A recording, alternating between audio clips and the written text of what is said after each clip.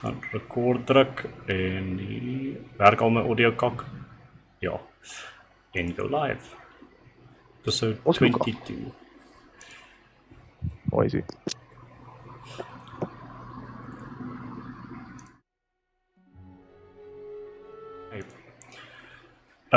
Ladies and gentlemen, welcome back to the Brass Gasconade. This is episode 22.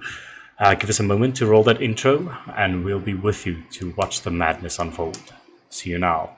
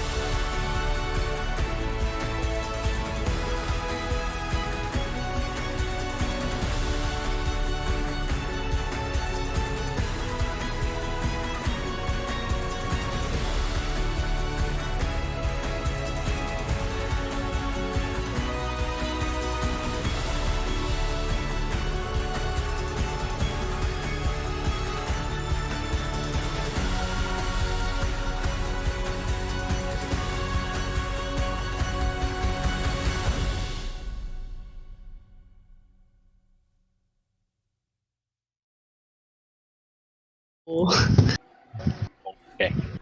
Alright. Ladies and gentlemen, last time we left off in the Brass Gasconade, our intrepid heroes, some of them at least, had 2 weeks of downtime.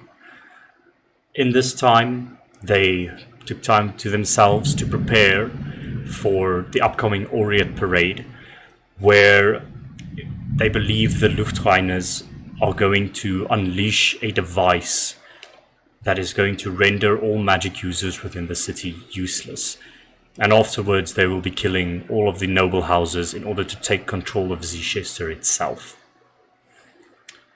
Knowing how powerful the Clockmaker is and how expansive their Luftreiner network is, they have sought help from many people. Alora learnt a bit of the wizarding arts by Foulon, finally taking to her interest in the magical arts, despite being sort of forced into an alchemist artificer her whole life. Shiloh did some modifications to himself, built a few gadgets in preparation for this. Solon sat in meditation and went to go and see some old friends. Grant was he experimented with his blood magic and learned a few new tricks by learning essentially by himself how this magic works, because no one else in the world has the type of magic that he does. Silas went off to do some devious dealings with certain entities, though many of you don't know about that, obviously. And then, of course, Sergei, Alexander, and Vox had decided to deviate from the HVC, believing that Foulon and his organization won't get them the results that they need quick enough. All of them hate the nobility, want to see them gone, but this passive sort of approach that Fulon has to it, they couldn't deal with it any longer, and they decided to deviate. With that, they joined up with the Luftreiners, though the rest of the party can only assume what has happened to them thus far. But, nonetheless, it is 2 weeks later. It is the morning of the Aureate Parade. There is already a jovial atmosphere throughout the entire city as people have put up little flag decorations, bioluminescent lights, magical lights throughout the city that illuminated and turned this essentially machine of a city into something beautiful to behold for just this one day. There are drink specials everywhere within the city. People are already going out of their homes and making a day of it, because this is one of the few sort of public holidays that Zichester has, and nobody works on this day. The Aureate Parade will be starting in the southeastern district of Zichester, close to the Skyport. From there, it will go through past the Owling Plaza, past House Belborn, past House Sullivan, past House Arden, and stopping, not past House Arden, just before House Arden, stopping in front of the International Skyport, where the Aureate Amphitheatre is located. During this march, there will be all sorts of mechanical carts and things, walkers, things on wheels, all of them with platforms on top of them, showcasing some sort of invention that people have come up with. It's hard to get a spot in the Aureate Parade because only the best do. And those who do use this as a platform to spread their ideas and show what they're made of, and show the rest of the city how useful their inventions can be. Some people want to change the city with their ideas. There are some who have political or monetary gain to get through this. But no matter what the reason is, it's a good day for everybody. Because even the commoners, all the way up to the brass, are part of this festival. They walk alongside the endless stream of mechanical carts all the way to the Aureate Amphitheatre. And there they witness the Auric picking the winner of all of the inventions, before giving a speech about the year's progress, what the city has achieved, and what they would like to do going forward. The Aureate Parade is a pretty recent addition to the city, something introduced by Lady Imre Aurelius herself, the current Auric, to promote prosperity and inclusivity within all classes of the city. And in a way, this Aureate Parade unifies the city, because no matter what the reason, even if some of the nobles or some of the higher businessmen are trying to use this as a platform to sell their shit, essentially, they're there together. And with that, hopefully some change will come to the city in some time. But nonetheless, we find our 5 remaining members of the HVC just on their way out to the Aureate Parade. Having prepared all of your things, you're ready to stake out the Aureate Parade, potentially hang around there, actually enjoy the festivities for a while, but always keep a vigilant eye for that certain Der Zunder device that will certainly be on one of the carts within that conga line of mechanical vehicles. So, Silas, Grant, Alora, Shiloh, and Solon, you stand at the precipice of leaving the new HVC headquarters. Is there anything you would like to prepare or do? If you want to do like a suit up scene that we're ready for the day, the stage is yours. What would you like to do?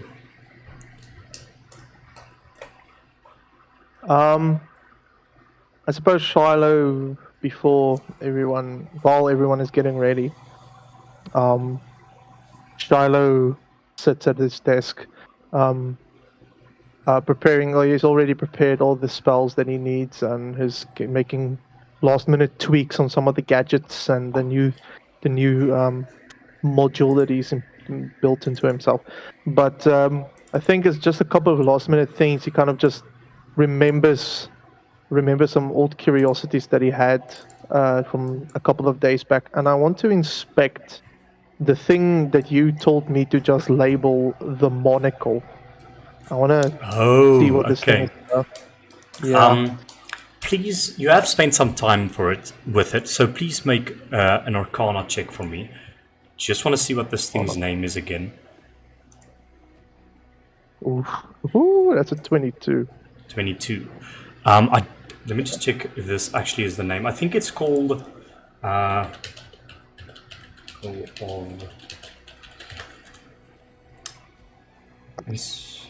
Okay, so this is called.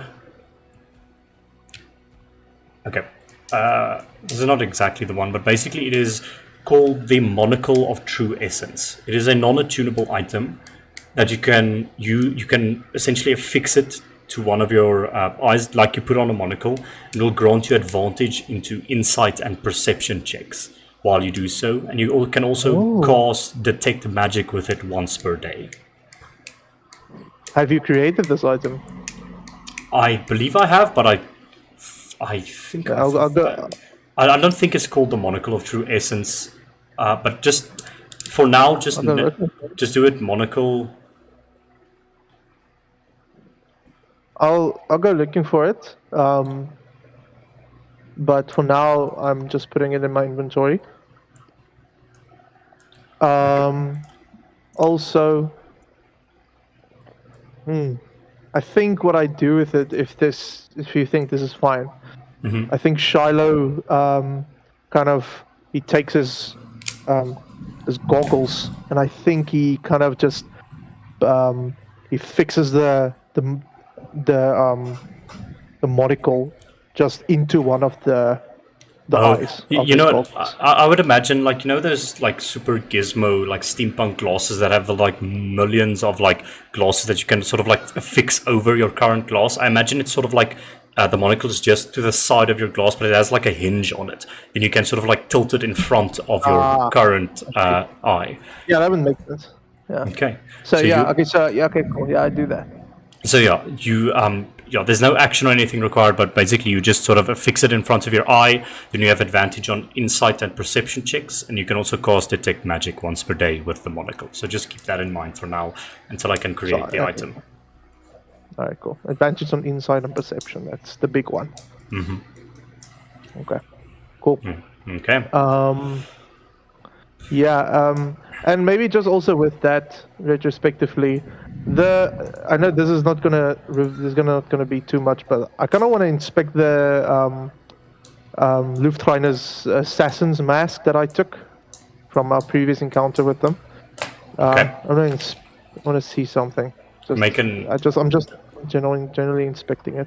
Okay, make an investigation check, and dependent on that, I'll let you ask me a question, and I'll answer that question for you. So make an investigation check, please. Yeah, that's a 7. 7. Okay, what are you trying to glean from this mask? If it has any technological properties. No, I wouldn't say so. You gather that the glasses affixed to it maybe could block out a bit of light. If they would, like a dust storm, for example, things wouldn't get in your eyes. And, actually, in the beak of the mask, it's not... Actually, no. You bring up a valid point here. There is some sort of gadget built into the beak of the mask. I thought so. Okay, well, I'll just take a note of that for now, knowing that this isn't just a mask. Because Shiloh's just assuming these people are walking around with these things quite a lot. He refuses to believe that it's just a cult thing. There has to be some practical reasons for it. But okay, cool. Yeah, with that, I think this all happens early morning. Shiloh is sitting at the table waiting for the rest to get ready. Okay, sitting in the center of the room. Who's going next? Is there anything you guys would like to prepare or do? I guess for cinematics, Solus will be getting ready in his room, and as he puts on his wrist is- We don't have rooms anymore. Yeah, it's only yeah, bunk no beds. rooms. Okay, well, I keep forgetting about it. Jeez. Anyway, by his bed, I guess. Okay. As he's putting his wrist guards on, he's facing away from the rest of the guys, obviously. He will look at the note that is laid on his bed as he secures his wrist guards. And after reading the note one last time, he will fold it up, put it in his inventory, and then put on his new mask that he made during the 2 weeks that he was Oh, that's busy. true. And I'll send a photo in chat, but basically it's a half mask that covers I think I said the bottom half of his face Okay. Cool. and a little bit on the sides, but yes, and he will then turn around and walk out. That is all. Okay. Yeah, I don't think Solon has anything much planned to prepare. Solon, a point. Did you get new armor in the meantime? No, not yet. He's still. Okay. Hey, kid. I respect that. I really respect that. Okay. It's for He's ease of planning use on when he it. wants to go take a shit. You know, he doesn't have to take off No. when he needs to take a shit. Okay. So, well, what are you wearing right now? Solon, just peasant garb or what? I think when I originally explained how Solon's things look imagine the Witcher type thing, just normal leather pants with maybe a white dress shirt type thing. Okay. So not peasant, but yeah, he's not wearing anything that protects him. Okay. Cool. Grint and Alora. I think as everyone's gathering in the main hall, Grant would just emerge from some dark, sullen corner of the factory-esque thing that we live in now, and just sling these 4 vials of blood across his chest. And just waltz up and sit down. All right. Okay.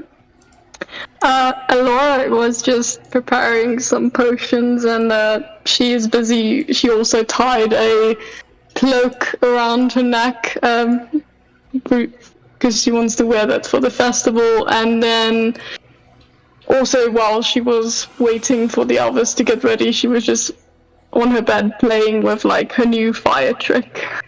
Okay, cool. You're just creating a little orb of fire there. No, you're pretty good at this. You just sort of almost morph it into different types of shapes and things. I think you have a lot of attention to detail, especially being an alchemist, and you create these little shapes out of your firebolt, and it's pretty impressive.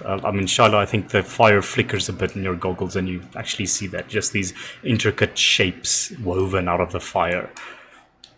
And Laura, you obviously, I think Gidget is sitting at the foot of your bed, just sort of wagging his tail, and Sylvester also comes crawling up to you, and going forward until something changes, you have Sylvester as a secondary familiar to you. I just sent him your stat doc. Oh. Yay! Oh, to be of service, my lady. That's cool. I got Sylvester. That hurts Shiloh's non-existent feelings because he doesn't have his own familiar anymore. Beautiful. As you're sitting here, the door at the top of the stairs opens, and Fulon bursts in, takes a deep breath. Ah, yes. The Aureate Parade, it brings back so many memories. I just love this party. But we should probably stay on task. Everybody, remember the mission. We are looking for the Desunda. I'm not really sure how it looks like, but Shiloh, Laura, I was hoping you could give us some insights into that. It is some energy projection device of some sort, so I'm counting on you two to identify it. The rest of you, destroy it as quickly as possible, as humanely as possible. Try to keep the collateral to minimum. No killing the bystanders, because that will be bad. But I wish you all good luck, and I will be supporting you from somewhere in a distant high building. Just I've got something for each of you. And Fulon walks forward, puts a briefcase on the table, opens it up, and I hope it's money. not financial support, Grant, but more like this sort of tactical shooting people support. But the money will come. Shooting people? I don't know what's going to happen. I don't know what's... I don't know how to shoot a gun. Like, that's why I use swords, mate. Don't know how to use a gun. That's why I will be pulling the trigger on my end. But I do have something for each of you. When things get hairy, I will always be around. So here's something for each of you. And he hands you each a flare gun. And so you can all add a custom item, flare gun, into your inventory. And each of you, just keep a note of it. Each of you has a total of... each of you has 1 red flare, 3 orange flares, and 1 green flare. And So 1 red, 3 orange, 1 green. yes, 1 red, 3 orange, 1 green. And Fulon also walks up and he pulls this gigantic mortar-like cannon out behind a corner, and he's like, all right, so how this is going to work, I'll be keeping an eye from a distance. When you need my assistance, you can fire off these flare guns, all right? 3 means I fire at the target of your choice, right? Shoot the flare towards them, and I will shoot them from a distance. The red one is when things get really hairy. That's where this baby comes in, and it like boom, boom, taps the mortar. It can fire cluster bombs. So shoot the red one when shit really goes down, and I'll be of assistance from a distance.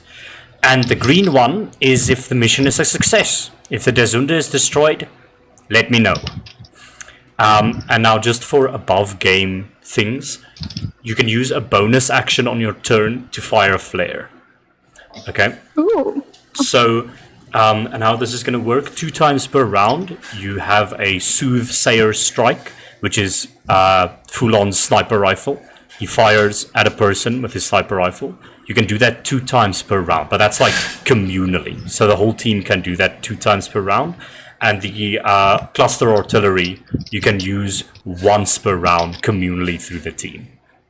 So does that make sense?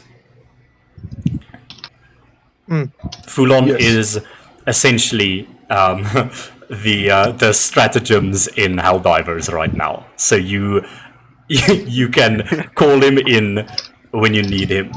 2 per round for a Soothsayer Strike, 1 per round for a Cluster Strike, and that's communally. So basically, if Solon calls in a Soothsayer, Shiloh calls in another Soothsayer, then there can't be a 3rd Soothsayer in that same round, if that makes sense. Okay. Okay. Fulon goes, all right then. Hopefully, we won't have to, level a building or something, but we cannot let the Desunda complete its round trip, because it is at the Aureate Parade where all the nobles will be gathering, and that's where I believe its destination is. We must stop it before it gets there. Alright then, everybody, please let's go. Enjoy yourselves at the festival, but always keep a vigilant eye. Any questions? But where's the rest of us? They're not coming over. Unfortunately not. I think Grant's just gonna look at Sylvester. Where's Mr. Vox? Sylvester's whole attitude is completely different as to prior. His ears are extremely droopy, and he just looks depressed overall. He's basically struggling to stay on Aurora's shoulder just because of the weight of the crippling depression. But he just says, I don't know. I miss Fox. Oh. It's okay, I have a tissue. Here you go. just bursts out in tears, and he just pulls up that And then survey. patting him with 2 fingers on his head. Fulon just goes, well, I'm not touching that. Why did he have to be so stupid? At his time of most dire need, he goes and does something stupid like that. Oh, why? Well, Sylvester? I don't know. He's been missing for how long? 3-4 days. He's probably something must have happened to him. Well, So, should we go look for him then first? No. for Let's now, stay focused on the mission, guys. yes, Silas is right. We The can't go mission, looking for the rest of them. the mission takes priority. After the fact, we can go search for our lost souls. But, all of you, good luck there. Remember, signal to me if you are in danger. Remember the flare guns. Good luck. And he salutes you, and he walks out vigorously. And you just see him disappear into the light of day. It's about 9 o'clock in the morning. Well, what's the plan? Well, we have to go out and look for the der Zinder. Oh, it's really hard to say with his accent. I'm not gonna lie. There's this accent is difficult. You know, there's Zinder. Whatever. Alright. Okay. Let's just go. Are we gonna split up into sections? Into twos? Singles? I think we should probably just go together first, just to see what it's like. Yeah, we can Okay. decide exactly what our approach is going to be once we get there. Alright. Let's get on the move though. Don't want to wait here too long. Alright. All move out into the parading city streets of Zichester. And my music is frozen. Hang on. Don't do Yeah. this to me. Technical difficulties. One moment. F5, F5. What's happening? No! Let's refresh the ship. Hello? God, I can do this. Oh, it started. I want to go to the other tab. Just close this. This tab's Broken. My word. What the fuck is happening? Oh, I don't think I can close it because I'm... No, that doesn't make sense. Malfunction. One second. Just gonna do this real quick. There we go. Oh no, bro. Sorry, ne? Okay, it should be better now. Okay. So, you walk out into the streets of Zichester. And I'm assuming... I'm just going to say you all head for where the Aureate Parade is taking place. And as you arrive close to the southeastern skyport, you're moving through alleyways, and now eventually you're just casually like on the street, blending with the crowd. And yeah, you see people cheering, large gramophones playing music. I think like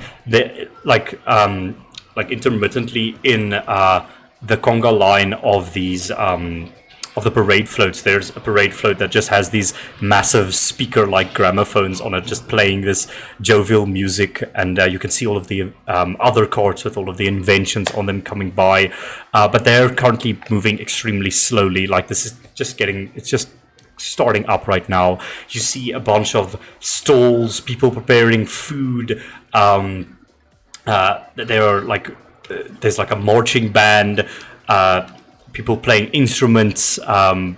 There's a bunch of like performers on the sides of the streets. There's like magicians and jugglers and things like that. People walking on stilts, all following this conga line of inventions. And everything you notice has some form of technology or progress in it. Even like the stilts that the people walk on, like it's these weird like zany inventions. Like the person doesn't even have to move his legs. Like the stilts, or like it's like a mini walker thing all on its own. Everything is someone trying to show off their inventions. And you can see now the parade floats, they actually run on the tracks of the trams that has been repurposed for just this situation. The trams don't run in this area of the city today. And you see all sorts of inventions. I think you see this one which is an atmosphere purifier. It's just like this massive globe of glass, and it's pulling in air and just breathing out like fresh air on the one side, and you can see some people standing there smelling the air, and they're like, oh shit, this is maybe a good invention or something like that. It goes past, and there's like another invention where there's like all of these many like robotic arms made of steampunk technology, and it's currently sort of busy chopping up food and things, and it's like the auto chef or something like that. And you can just see there's like a dapperly gentleman on top of it, and he's like explaining to the people, oh, this is how it works and look what it can do, like that type of thing. There are just these many like almost goofy steampunky inventions going past. Like people go far and beyond. Some make it practical, some make it fun. It's all part of the day. But yeah, if you arrive here with this music, with this atmosphere, there's still a lot of time to go. What are you all doing in this space?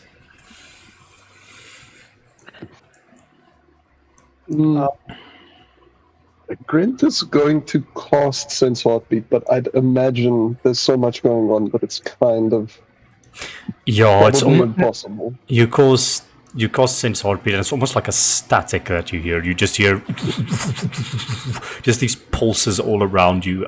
You sense most of them are excited, invigorated by what is happening. It's very hard to tell like one heartbeat from another. Like I don't think you're fine-tuned like that yet. Okay, well, he's just gonna leave the concentration on it then. Okay, cool. Instead of focusing on it. Yes. I guess Shadow would immediately just start to scan for what they're looking for. Okay. I think to help with this, Silas, I actually want to ask, so do we know if the bleed is like a magically concentrated or thing, or make a something like that? I don't think you would be at liberty to answer this question. Maybe someone who studied it, like Laura, might know. Or whoever you think. Sure. Okay, then Silas will ask more than Charlotte. Laura, do we know if the bleed is magically concentrated? Perhaps. Or desecrated? I'm scared. Let's see how good my knowledge, my brain is. Do an alchemy check for me. I mean, you have studied it, so Yeah, good with it. Yeah, I have studied it, so let's see. No, do it with advantage. Just give me a sec. Live setting, just give me a sec. Literally like 2 seconds.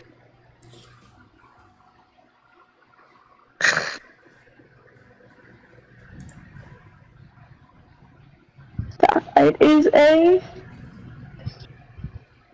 Oh wow, a 10. 10. I would say you have advantage on this, most definitely, because you've studied it before. Okay. That's a 22. You know that bleed comes from the bleed crystal, but the bleed crystal comes from something called Eularai. And Eularai is a natural magic reservoir. So that would lead you to believe that the bleed is magically concentrated in some way. Well, I do believe that it is magically induced from what I could gather. Perfect. Okay. Why do you ask? I think I have something that can help us. Silas will then cast Detect Evil and Good.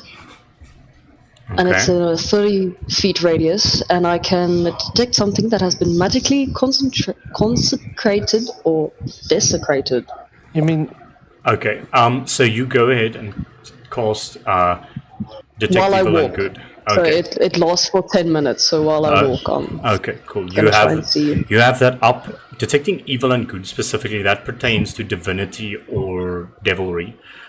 So I would say you get it like subtle pings, but it's not something out of the ordinary. So I would say like two paladins of the church walk by, and you detect a bit of celestial magic in their blades or something like that. And you detect a bit of fiendish in yourself. But other than that, for now at least, nothing out of the ordinary. Okay, that's fine. Just gonna walk around with it. And it's 30 feet, so we'll see Yes, how yes. much I get. Cool. I just wanted to also make a perception check. Please go ahead. And can I also, you said once a day, detect magic? Yes, you can do detect magic. I think Charlotte, upon hearing the whole conversation, realizes what Silas' plan is, and he steals the plan. And Plagiarism. he uses the detect magic on his Okay. on his monocle. Is this thing like a huge... What are we looking for exactly? We are not completely sure. We don't have any description on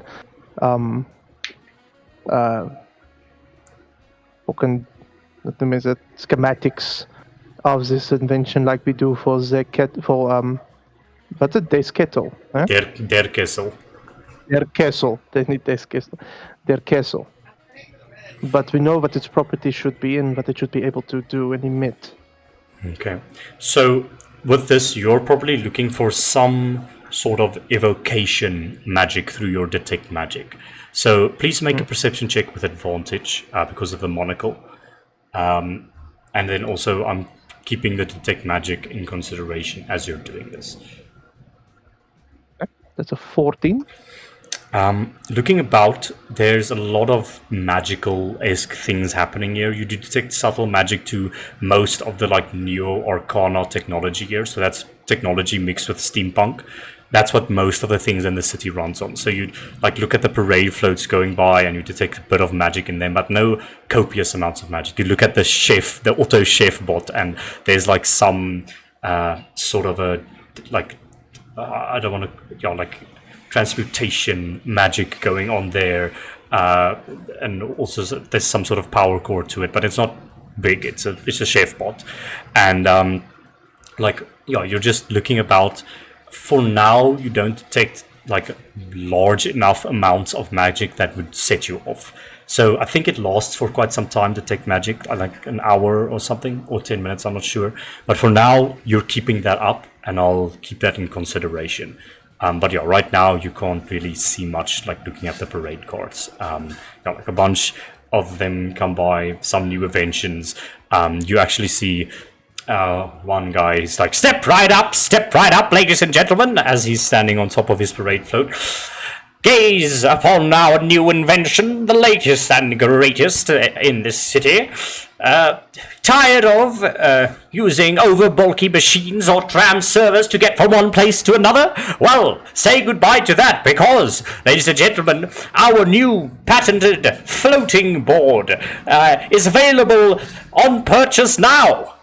It is a one-person transport vehicle that hovers above the ground and can get you places faster than ever before. Watch it go! And there's like some young guy on it doing like tricks on a hoverboard, essentially. And there you go, pause. You detect a bit of evocation magic within the hoverboard, but that just sort of goes pause. Do the steels partake in the parade or not? I know they're in the festival, but do they partake in the parade or not really? They do actually partake in the parade. You would know Okay, that. Laura's gonna keep her eye out for that family. Okay. Can Grant approach this hoverboard salesman? I knew it. I fucking knew it. I know. Yeah, it's a bit awkward, like they do sell things, but the carts are moving, so you'll have to sort of like keep up on a like a brisk walking pace. But yeah, you do that. You approach the side. Ladies and gentlemen, what do you think? Interested or not? I believe that you are. You can't miss up this offer.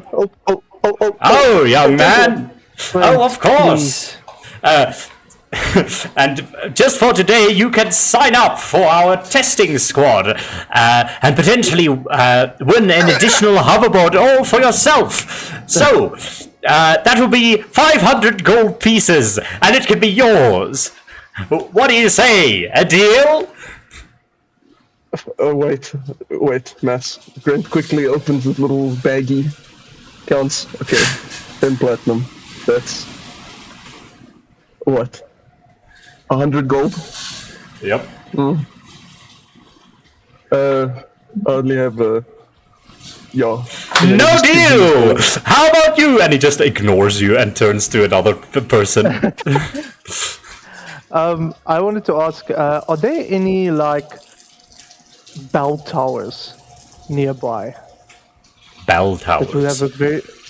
tower of some sort, any high... Maybe, except for the one that Fulon is probably camping at, but I want to have a... Because we're on the ground, and there are thousands of people here. I cannot understand how we will be able to... We're looking for a needle in a haystack at this point. Yeah, okay. Make a perception wanna check look for me. And if you're with using a advantage. monocle, yes, you have advantage now. I am never gonna not use the monocle, my friend. It's a 12. There's no like clock towers or bell towers here. There are some buildings that rise up higher, but this is still sort of common district area. The buildings are getting slightly bigger, but I think as you're going along, you see a restaurant known as the Snapdragon, and it is a 2, almost 3-story building with a balcony, but it's not as high as a clock tower. I think seeing the Charlotte will maybe just, as we're walking, just say, perhaps we should take a page out of our old friend Vox's book. Have a better view of the place.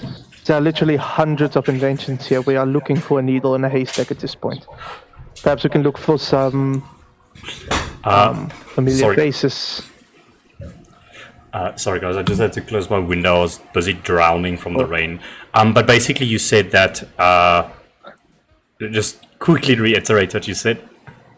I just told everyone that we should take a page out of Vox's book, maybe get a bit of a more of a vantage point for a second, scout out because we're on the ground now, there are literally hundreds, if not thousands of inventions here, and we just need to have a better look of what lies ahead of this whole shebang.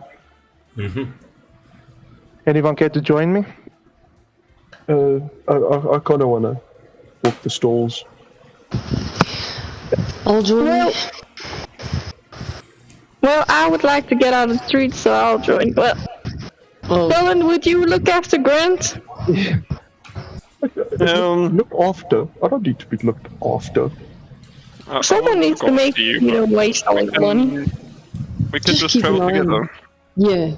Yeah, good idea. Okay, so who's going Alright. to the snap wagon? Between me, Silas, and Aurora. Okay. So you guys go ahead. You walk into this. It's not a bougie restaurant, but it's definitely like better than like your slum restaurant in the Copper District. You can see the place is packed. Like it's hard to get seats or anything for any restaurants that are next to the Aureate Parade. And you arrive there, and this very flustered dragonborn with like a white mustache and blue scales walks up to you. Hello there, might we get you a table? I'm sorry, we're actually fully booked, but you are welcome to go to the upper balcony or sit by the bar or something like that. I'm gonna need an answer. We are very busy at the moment. We would very much like a table on the balcony, my good man. You will receive a small room where you can stand on the table. But please go ahead. Can I get you anything to drink? No, thank you. Charlotte's gonna walk. Like he's like taken aback by that, and then he goes, whatever. It's just a one less table to deal with, and he runs off completely flustered into the restaurant, like making sure that people are okay and people are drinking, having a merry time. And yeah, eventually you three. Sorry, I'll be back in a second. Okay, in that case, you walk up to the top balcony and you look upon the streets, and the camera shifts from there to Solon and Grint. You're like in this fucking sea of people, essentially. It's not like super oppressive, but there's definitely like it's hard to see like the other side of the street. You occasionally like see that, but two of you are here. What are you doing? There are a bunch of stalls and food being prepared. What are you two doing? I think I'd probably just like walk with the crowd, just looking at the stalls, maybe just at interesting stuff. Get your Z Keeping an eye sister. out for any kind of maybe actually anything involving either bleed or like something suspicious-ish, I suppose. Okay, you walk past a bunch of stalls. Make an investigation check for me as you are harassed by one guy in a stall. Get your Z-sister trinkets. I made them out of pure brass myself. All sorts of gears and gizmos that spin around. You can hang them around your neck, put them around your fingers, give it to the lady of your dreams, perhaps. What do you say, young man? I don't dream of ladies. Sorry. And then he just keeps walking. Well, perhaps a trinket for... What? for your gentleman friend, or something like that. Whatever. How about you, sir? And he turns to you, Solon, as you're sort of like walking behind Grant. A trinket for your lady friend. A trinket for yourself. Come on. You look like someone who deserves a treat for yourself. You know, you can't always be working. You must look after yourself as well. May I first ask how late is it? The guy takes out a pocket watch. The guy takes out a pocket watch. Hey, it'd be 10:15 in the morning, sir. I do sell pocket watches as well. Pure brass, pure gold, pure silver. Just name it and we got it. You say pocket watches. Oh, That might be so. I see you have a keen eye. Here they are. And he lays out a bunch of pocket watches. Only 50 gold Mr. apiece for the more expensive ones. Or if you're looking for perhaps a more affordable option, we've got the copper and the bronze for 25 gold pieces.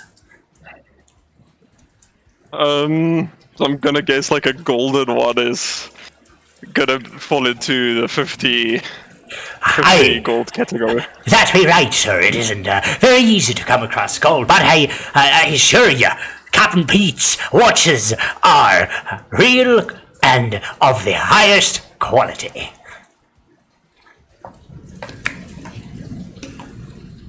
So, what's a pocket watch exactly?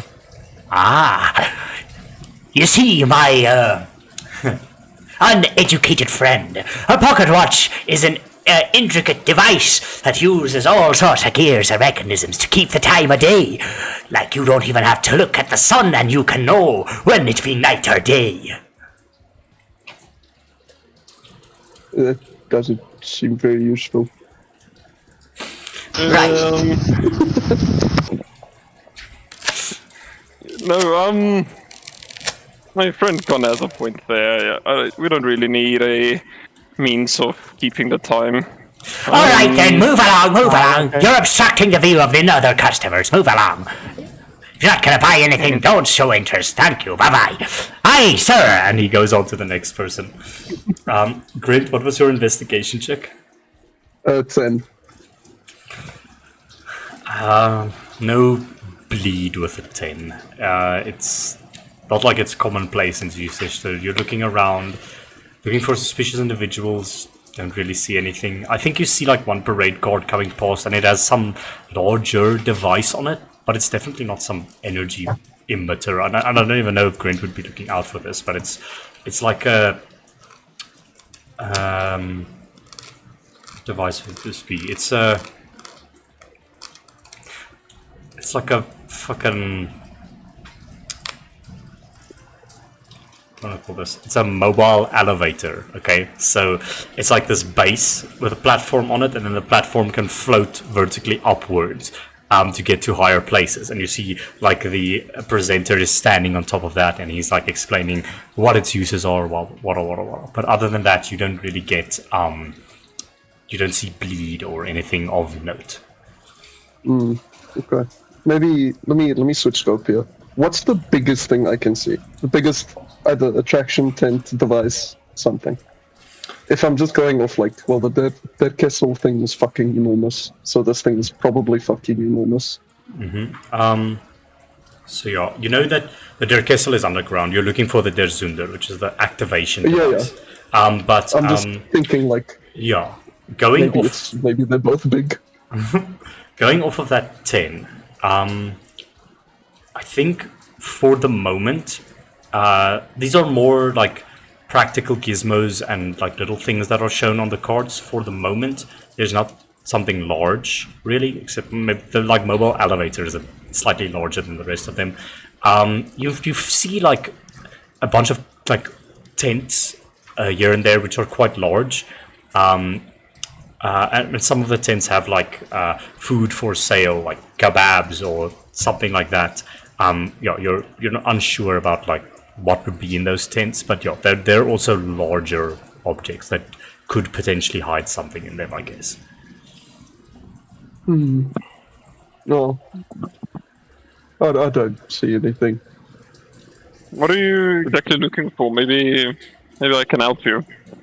I don't know. Maybe just it's big, right? Or it's supposed to be. Or maybe it could be.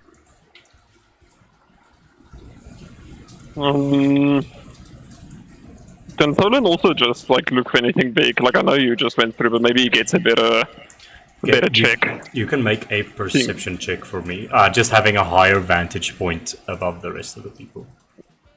So what would net 20 get me? Oh, hell yeah. Uh-oh. Can we maybe just do it like maybe I picked up Grain like on my shoulders, and he's the higher vantage point. Sure, you can give the nat 20 to Grant.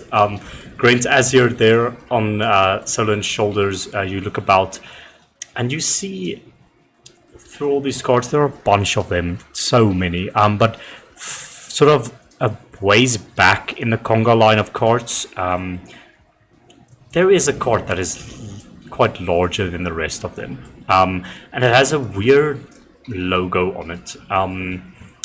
Laura, if you'd please explain what the Steel's crest looks like. Interesting.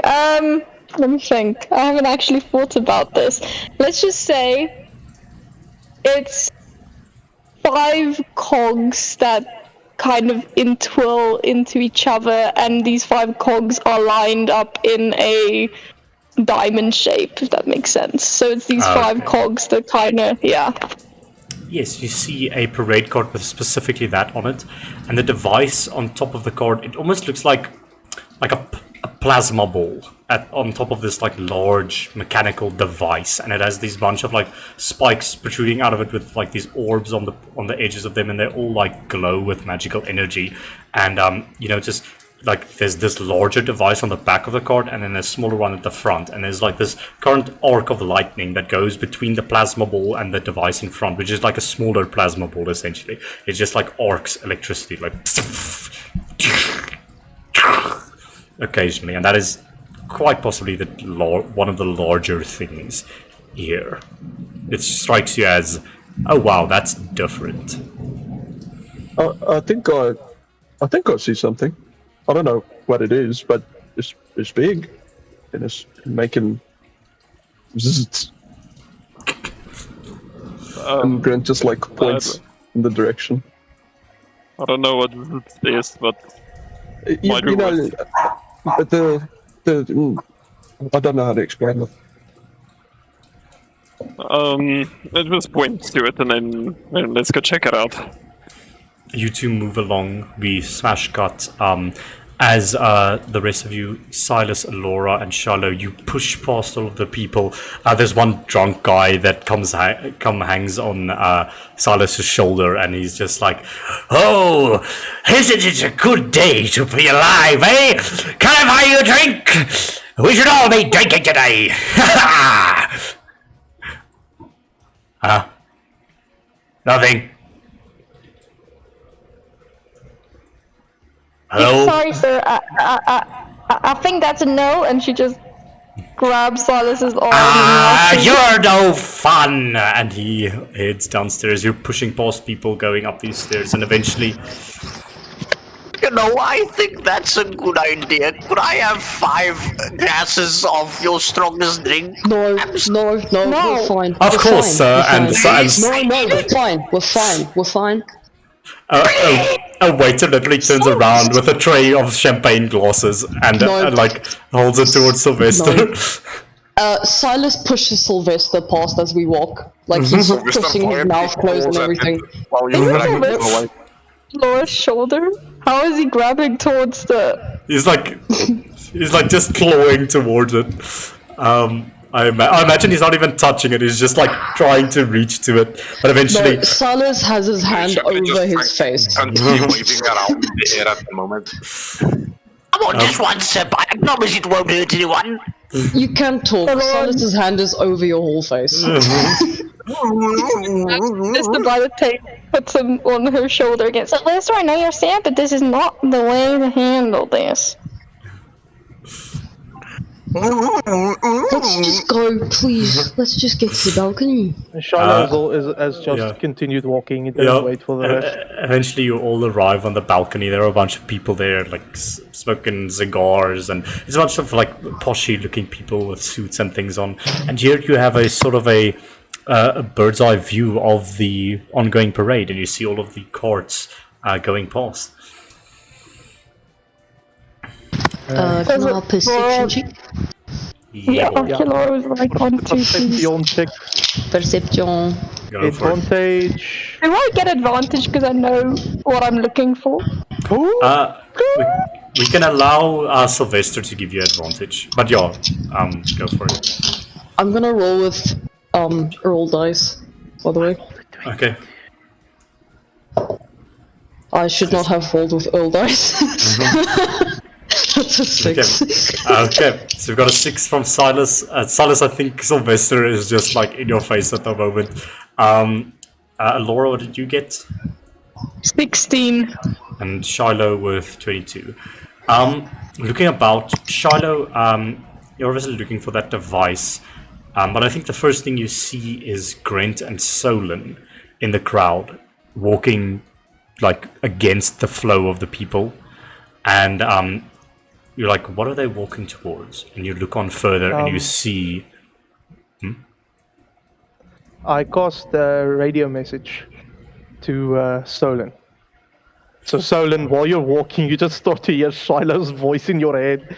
So Shiloh kind of puts his his index finger and middle finger to his temple, and his goggles start to glow turquoise, and he sends a radio message to, which is message, by the way, just message, to Solon, and he says, "Hey Solon, did you see something? Where are you heading towards?" Solo just thinks by himself, he doesn't say this out loud. Why the hell is he hearing Shiloh's voice in his head? And like as you say that message, did you think this? Did you think this? Yeah, he thinks it. Yeah, then Like he's Shiloh. smart. Yeah, like you speak back in your mind, so yeah, the message goes back to you, Shiloh. Just answer the question here, Solon, please. Wait, what? Look up here. Oh, He kind of Stolen does like a 360, like looking around. you I see think for Shiloh the sake- and Alora and everyone. Yeah, you'll see them on the balcony. Stolen looks confused, but he just thinks of your question. We're just going to something. Grant saw something that makes a sound. I don't know what sound that is, but Well, okay, in that case, since you're not going to be helpful, Shiloh is going to look to whatever it is that you're walking towards. Shiloh's just gonna move his head. And I he think said he's it's just gonna something tell. big. Yeah. And going off of this description, you do see a slightly larger parade car, Shiloh in the distance, with some plasma ball Tesla device on it. Very large, very intricate, and it seems to be like continuously arcing lightning to a smaller version of the device on the front of the car. It's just. It seems like our boots on the ground has found something interesting. And he says this out loud to the other two, and kind of he points towards the car. He points towards it. That does look sus, not gonna lie. However, that crest What seems crazy? like the noble. Seems like it comes from the nobles. What No, nobles? that's my family. Oh. Oh. That is Shit. unfortunate. Yes. Your family. Do you have any idea as to what could be inside of that cart? DM, Yes. do you remember in my session that I said that they stole an idea of Alora? Mm-hmm. Is it this? Yep, wireless electricity. I believe that's what you said, right? You did wireless. Yep. Yo, Laura invented Wi-Fi. That goes on. Yep. Yep, it is akin to your invention. Upgraded in a way, We don't but know if this is what we're looking for. Like, is this this is so dangerous that it would be... this would be actually a technology check. Do you have technology? No. Uh, Well, I don't know. I invented it, didn't I? I know they tweaked it, but I do basically know just for the base of sake, it. yeah, you know the base idea of it. So in this case, let's say, just make an alchemy check for me. It's low stakes, but you know a lot of things already. This is just going to determine like how well you can tell how they modified it. I was always a nat 20, but I got a 9 of my own invention. Like, okay. With a 9, you remember what your own invention can do. It emits energy, electricity, essentially, between 2 points. This one is on a larger scale than that, probably a higher distance. But I would say with this, you think that it's basically just a larger version of your device, and from this distance you cannot tell if it has been modified or changed in a significant way that would have it behave differently to your previous devices. You do know, however, Did you explain to us that it's your invention? Yeah, I'll do that now. Yeah. Okay. What else do you want to tell DM?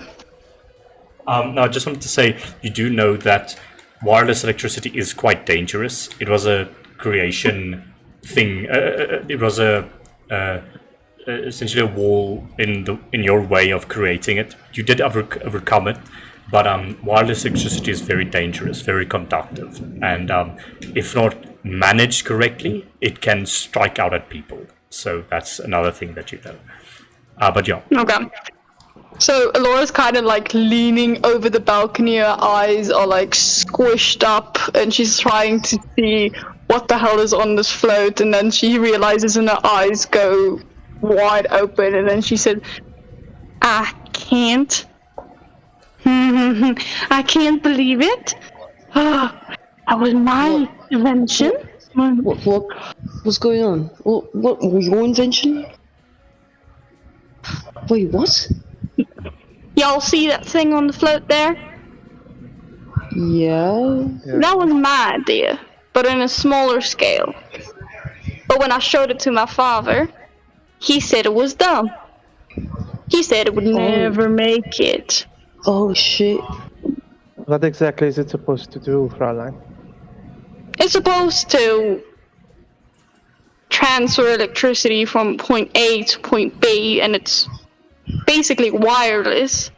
But if it's not controlled, it can be quite dangerous. So if they did make modifications to it, I can't tell you. I'll have to get up close to be able to tell you, but I think that could potentially be what we're looking for if I had to take a guess. Charlotte, ask Solon if they can get close enough to see if there's like a name on the machine or the float or whatever. Because if I'm correct, I think a lot of floats have like names of the inventions on it, doesn't it? I should know. Do they? They usually do. It's a marketing scheme, this, so there will be a lot of names. Yeah, there should be one. Just cast a message towards Solon and says, try to get close. Give us any information that you might spot. Fraulein, are you telling me that you... Are you speaking? Speaking back? He just wanted to say we're trying. It's just very crowded. We'll be moving slowly. We're on our way. Fraulein, are you telling me that you discovered a way to transmit electricity wirelessly? Yes. Why are you so surprised? Shit, that's pretty impressive. Well done, Aurora. Yes. Silas gives you a high five, by the way. Thank you. She high fives you back. That Well, quite what does it impressive, help now? however. It's not even my invention anymore. I just know it can be dangerous. The original is yours, like they what's the word? Or whatever. They copied it. Well, we're gonna need to have to get on that float to be able to inspect it, or we're gonna have to talk to someone who made it, and I know who made it. We can do Make both. sense if this is what you're looking for. Well, if this is not, so it could be it's wanting gonna to use be a wireless total waste of electricity too. time. You know that, right? Well, we can split up, I guess, and we can send myself and someone else to that float. Try not to get caught, and then we can send the rest on a search mission for something else that could potentially be dangerous. Yeah, We do have that our sounds boots on the fine. ground at the moment. Shallow, I might need your assistance with analyzing this thing, though. Yes. Yeah. However, I assume that analyzation would not even be necessary. The properties that you're describing is exactly what they would need. If they could be able to transmit electricity wirelessly to the temple underneath the city, that would be exactly what they need to power That is their castle. But if I could figure out how they modified it, I know how they built it. So if I could figure out how they modified it, I could design something that could counteract it. I mean, not even to counteract it. Maybe just disable it. Or that. But the only problem is, how the hell am I gonna get on a float when there's another me I'm assuming a clone Alora standing by on the that way, float. You don't see a clone Laura standing there. Are there anyone, I'm assuming my clone is standing on there.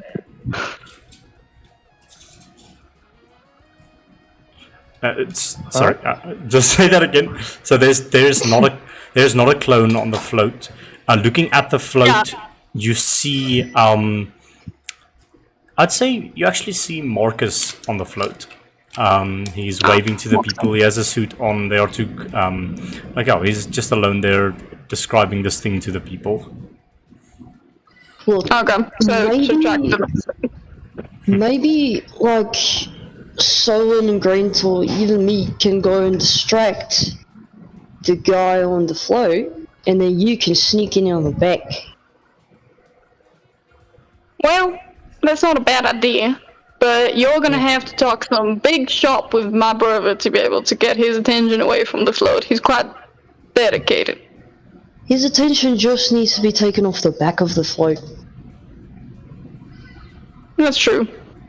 Well, I'm sure Grant will figure something out. He can be quite definitely distracting. I'll go join our footmen. I need to be close to the ground to detect stuff. So I'm gonna go to them right now. I think Silas will now run towards. Okay, Silas, you're going to the float. Alora and Shiloh, are you guys getting closer? What are you guys doing? I think we're gonna follow close by, but we're not gonna keep up with Silas because we don't wanna be in that mix when a distraction takes place. Okay, good stuff. So I think we wait until we see Silas running through the streets, catching up with the other two, and then I think we start to move. Okay, good stuff. I'm gonna get us a little bit of visual aid for this one. Oh, by the way, hello Mika, welcome to the stream. Whatchamacallit, let's see. Where's my map? So, welcome to the Aureate Parade, everybody. You can all open Owlbear for me, please. And whereabouts would you people be? I would say that this thing over here is no wait, where would the restaurant be? Let me just see.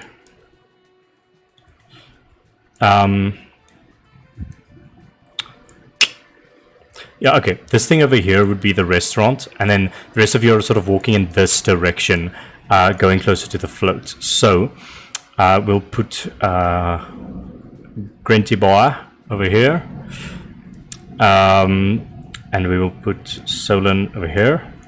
And you notice that the float it's this one over here, right there.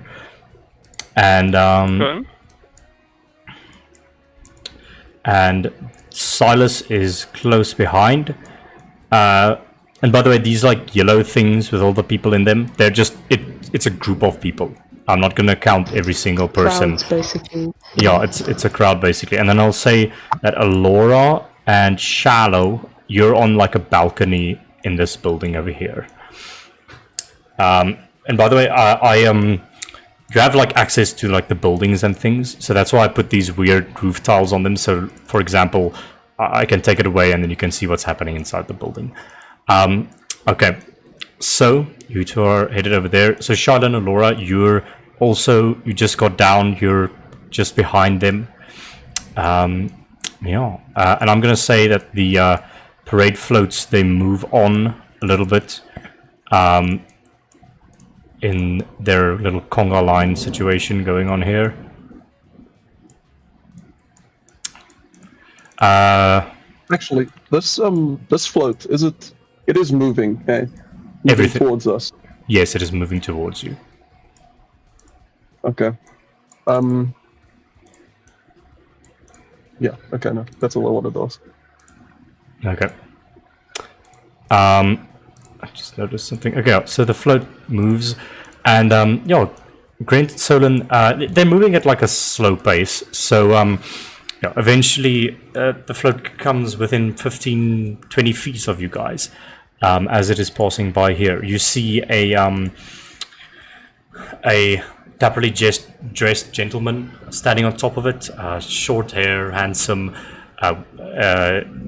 You won't know who it is, but Laura, this is Marcus on top of the float. Let's just get a little icon for him. Just use this one. He's on top of the float explaining what this device does.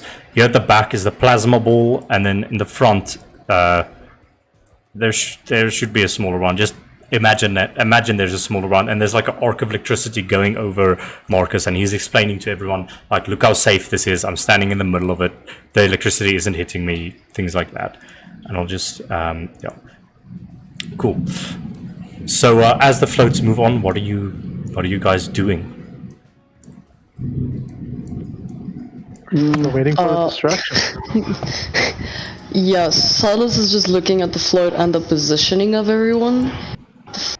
So if he gets to Grant and Solon, he's gonna explain something real quick. But that's only when he gets to Solon. Okay, Grant and Solon, are you guys? Yeah, what are you guys doing? I think Grant would just like yell up to Marcus. How much is it? Can I borrow one? Well, good sir, I suppose if you'd like to invest in the steel company, I'd be very much happy to take your offer. At the moment, we don't sell these. We're working on sort of introducing it into the city, making it easier to move electricity around by putting up a bunch of pylons. So if you'd like to invest in it, perhaps we could help you out there. Are you an intrepid investor? Someone of the bourgeoisie district, perhaps? Perhaps we should talk afterwards. Yes. We should talk afterwards. Make a deception check.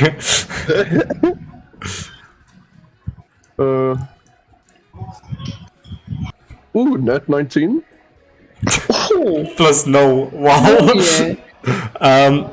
He goes, interesting prospect. And he, whereabouts do you position yourself? Or is he just standing there and he's going to sort of like move over to... I'd imagine I'm like waiting on the side, like on the side of where the floats come, and just waiting for him to like the float to cross us, and then he'd probably just step off. I guess I'm not sure. Or maybe I could motion to get on the thing and talk to him. Let me do that. Okay. Keegan, can you check our message, please?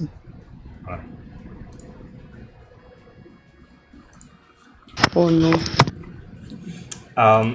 Okay, so, whatchamacallit, he goes, oh, you wanna... Of course, sir, please, come up, let's talk business. And he holds out a firm hand to you.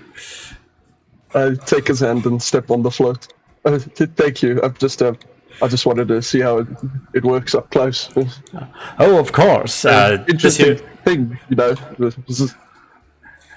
Well, the way you put it, this is a electromagnetic transmitter. As you can see, it takes lightning, essentially a pure form of Folger energy, and transmits it between 2 points effortlessly. Now, we've got big dreams for the city. If we can set these things up, large pylons all over the city, perhaps even underground, we could create arcs of lightning going through the city, and there would be no need to install all of those pesky wires in all of the buildings. I mean, that's a good idea if I've ever heard of one, and you seem to have a good eye. So let's talk business. What's your type of business? Keegan. Just 1 second, Silas. Okay. Surveillance, mostly. Finding and tracking people and that type of thing. Oh, as you can imagine, this would be very useful for my operation. Well, I'm sucking so hard. Well, I suppose we could find some sort of useful wireless electricity and surveillance. So where's your company based, sir? I assume you're a representative?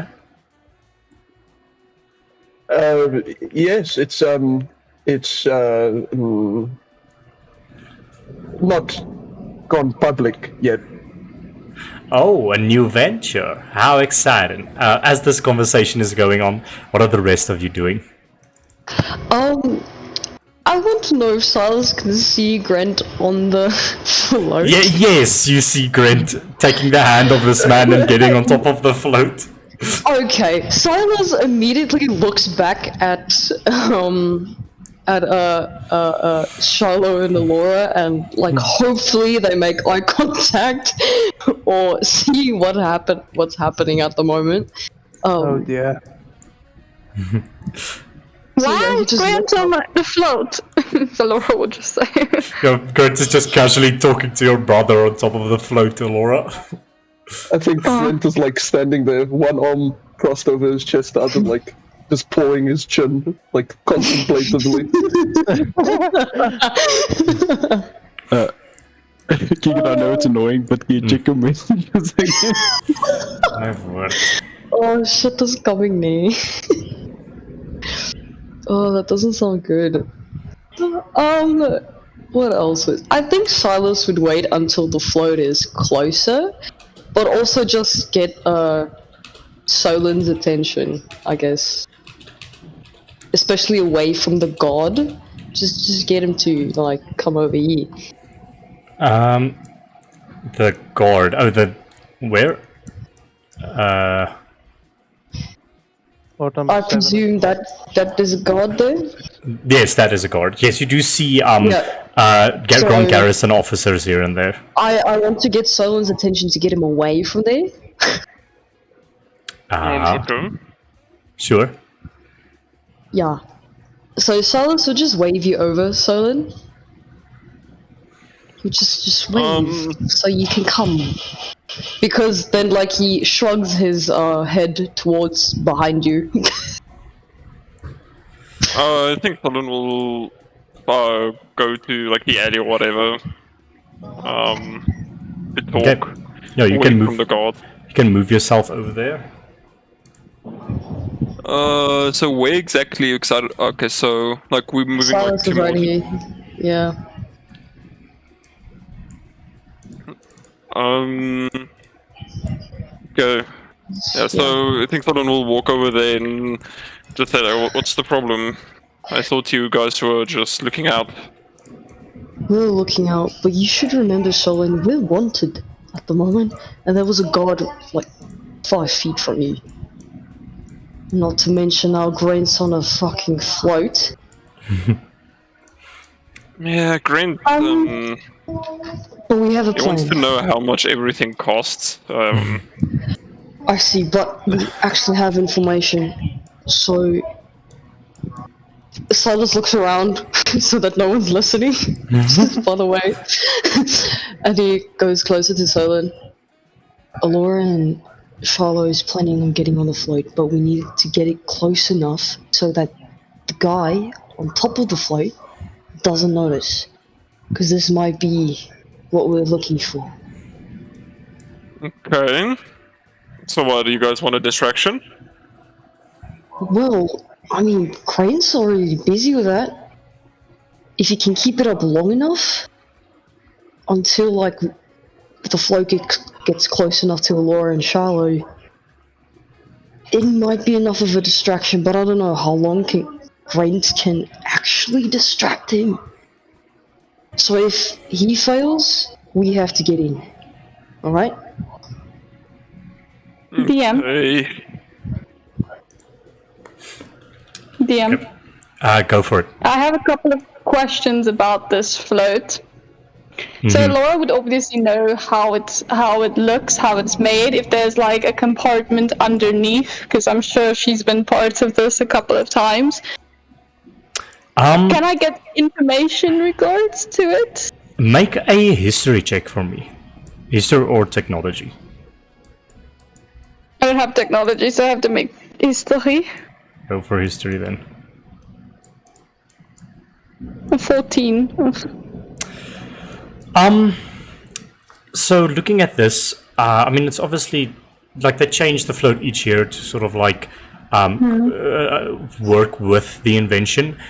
Looking at the plasma ball thing on top of it, the plasma ball and the port that is currently exposed isn't the whole device. You can clearly see that there are pipes and electricity going inside of it, which leads you to believe that there is a engineering compartment below. You do see two tinted windows, and you see two windows. Oh fuck! Sorry, on this side of the thing, I'll mark them in blue for you guys.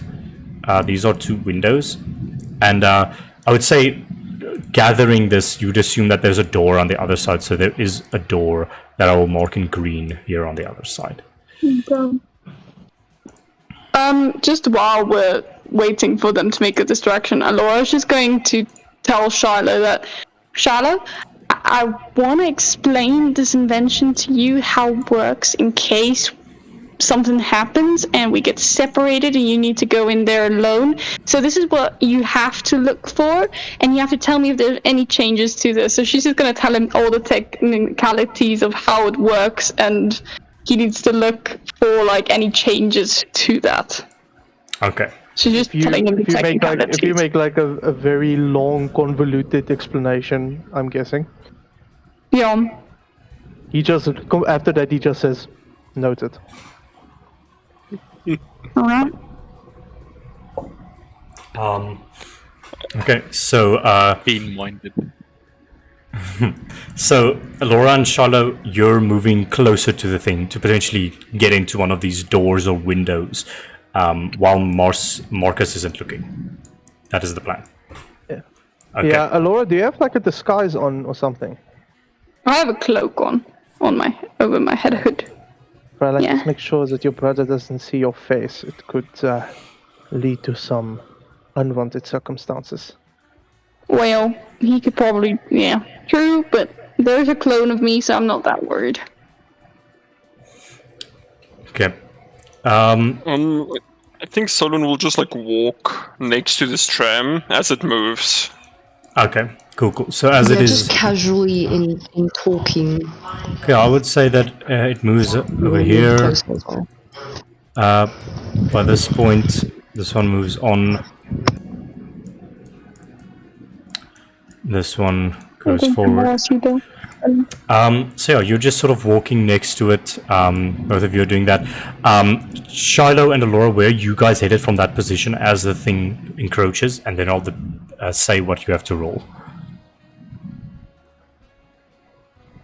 We should probably make our way to the other side of the street. Oh, wacht nee, wat is uit twee blauw goed? That's windows, Fences. but they're like black Oh, tinted. windows. Yeah, I'm going to assume not seeing a door on this side, so there's one on the other side. We should quickly make our way across. Agree, but how well do you think Grant is distracting Marcus? I don't know how She's does gonna, it look like- with Marcus is distracted. By this point, Grant, I need you to make a deception check with disadvantage. You notice Marcus sort of looking around. He looks down for a moment, and then he's like, "Are you sure you're a man with a lot of money? I mean, you don't really sound as knowledgeable on these things as you come forth as." I'm not very liquid right now, but I assure you I do have great plans. Okay, And I'll roll that deception with disadvantage. indeed. Oh, 15. Let's do an insight for my chummy. We'll add +4 to this. Oh no. I'm sorry, sir, but Damn. I don't think you are who you say you are. Kindly step off of the float, please. Just, no need to be drastic now. I was just curious. I'm gonna have to call security. Move. Yeah. Grant is gonna cast Puppeteer. He's gonna cast Puppeteer. Fuck. Yeah. Well, someone see that this is going down, like that it is.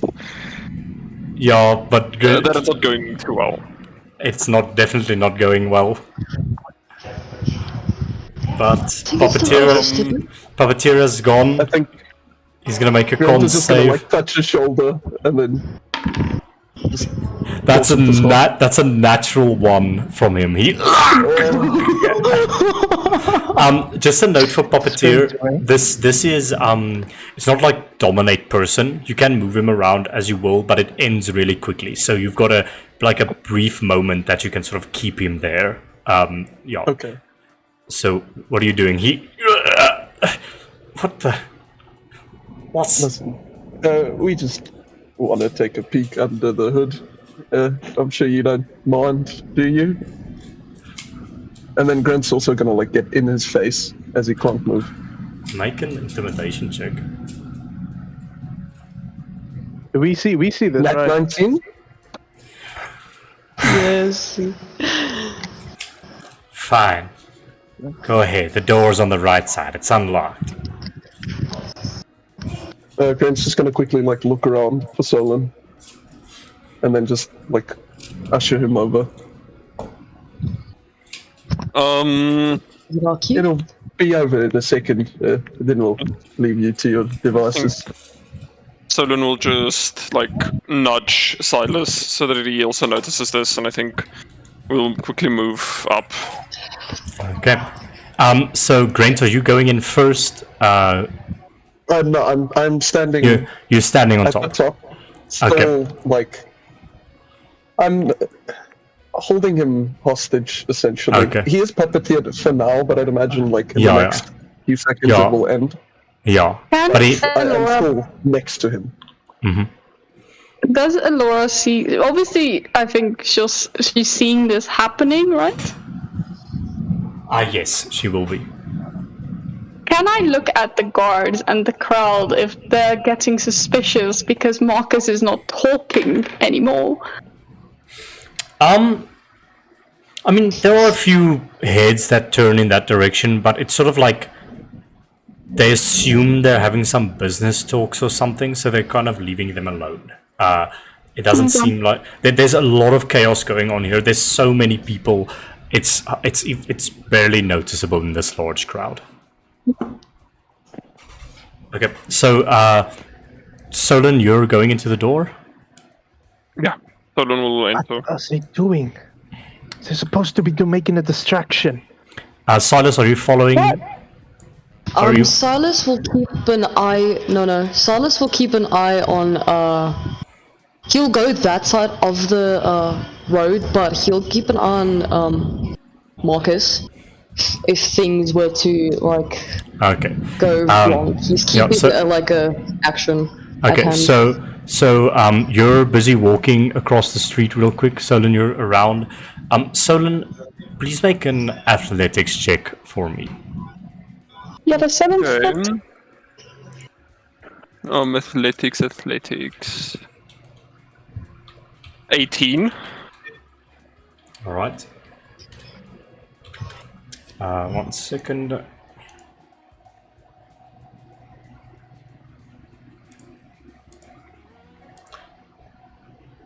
Ik heb gefokken weet.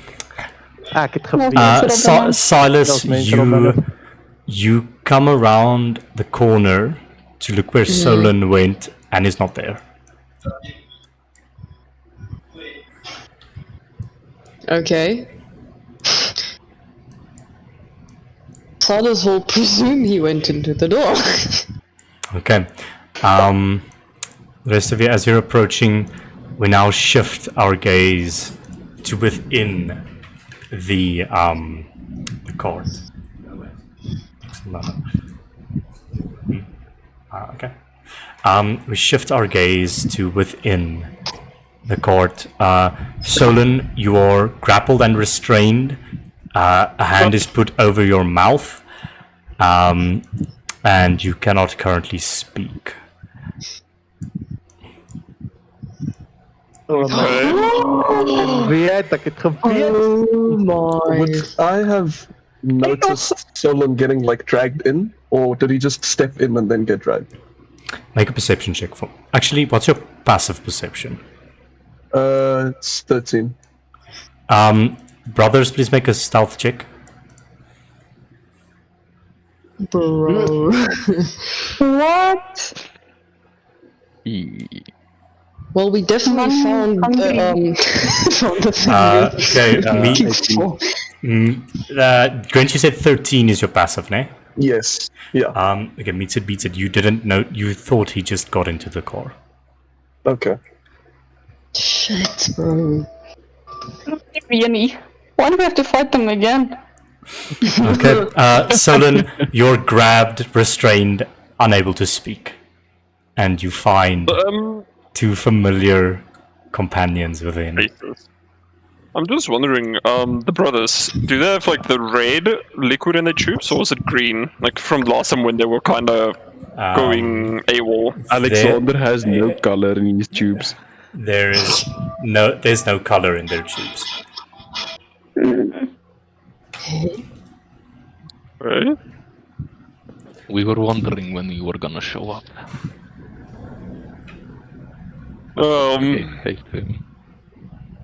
Yeah, so they're just not just saying, you can't really say anything. Oh, you'll try to talk, but it's just like that sound, like muffled sound. That. Is the door still open now, or You would have closed it. I assumed you would have. Yes. With the stealth check. We would have deposited him in the back if we could. Okay. I believe you should have like shackles and things on you, so you could restrain him even further if you'd like. Yes. Okay. And think Totem Sergei would wiggle like- around, try to avoid getting shackles on his hand. Or just wiggling. Okay, that's going to be another athletics check. As so, brothers, do you have like rope on you? Did you request shackles? What are you doing I to think we restrain would him? have foreseen this coming, and I think we would have gotten like shackles and stuff. Okay. we. Okay, so athletics checks from both brothers, and then athletics from Solon, please. Man, I Oh, get quite 20. So would you like to? Are you binding his arms and legs? Yes. Okay. So Solon, you become bound. Just a reiteration of the bound condition. Bound by the arms means you have disadvantage on strength checks and saving throws, as well as dex checks and saving throws. So disadvantage on athletics and strength, saving throws, and those things.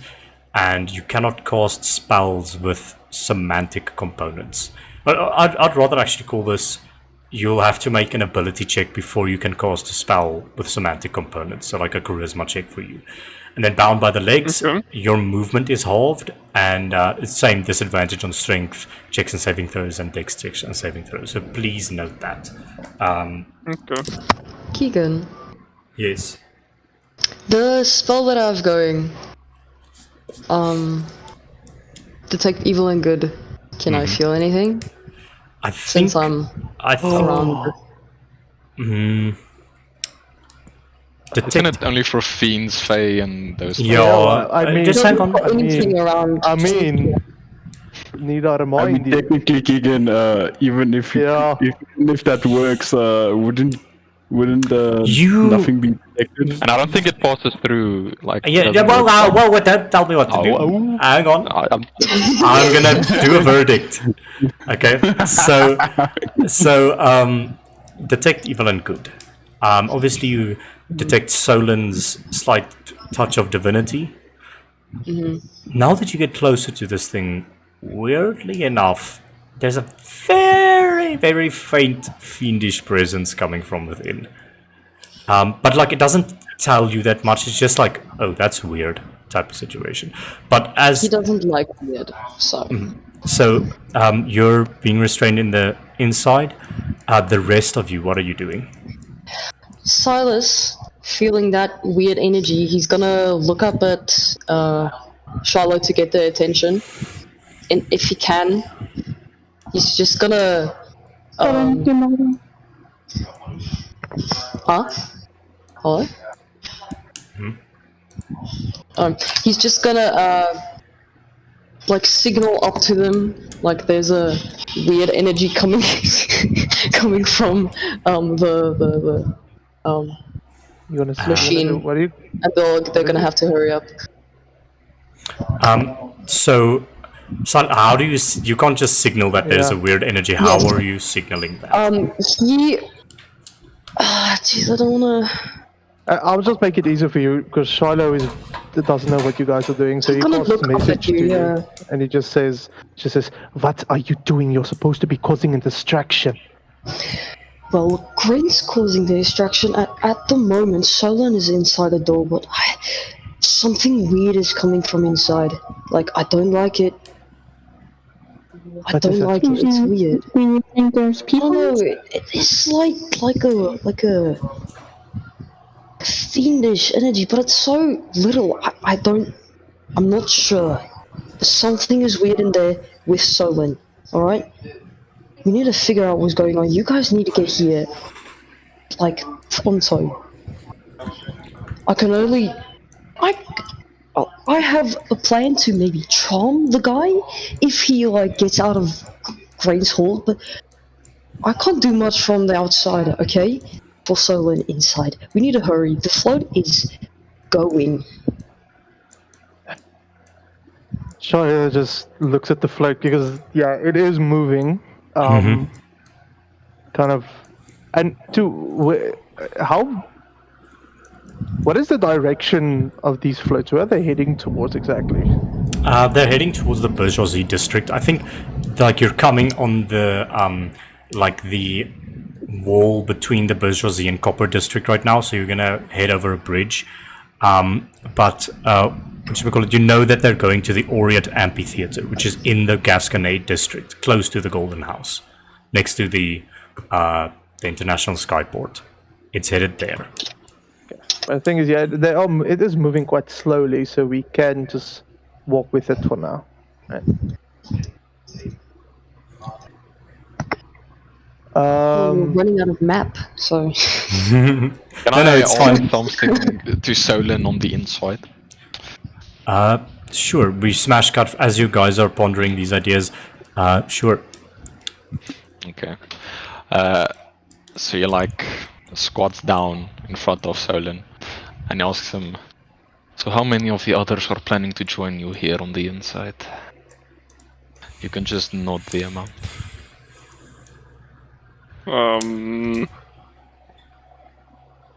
How? He just like nods. He said like sideways, not like trying to say like he's not gonna answer, but like just saying that no one else is coming in. Can I invite check the nod? Sure. 16. What does he get with the 16, Solon?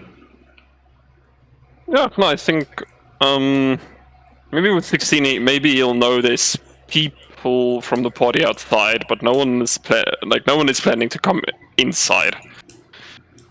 Okay. But there's people on standby, basically. There are people on standby, is what you gather from that.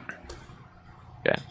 Sergei stands up and as he walks away he just says, they're stupid enough to try and get in here one way or the other. We have to be there ready, brother. Suka blade rush B. Okay. So I'm going to say, for the sake of this, because I don't have map left, this convoy continues onwards. Okay? You're staying next to it. It goes around this turn, and surely enough, there's another right turn ahead. Those on the outside, what are you guys doing as you're keeping up with it? Is Marcus still cooperating, or is it like... Yeah, I think, let's go to Grint. Grint, Marcus looks at you, and he goes,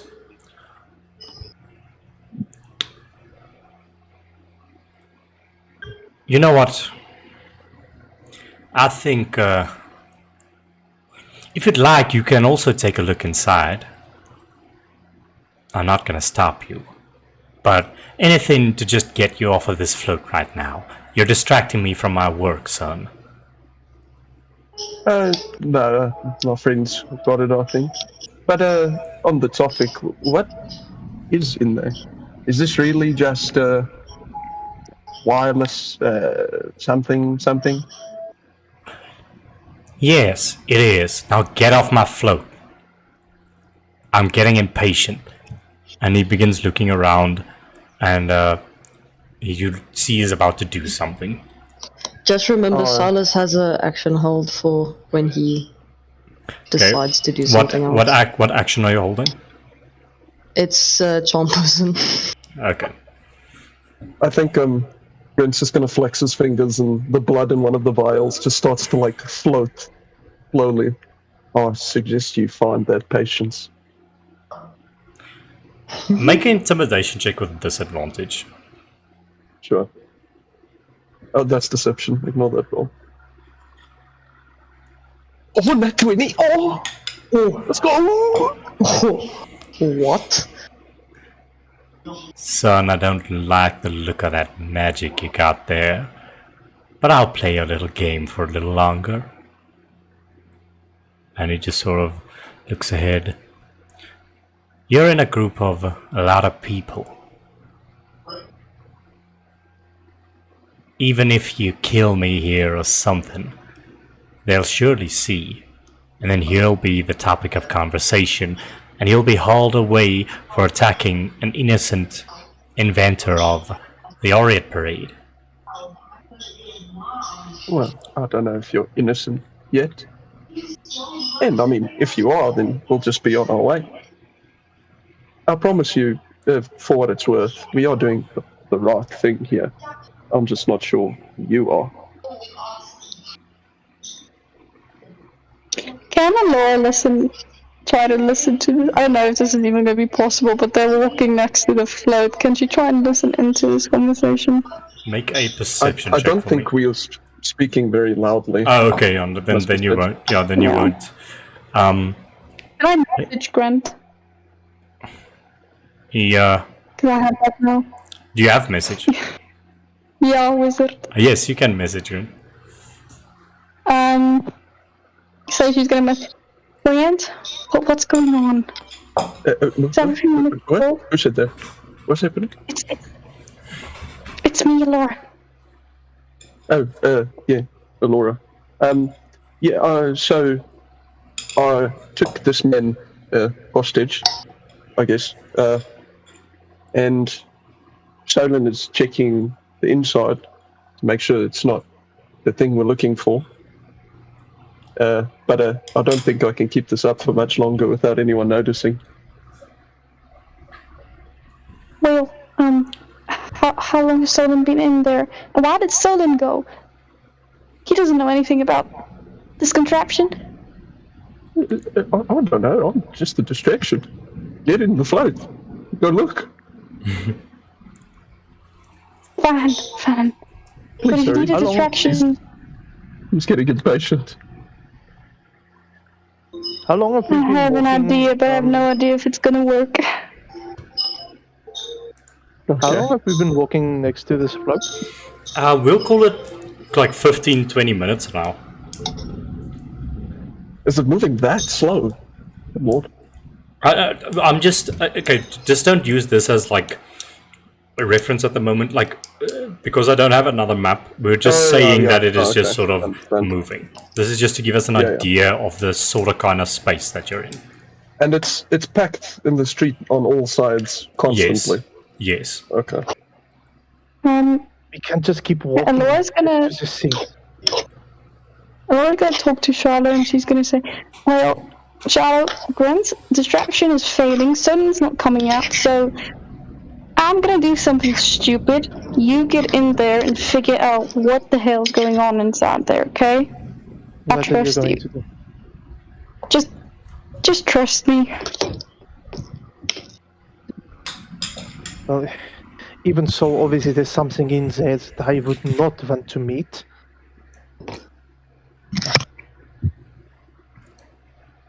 Are you thinking of stopping the float? I'm thinking about getting information directly from the source, and she looks directly at Marcus. Okay, well, if I may amend some things of your plan for my own safety, perhaps I can stop this float. Maybe those that are inside would come out. And you can have a little chat with your brother. Does that sound good? Yeah, but how are you planning on stopping this thing? I have some ideas, and looking at the wheel, the back wheel, I think. Shallow is going to cost a reduce on the wheel. Oh shit! Yeah, letting it stop in its track. You. Maybe even derail. What does reduce look like as you cast it, Shiloh? I think her Shiloh, because this Shiloh's spells are more magic than technological, so I think Shiloh he rubs his hands together and like this small pulse of turquoise energy forms, and kind of like moves between his fingers, and it's like tangible. And he grabs it and he just throws it as if it was like jelly onto the wheel, and it kind of like an electric pulse or an electric current kind of just jolts all over the crevices of the wheel, and the wheel just slowly starts to reduce to a small wooden object.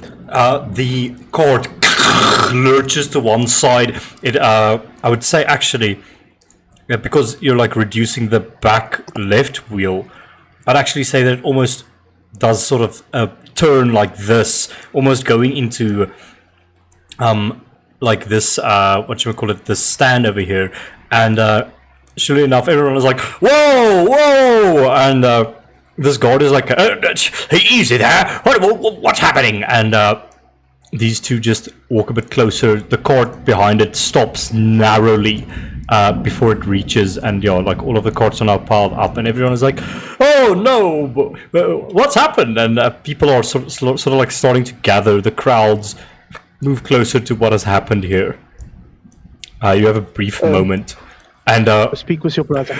I'll take a look at the door. I'm going to grab onto Marcus, by the way. Just get Make sure he Grant doesn't go before he anywhere. gets arrested, please. Marcus, Get Grant. Marcus sort of goes like, what are you doing? Is this your doing as well? You can see he's like speaking through a smile because the police officers are approaching. It may be. I'm not sure, to be honest. But don't get any funny ideas, okay? Just keep smiling and waving. I think Silas will use this opportunity to charm person. Charm person on Marcus. Okay. He's not. Seeing that the gods are getting closer. Okay. Huh? So you're gonna do charm person. Wait. No, you don't know. You don't know that she's gonna go talk to him. So you cast charm person on him. I rolls a 10. He fails.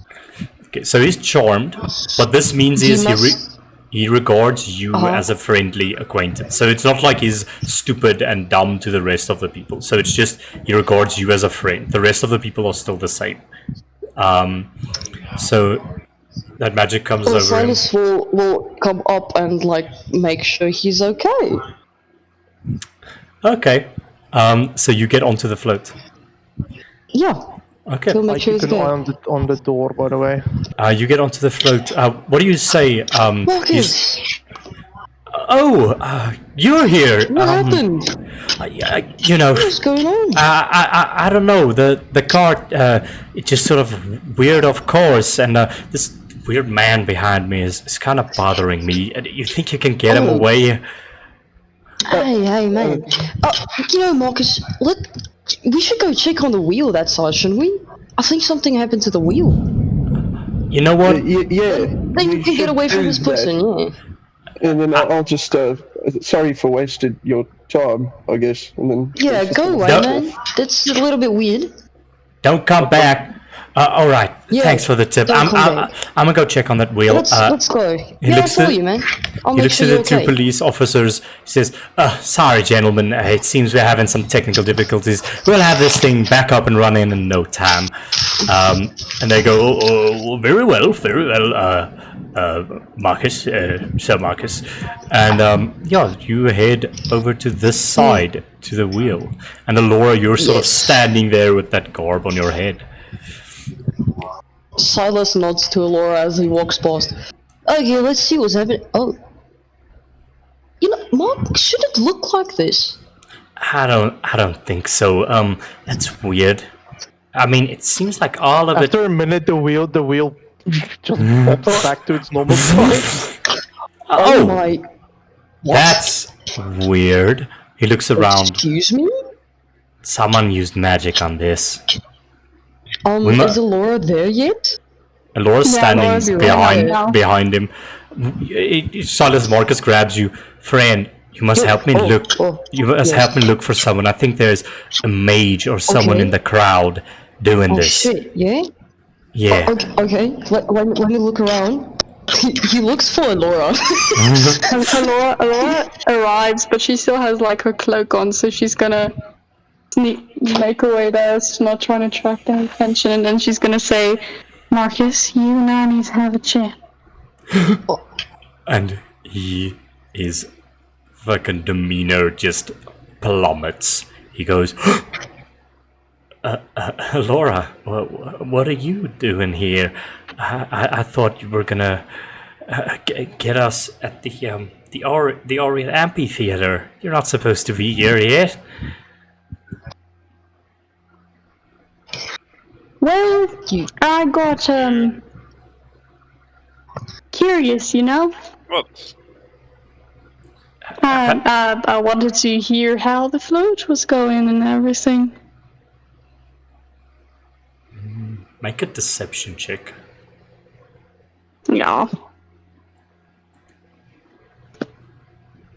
Oh no, man! What is with these rolls? It is a free. He goes, Who is this?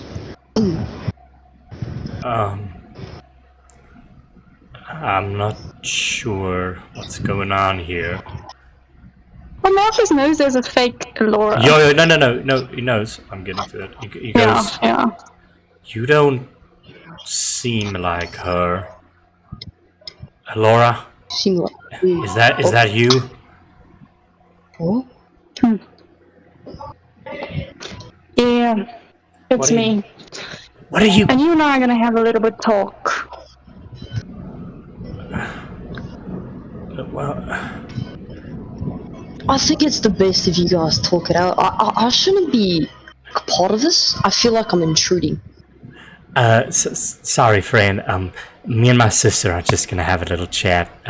It's a private You know, matter. Yes. Yeah. I'll be around the corner. I'll try to get the thing on track again for you, huh? Yeah. Sound good? All right. You just work on the Okay. wheel. Thank you. Cool. Yeah. He sort of steps over to you over here. The crowds are noisy, so the conversation can be hushed. What are you doing here? What the hell are you doing with that? And she points to the float. I thought Father said it was a dumb idea. I don't know. I feel weird about the whole situation as well, but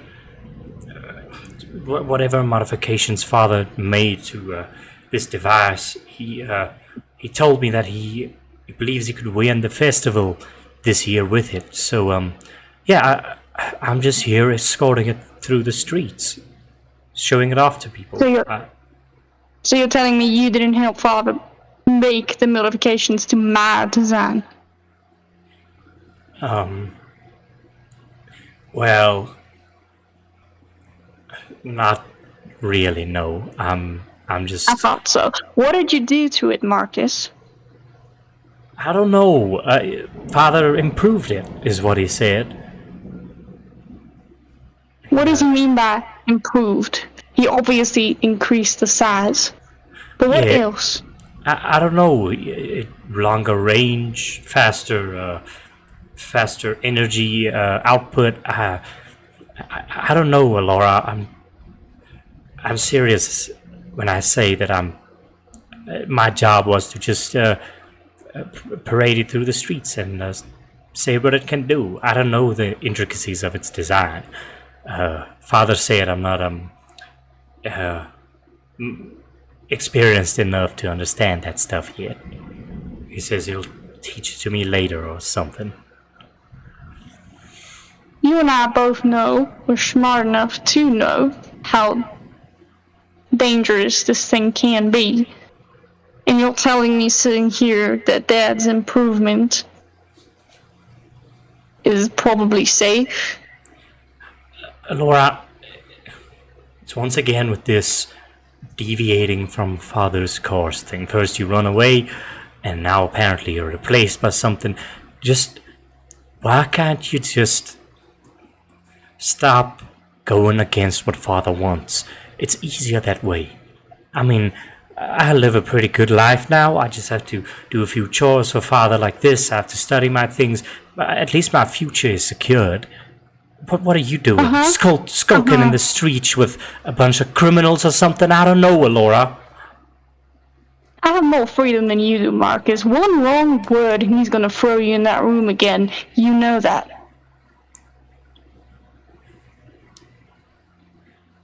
Are you sure you have freedom? Because I think where I'm standing, I'm more free than you ever been.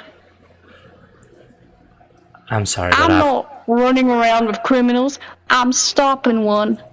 And you know that. He sort of looks at himself and thinks on a few things, and he just goes, I'm sorry, I have work to do. And he begins moving to try to fix Before the that car. happens, like, is there anything happening inside? Like, while they were talking? Like with Grant and Shiloh? Just hang on. So you're on this side of the thing. Grant and Shiloh, what are you guys doing? Shiloh I is think, blending into the crowd and he's keeping an eye on the door. It depends on what Grant is doing, is what Shiloh's gonna do next. I think Grant will just like walk up to the door, like nonchalantly knock. Shaolin, have you found anything in there yet? Son of a...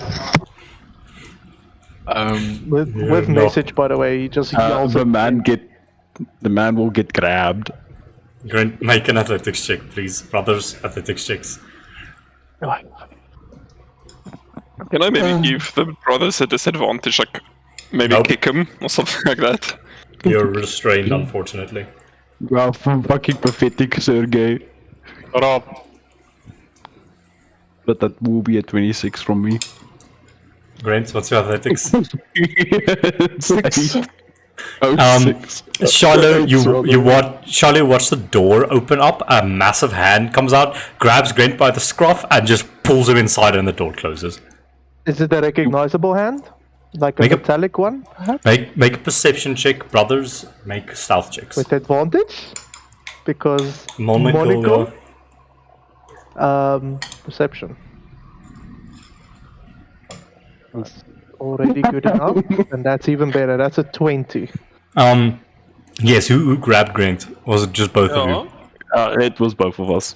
We We have a process. We grab him, we cuff him, we throw him to the back. Okay. Exactly, no, it's not opreklam. They are recognizable hands, and Grant Sorry. is pulled inside. And are you gonna cuff Grant as well? I'm assuming. Yes. Good. We'll get to that in a moment. Hey guys, what's going on here? Why are you doing Yeah, this? you get gag after you say that. Don't worry, Grant. It's gonna be fine. Okay. Okay.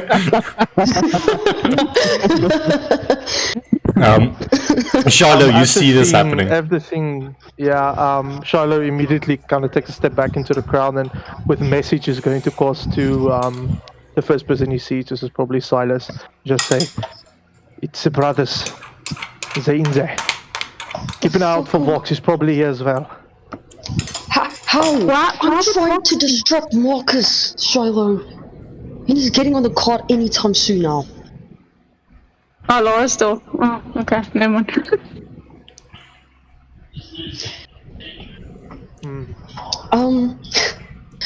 Laura, you see Silas look at you, and he just like waves his hand in front of his face, like as if there's something covering his face, and then pointing towards the ground, signaling here. So mask here. Mask here. Hopefully you understand that. It's like mask here.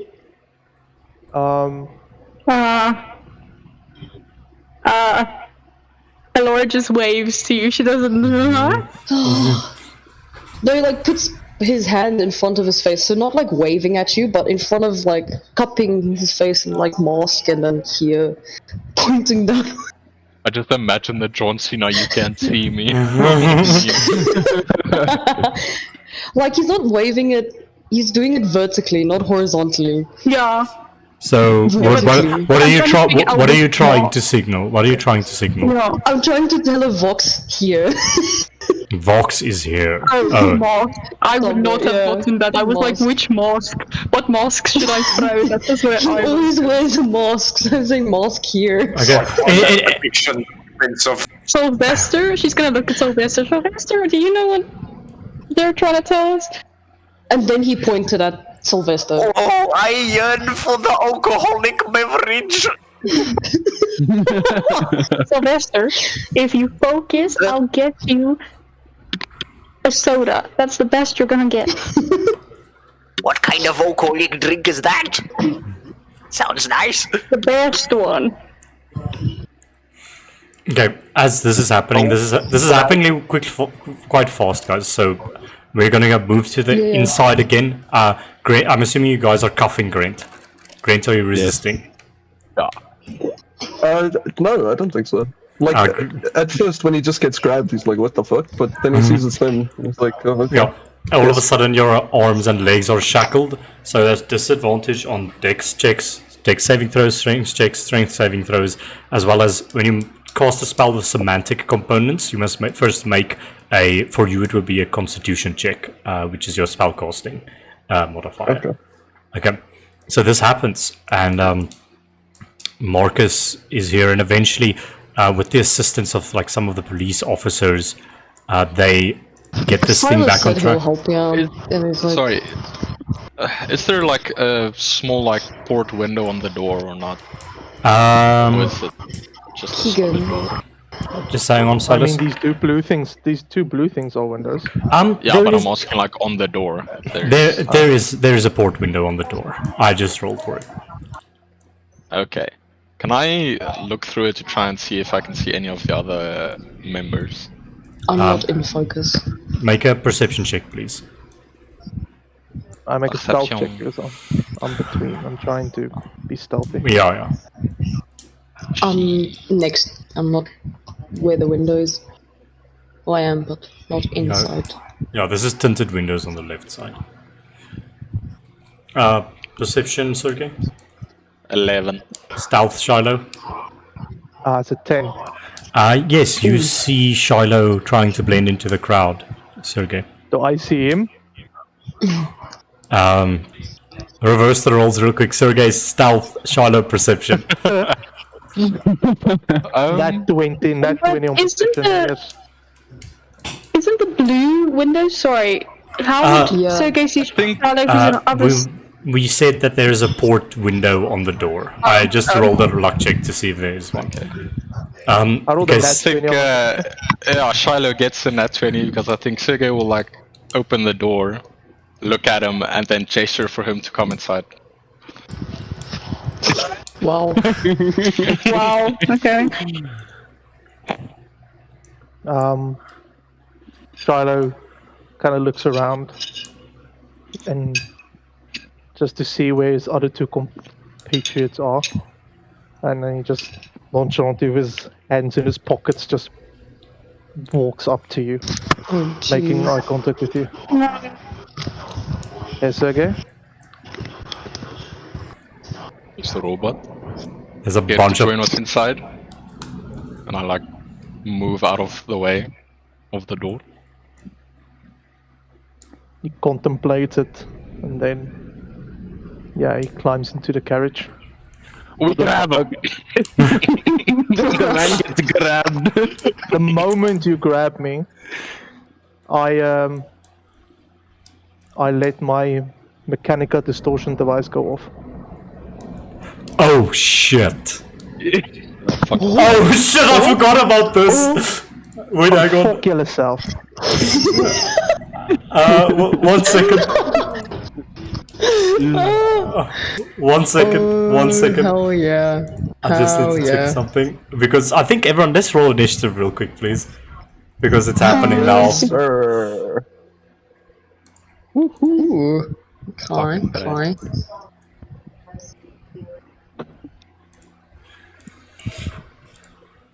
And then you go into. Where the fuck is it? Here it is. Just want to get the wording on this real quick.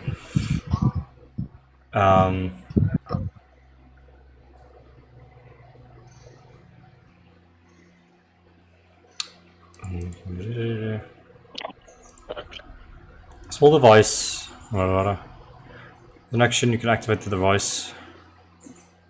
Your corner, so it immediately deactivates. So shall I just roll a d20 for me to see if the device's power is used up? Or d100, sorry. It's a D100.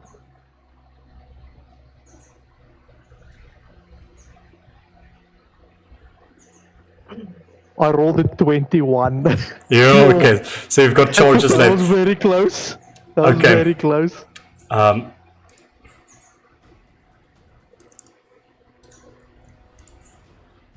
So let's get those initiatives in. I'm just gonna roll for my guys quickly.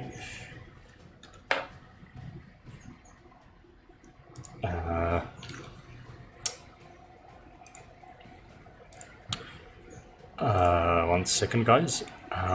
Where are my stat blocks?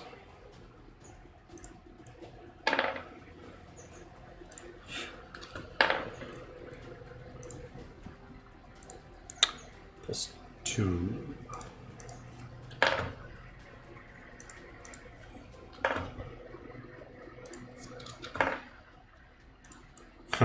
Oh, that's horrible.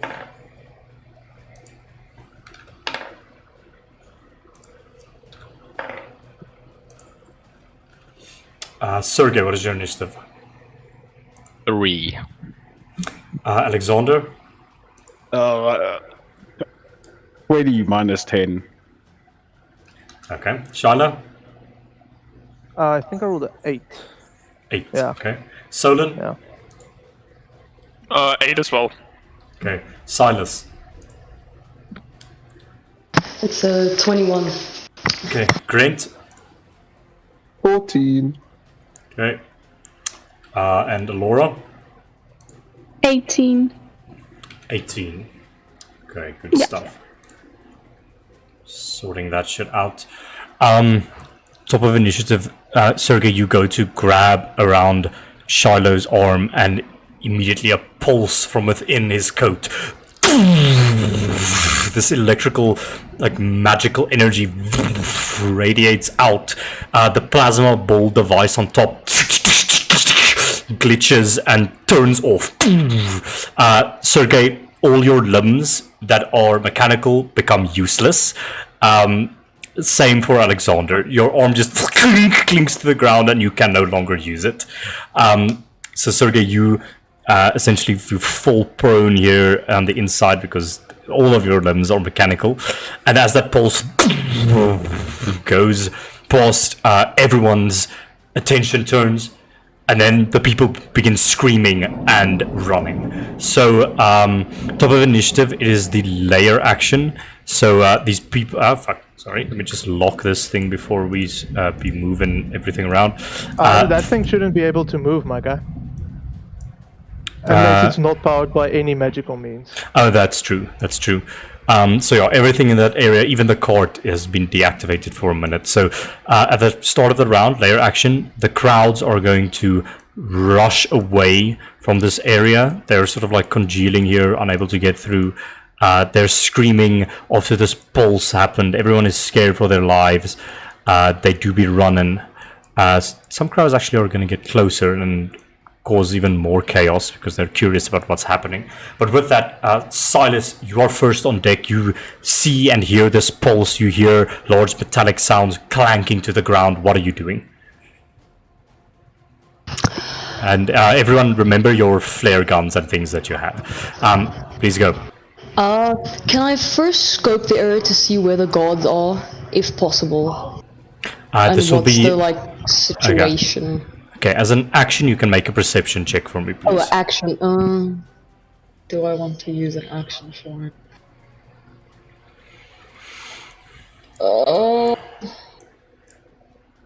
You know what? Yeah, that's fine. Yeah, that's fine. Okay, make a perception check for me. Please be good. Please. But a nat 20. Oh, that's a 19 though. 19. You notice all the positions of the guards. Here. People are running all over the place. You do notice some skulking movement within this building. Do I know? Yeah, and in this building as well. There are shadows moving across the windows.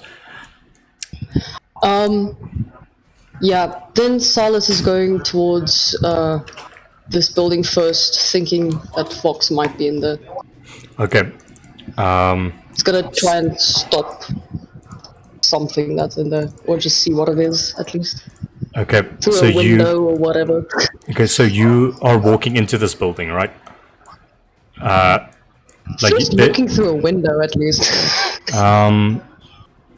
There's no window on this side. There's a door here, and then there's a window over here, and a door over here. Okay, yeah, that's too far to walk around. Fine. I'll go through the door. Okay. Are you moving in or just looking in? To look in first. Like, is there a place to look in, or just walk through? Or No, should I think walk to in? get a wide view of the place, you have to walk in because this thing's sort of like in your way. He'll walk in, but he'll leave the door open. Yes. Okay. You leave the And, door like, open. See that Laura knows where he's going. Okay, what do I As you walk in, sort of skulking, hiding in this building that is empty for the parade preparations, you see a group of Luftreiners. Oh. Okay. They all look at you, and all of them point their guns at you at the same time. No. He steps back and shuts the door. He still has movement. And then, like, he just, like, casually walks closer to Laura. Laura? We might have a problem. There's like 4 Luftreiners in here. I may have made a mistake. No. Can he maybe try to... Oh no, but there's another door. What are you doing, Silas?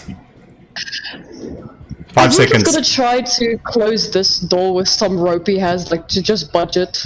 Okay. Even if there's another door close by. Make a sleight of more movement. So.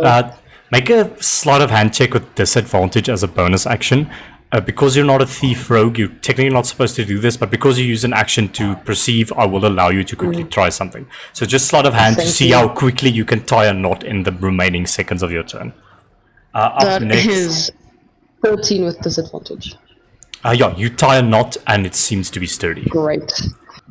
Alright. Okay. Alright, end of that. Garrison Guard 2 is going to go. He's going to be like, hey, what's going on here? He's going to push past this crowd. Crowds are difficult terrain, by the way, so he's going to go 10, 15, walking over here to the two of you.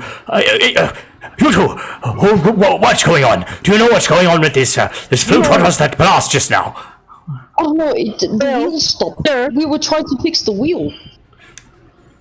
I'm a friend of Marcus. Sorry. Sir, this is my float. I don't know if you recognize me. Mr. Laura Steele! Oh, you grace us with your presence. Do you know what happened to the float? Is there anything amiss? Did something go awry? It's a minor technicality. We're busy fixing it. Please just control the crowds. I'm busy fixing it. You can go on with your day. Make a persuasion check with advantage because of him recognizing you. And Silas helping you.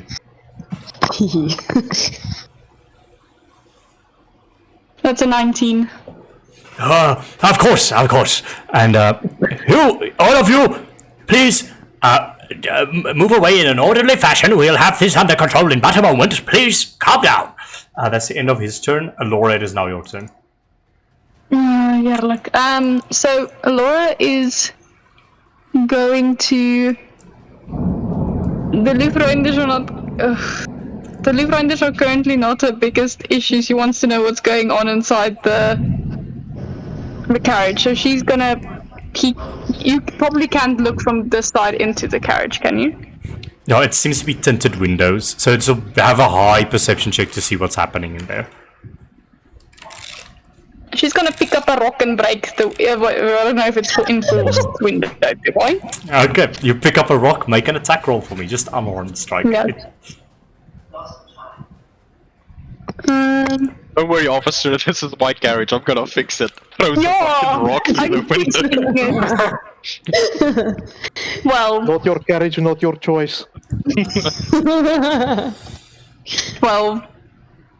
12. Yeah, you chuck the rock. Grant, the glass behind you breaks and a rock bonks you on the head.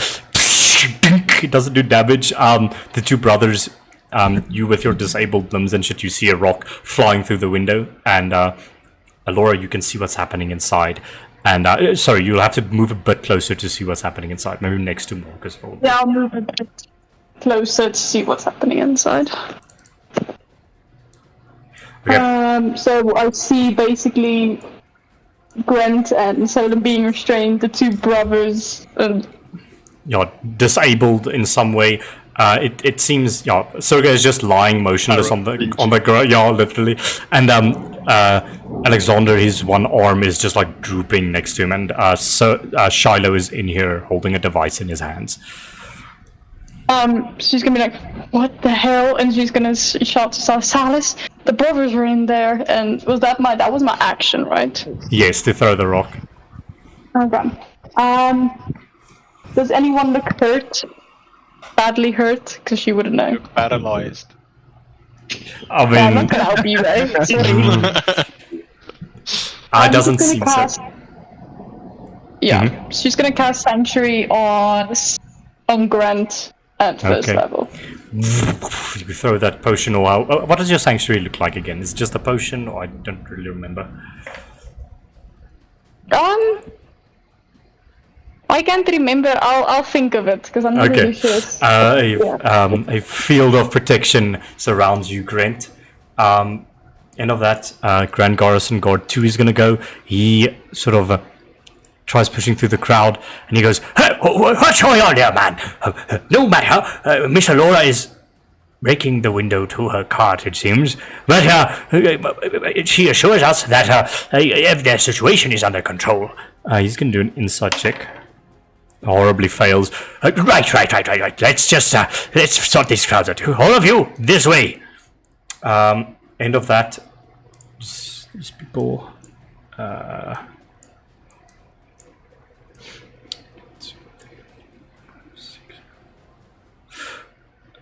Okay.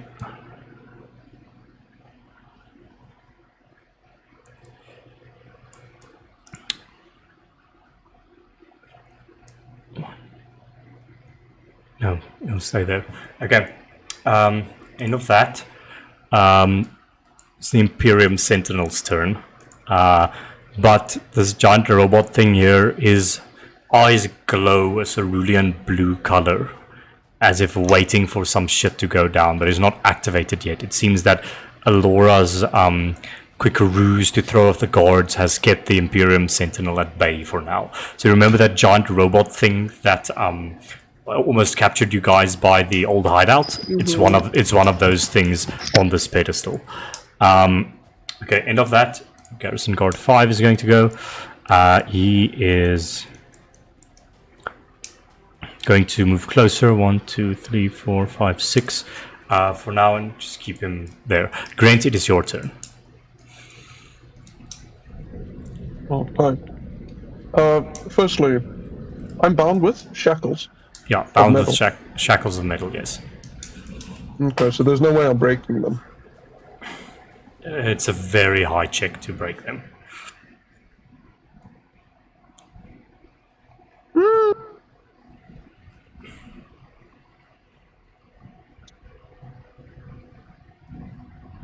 Okay. Can I cast a noradrenaline rush or surge on myself? Okay. Does it have semantic components in it? It does. Okay, please make a DC 12 Constitution check for me. Straight con check. Just straight con check. 15. Yeah. Or 19 even. Yeah, easily enough, you're able to cast that noradrenaline surge on yourself. Your skin almost like heats up. You see all the veins sort of like spread and spider across your skin, and you almost let off a bit of steam with all of the blood pumping inside of you right now. It's your action. I'm going to attempt to break the shackles. Okay, using that secondary action from the noradrenaline surge, make a strength check for me. Nat 20? That'll do it. So you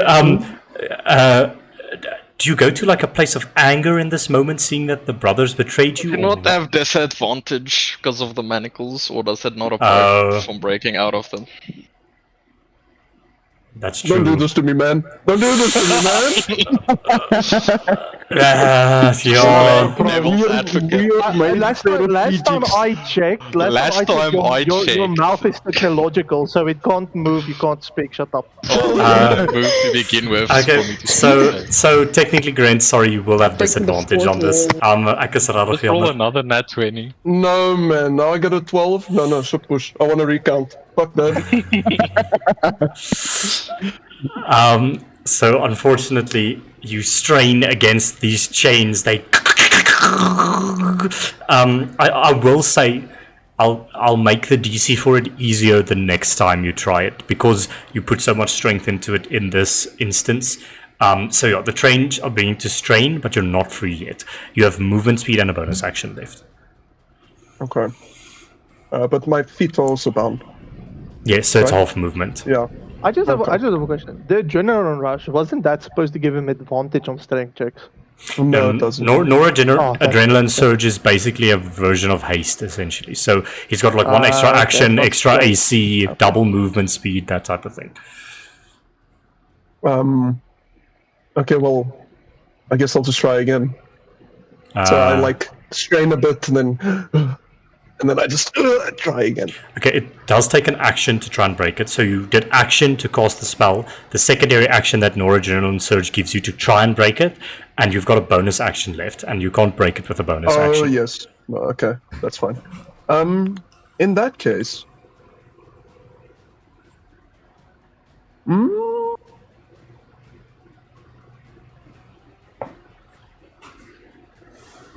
So, okay. So one of the brothers is comatose. Sergei is metal. Yeah, Sergei is, and Alexander is struggling with his one arm that is drooping now. Okay. No, I don't have anything to do with my bonus action. Yeah, that's my sure. Okay, Grand Garrison Guard number 7 is going to go 5, 10, it's going to be 10, 20, 30, getting through this crowd. He's going to end his turn there. It is now Alexander's turn. Alexander, you can't use your mechanical arm. What are you doing? Well, the little bald man in front of me just made my brother a paraplegic, so I'm gonna rage and murder him. Okay. You go into a rage. Is he even supposed to be, what do you call it? not incapacitated with those tubes coming from his brain. Now, what do those tubes know? Hey, bro. That I'm was the go- most stylistic thing I have no fucking idea. We're gonna say that no, he is not Okay, incapacitated. It's just very hard for him to do things. Like Alexander, because your weapon is He's not able to two-handed. use his axe. Your weapon is two-handed, so it's gonna be like disadvantage on everything. Unless I pull out a pistol. Did Jameis fix my pistol that way? Yes, he would have fixed your pistol. Fucking hell. Get Oh, it's close range. It's close range. No, Yeah, that's a fucking stupid thing to do. Do it. Shut up. Look up. That sounds like something a barbarian would do. Do it. Okay. Oh, okay. No, I will be left-handing axe. I will be asking you a question with a left-handed axe. The question being, can he split in half? So you can said try. this will be at disadvantage, Yes. but I can reckless to make it an even a normal throw. Yes, you can. I will be doing that. Okay. Does a 22 hit? That does Let's it, yeah. go. Fuck's it, 1 on the dice, you take 6 points of damage. +2 from rage. Plus 2 from rage, so that's it. Hit the marsh. But yeah, you do see something's weird about Alexander. He looks very weak. He looks even weaker when you usually should know that you know him from. But I will attack again recklessly. Okay, go for it. Wait, Keegan, Hello. Ja, do Stefan? I have a reckless attack? Ach, do I have a second attack? Yeah, extra attack is not based on your barbarian subclass. It is- Okay, Yeah. cool. Does a 13 hit? That misses, unfortunately. No, Big okay. sad. I do 6 damage again to the floor. Okay, just wood goes flying. Alexander, end of your turn? Okay. Well, yeah, since I don't have a bonus action. It is Marcus's turn. He's going to look at this whole situation, and he's gonna fucking run. He's gonna push past these people. 5, 10, 20, 30. Action dash. 1, 2, 3, 4, 5. 6 over there. He'll dash over there. You see just terror in his eyes, seeing that whatever he was supposed to do isn't going to be able to be done, or he's just scared and he runs away from the situation. Shiloh, it is your turn.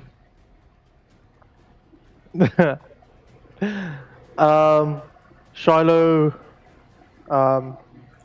I think your first shot just slices his shoulder, and then he kind of analyzes your movement, and the second one he just, with his hands almost behind his back, he just whoop, just nonchalantly moves out of the way, and then he's gonna look back at Sergey. Where's Clockwork? How come you didn't get fucked by your own explosion? Sorry, repeat that. He said, how come you didn't get fucked by your own explosion? The thing Because you just did. this thing is I'm not gonna explain it to you, but yeah, just trust. Okay. So do you just stare at Sergey after you ask that? You didn't. Well, you don't answer his question. He's not gonna answer yours. Okay, cool. I mean, Sergey just looks at the corner of the court and you just see a smashed up clockwork. Oh, really? Shiloh sees it. That's interesting. I was gonna do something to Alexander, but now he sees the monkey, and I think for the first time you see this emotion, he has he displays rage in his face, at least from what you can see. And I'm gonna cast heat metal on your mouth. Woof. So you see him look at Plokuk smashed up, and then when his face turns back to you, there's rage in his face, and he holds out his hand towards you, and this pulse of heat energy just emits from there's like a hole that opens, which displays like this bright light of turquoise, and this heat wave starts to shoot towards your mouth, and yeah. What save is that? Very nice. Let me just see. Constitution saving throw. Yeah, Probably. I think so. Let me just see. Sorry, my fucking D&D Beyond. Choose a manufactured metal object such as metal suitor. Creatures holding or wearing the object takes damage from it. The creature must succeed on a con saving throw or drop the object if it can. Oh, if it can. If it doesn't drop the object, yeah, so you with a con save mark. Any creature in physical contact with it. I think he had advantage Fuck, op con yeah. saves in, eh? Ja, maar ek het advantage against spells cast by creatures within 5 feet Die of ding you. is, die con O save, ja. O ja. die con save is useless. Dit is net om te keer dat jy dit nie laat val nie, en jy kan dit nie laat val nie. The save is useless. Or You Wait. take 2d8 fire damage. Nice. Well, damn, okay. Have at him. You just feel that burning already on that scar tissue that's around your jaw area, and it burns like a motherfucker. Can I Sergey. react onto this with my Mage Slayer? Yes, you can. Okay. 12 fire damage. I want to read something real quick. Okay, no, I'll read this later. I'll give him a good old-fashioned reckless consequence. Okay, go for it. Does You took at 8 damage, 19 you hit. A 19 does it. What the fuck? 3 ones in a row. What the fuck? Nice. 8 points of damage. Okay. You feel that. And Can I use my save for the sentinel? concentration check. Well, You can use your sentinel. What can I do? I I think I mean, just try like you're restrained, so it's an attack at disadvantage. And I don't know if I'll you're. try to hit. Yeah, okay. Where did you, Alexander and Sergey? Where would you have put Solin's weapon? I assume you disarmed him. Literally on the opposite side of the card. Okay, so this can be like a headbutt or something, Solin. Wat van die pistool. Het jy 'n gun op jou? Ek het er nog in inventory, ja. Okay, this will be okay. It's with disadvantage in anyway, so yeah, sure. Nice. Met allemaal guns. Oh, you're gonna shoot me! Solon pulls out a pistol out of his boot.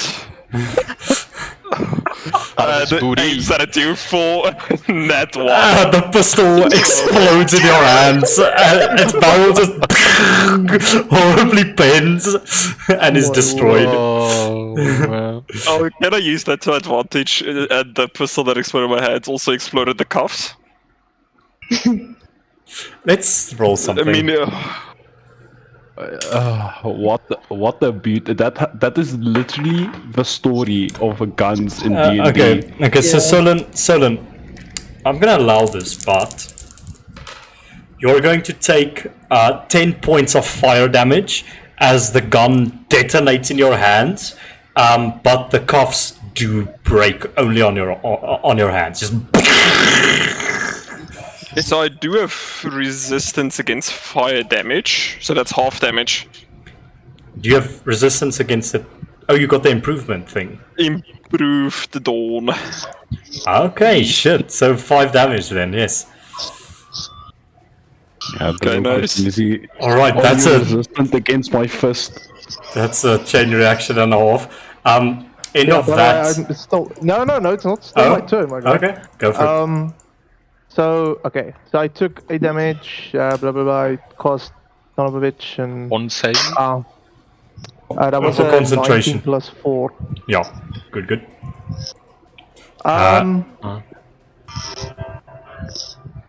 Bonus action. I use my Boots of the Winding Path. I teleport 15 feet away. You just see him start to vibrate. It's like, and then just teleports back into the crowd, out of the cart. Good stuff. End of your turn. That will definitely, that will be the end of my turn. Okay, end of your turn. It is my red group's turn. You hear footsteps behind the wall, Silas. And it was a 13 for your check, right? For the sleight of hand. So this guy is going to try and break down the door with an athletics check, and does so. You hear poof, poof, poof. The door explodes open. One, two, He's three, just four, standing there. 6. These people are going to come through. It's 1, 2, 3, 4, 5, 6. 1, 2, 3, 4, 5, 6. 1, 2, 3, 4, 5, 6. This group of Luftrunners burst out. One grabs a blade. You notice when he unsheathes it, this like greenish acidic liquid, almost like it was hidden in the sheath, and he goes to strike at you, the Luftrunner Marcher, with 2 attacks. And he's going to go. We will not allow you to interfere with our plans, and he strikes at you. I did nothing. You say that, and does a 23 hit. The other one misses. You're going to take from his venom blade 8 points of slashing damage and 5 points of poison damage, 13 damage in total. You watch the 2 alchemist ones come out. They look around. What is happening here? We must defend the Zunda. And he's going to take out a random potion. He just grabs a potion and is going to use volatile brew, and it just chucks the potion between you and Alora. And I'm going to roll a dice to see what effect the potion has on you. That's a 4. So this is a hallucinogen. I need Alora and Silas to both make wisdom saving throws, please. I still have inspiration from that thingy, so if it comes to... Never mind, that's a nat 20. Okay. This light pink gas explodes outwards. Silas, you inhale it for a bit. You think you're going on a trip, but then you keep it in check. But Alora, targets must make a wisdom saving throw, or they will use their next turn to use their movement to go towards an enemy and stand still, taking no actions. The effect ends at the end of the target's turn. So your next turn, Alora, you must move as close as you can to a Luftrunner and do nothing. The next alchemist is going to go. He is going to take out a volatile brew and chuck it in between both of you as well. And it's a 4 again. Wisdom save for you, Silas. Alora, you're already tripping balls. 17. That's good enough. You shake off this weird effect as well. Grand Garrison Guard 3 is going to go. He is over here. 1, 2, 3, 4, 5. And he's like, "What? Who the hell are you?" There's some commotion happening over here, and he's going to try and handcuff a Luftrunner assassin that's been hiding here. He just runs into the guy. So this assassin will make a acrobatics check. 9, and then this is kind of funny. The officer is going to make a check. Natural 20. So this guy goes, "Get off of me!" And you have the right to remain silent. Everything can and will be used against you. You see a Luftrunner being manacled over here. Grand Garrison Guard number 6 is going to go. He's going to go 10, 20, 30 over there, seeing what is happening. He's going to make an insight check into this whole situation. He doesn't know what's happening, and he says, "Halt! Stop that!" And that's his turn. Now my blue group is going to go. You watch Luftrainer with pitch black armor, pitch black mask, pitch black everything walk out of this room. 1, 2, 3, 4, 5, 6. 1, 2, 3, 4, 5, 6. 1, 2, 3, 4, 5, 6. Accompanied by a Luftrainer frontliner, so the guy with a lot of armor on, and just a normal Luftrainer. And the guy is like, "The situation is getting out of control. Neutralize this threat." Sorry, that went French for a moment. So he's going to. He takes out a spear with some sort of gizmo on it, and he's going to use his bonus action to do coordinated attack. And this Luftrainer over here is going to take out. He's going to take out his flintlock pistol and is going to try and shoot you, Shiloh. That is going to be a 12 to hit. Shiloh!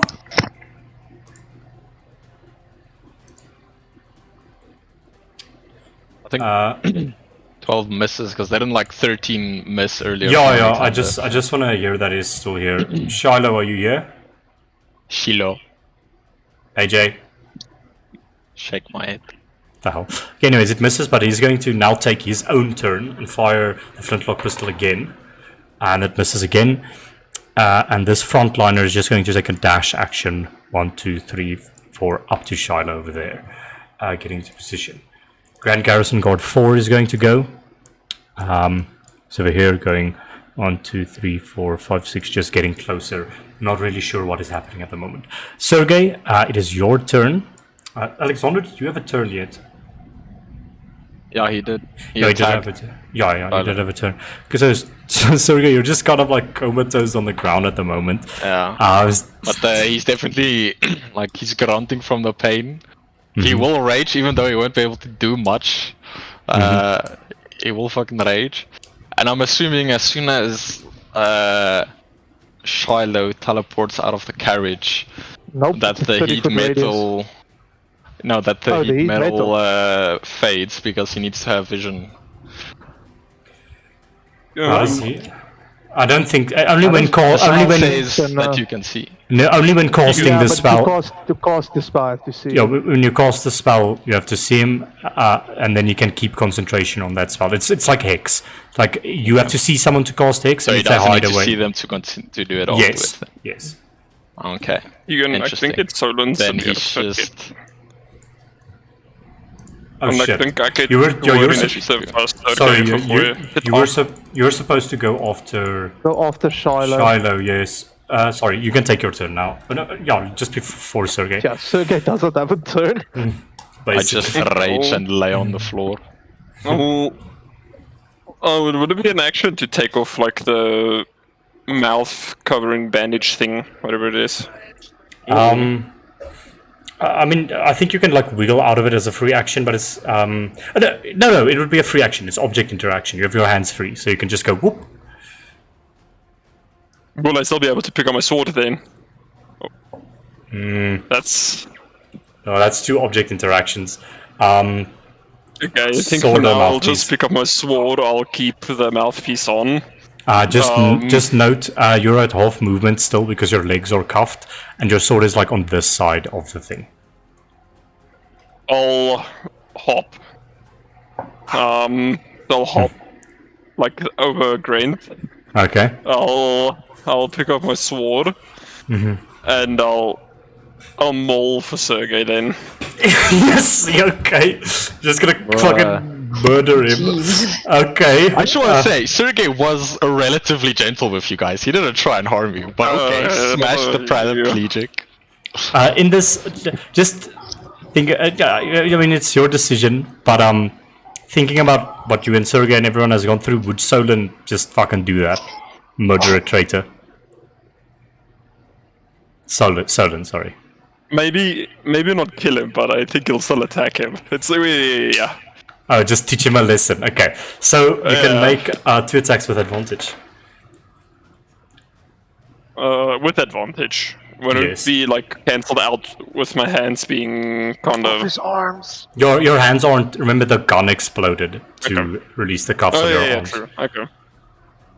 So first one is a nat 20. Very nice. Second one's a nat 20. Very Wow. Oh, good. Very nice. Remember, if you Oh, divide, that if you go for it. I'll add a little divide smite to both of them. Zoc. Yeah. So okay. So roll damage. Remember, divine smite damage is also doubled. So go for it. Okay, so Yo. first one to hit. Okay, it's 2 ones. It's 7. And that is a crit hier. That's So, damage. so dis nog Oh, 2 crit. Okay. Ja, so vat ek hierdie kan ene. hierdie. So dis hierdie ene. So dis 4d6 plus 5 wat jy rol. Okay, so what's the damage for the first one? Ek maybe eerder nie. Ek kyk. Moet ek sommer dit 'n nuwe rol gebruik of moet ek Ja, gebruik 'n nuwe rol want daai was 'n ander rol. 27 op die eerste een? That's reduced to 13. Second one is 22. Reduced to 11. Then the smites is second level smites is 3d8, so it's basically 68. No, you're gonna roll 12d8 for me, please, because crits, Oh. divine smites crit as well. Wow. Alright, I'll see you guys next session. Yes. That's 50 divide smite. Yeah, okay. Sergey just says, is that really necessary? And he's knocked out. Sergey, well, how much health do you have at the moment? 44. 44. Okay, no, that won't straight up kill you. You just fucking unleash the wrath of Helios onto Sergey, and this is just knocked out. Alexander, you see this happening. Just like, where do you strike him? He's laying like back against the on the floor. Like, where do you strike him? Damn. I think maybe first strike. He's back on the. Seeing his back on. Maybe like first strike was just at his jaw. And maybe the second was like just a slash over his chest. So just erupts in holy fire, and Sergey, you are unconscious. I think Solon will give him a kick. Like just to Okay, see. so I fail a death save. Let's go! Okay, no, it's not an actual. It's just like a small. For flavor. Yeah, fail like a just to death check, save. Cool. like how if he's still alive. I choose to fail a death save. Fuck you. Yeah. No, you're gonna die with your fucking luck. And then he'll live with the guilt. Correct, And, die again. Sergey, so that's gonna skip your turn, which should have been now. So let's make that death save, please. He did say he didn't want to kill Wait. So are you telling me that he hasn't had his turn yet? That doesn't really matter, does it? Because he's unconscious anyway. I'm not Yeah. anyway. That damage wasn't supposed to be off. Stop. But he was Anyway. he was That doesn't really raging. matter. The divine Yeah. doesn't get off. The divine doesn't get off. But okay, so Sergey, death save for me, please. Nat 1, so cool. Bro. Oh fuck. Fuck's sakes. Good Solon. Silas, this is your turn, but first, layer action. Wow. These things do be moving. These things are gonna just get up over here. The scar is sort of shoved to the side. Everything is I clumping just up wanna know, right Keegan, now. sorry. Yes. I want to Yeah. ask, with the thing that Shiloh did of disabling the fucking augments and stuff. Could like Alexander or whoever, not me because I'm dead now, but could Alexander maybe have like made a save to try and overcome that since his like augments are attached to a living fucking thing? or not? Don't stress about that. I've got you. Okay. Don't Just stress. wanna- Don't stress. Yeah, I mean, Yeah, I'm there's- kind of there's- dying, so I am stressing. there is a thing about the device, but anyways, that happens. Silas, it is your turn. What are you doing? Luftrunners are approaching on you. They're already next to me, actually, Keegan. But,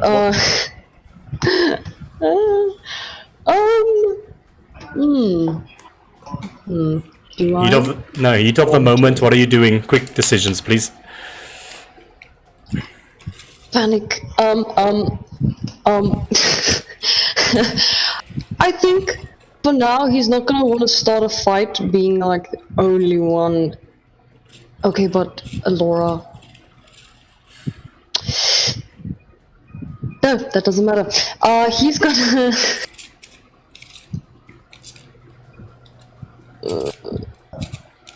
Got 10 seconds. He's gonna Misty Step. Okay. Onto the. Okay, cool. You thingy. disappear into a flash of golden green smoke, and you reappear on top of this thing. That's your bonus action. Action and movement left. Oh right. You see approaching Shiloh this group of Lutriners with one that has like pitch black armor and stuff on. Looks like an authority figure. Seeing the approaching him, I think I might then just help him out, if possible. There's no people right here, right? They are only here. Yes, the group. Yeah, So the I'm not green, here. the yellow circles are the groups. Yes. Perfect. I'm going to shoot a fireball. Firebolt. Okay. To the frontliner that's in front of. Yeah, but Shiloh. I miss because it's a 7. Yeah, it just against his armor. That plant there is. Sets a light, and that fire like reflects against Shiloh's goggles, and Shiloh's making direct eye contact with the Luftriner, and it's like reflecting off of his goggles as well. And this guy's like 2 feet taller than you, Shiloh, just looking down upon you. Cool. And that is actually Silas gonna use his movement to get closer to the actually no, he's just gonna stand there and on the lookout, so he's Okay. crouching down, just looking, perceiving, mostly looking for Vox, but perceiving. Yeah. Cool. Okay, it's Garrison Guard 2's turn. He looks to you, Laura. Miss Laura, I feel that this situation is spiraling a bit out of control. Are these your companions? Do you know them? Do you need our assistance? Because I don't know what these people with these beak masks are. She doesn't answer. She just says, "Oh, I'm so drowsy." Miss Laura! Under the, yeah. He looks over, and he says,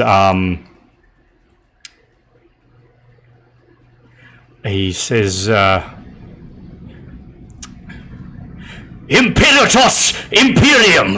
and with that, the Imperium Sentinel, its eyes go on, and all of these like lightning magic electrical symbols glow all across the gigantic robot, and it stands up. And the Grand Garrison Guard says, Don't worry about it, Miss Laura. We'll take care of these brigands. and he is going to turn his rifle on the Luftrunners, and is going to say, Surrender now, and come peacefully. You will have a fair trial within the Golden House. Or put up a fight, and you will deal with the long arm of the law. that's his turn, holding an action. Laura, it is your turn. He's sort of I don't have it then. All I can do is move oh yeah, to you're the destroyer. Miss Laura, what are you doing? Stumbling over the And then all of a sudden you pop out of that illusion at the end of your turn, and you just see all of these big-faced people looking at you, and their hands just fly in your direction. Oh no. Garrison Guard 1 is going to go, all right, and he's going to join his chummy over here. Frederick, what's happening? And he goes, Frederick goes, I don't know. I think these people are trying to apprehend Miss Laura. We must protect her. And he goes, all right. And he trains the gun. Don't you dare lay a hand on Lady Laura. If you do so, we will be forced to open fire. And he's holding an action as well. The green group is going to go. This guy is going to try to escape from the fucking Grand Garrison officer. And doesn't. The Grand Garrison officer just keeps on grabbing this guy. This guy stays where he is. Now...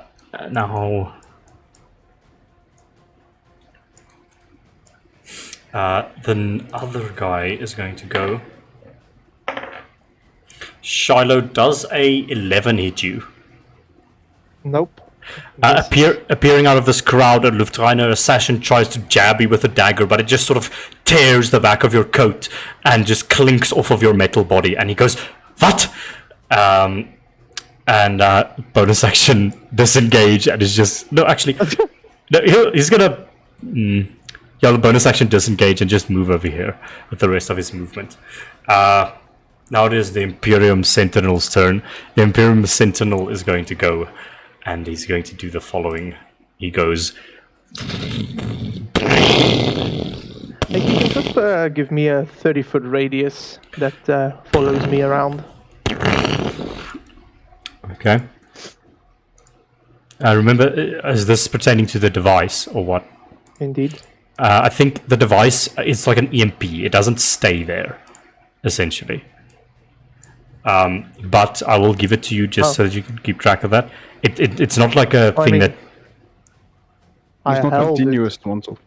Yeah, it's not continuous. It's like a pulse that deactivates everything, and then you have to pulse it out again. So it's not like a thing that deactivates anything that comes close to it. It is a pulse that goes out, and then you have to do another pulse if you want to deactivate things.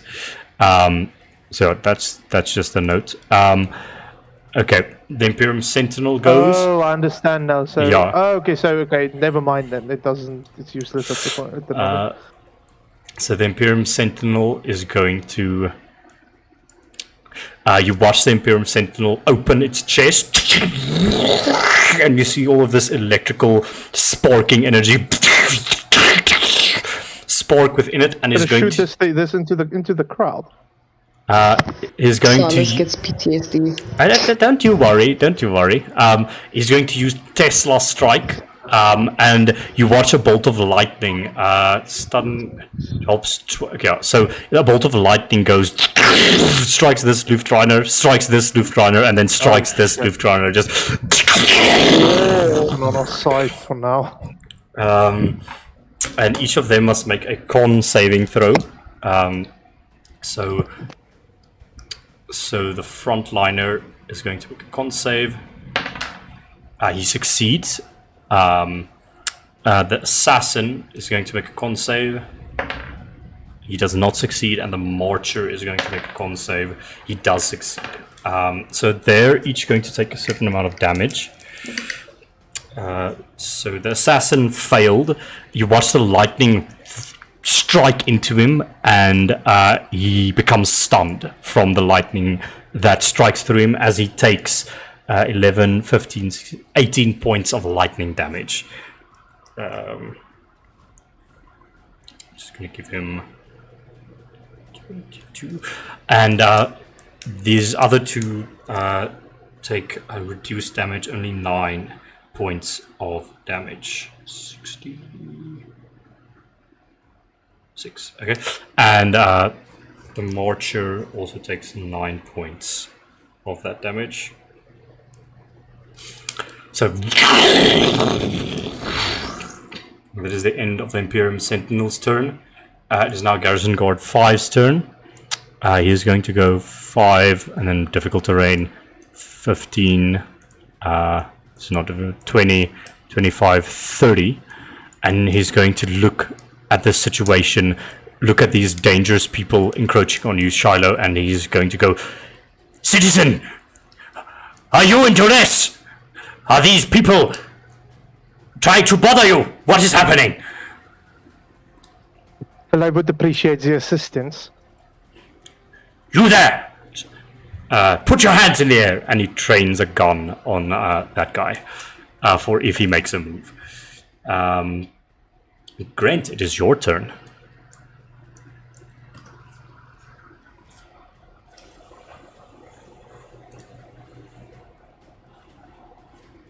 Etienne!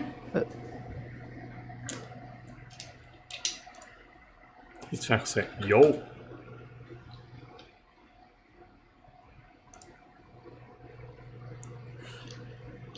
Does anyone know where Grant went? Nope. Iemand kan een message of Bal. I think he died, so we can just skip his turn. No. Ik denk dat ik niet maar is gemute, maybe.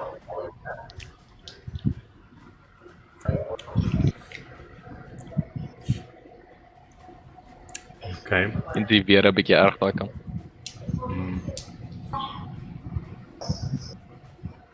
Okay, good. We'll just continue for now. Garrison Guard 7 is going to go. Oops. Is going to go through this 10, 20, 30 over here. And yeah, now that the Grand Garrison are sort of like taking a beat on this situation, he's going to train his gun on this guy over here. So there's a bunch of held actions at the moment. Alexander, it is your turn. Alexander will limp forward, make awkward eye contact with the quote-unquote traitors in the court. I will try to pick up my brother's unconscious body. Make an athletics check.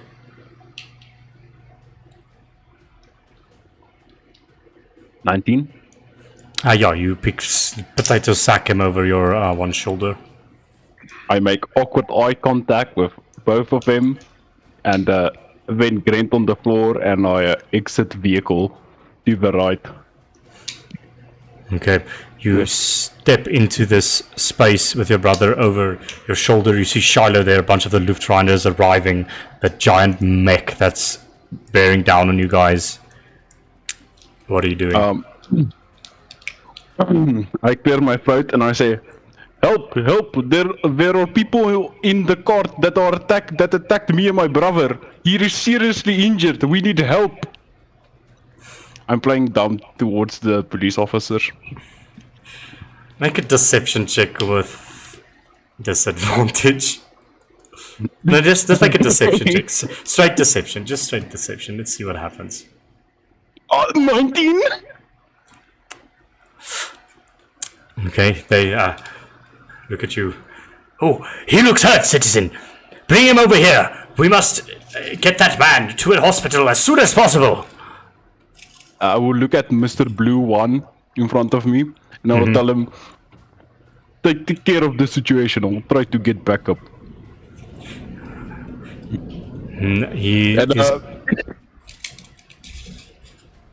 Yes? He just looks at you. And he will say, "Running from the fight, are we? Need I remind you that if we don't get this device to the amphitheater in one piece, the clockmaker will have all of our heads." I have a plan, don't worry. And I start walking towards the giant mech of death. Okay.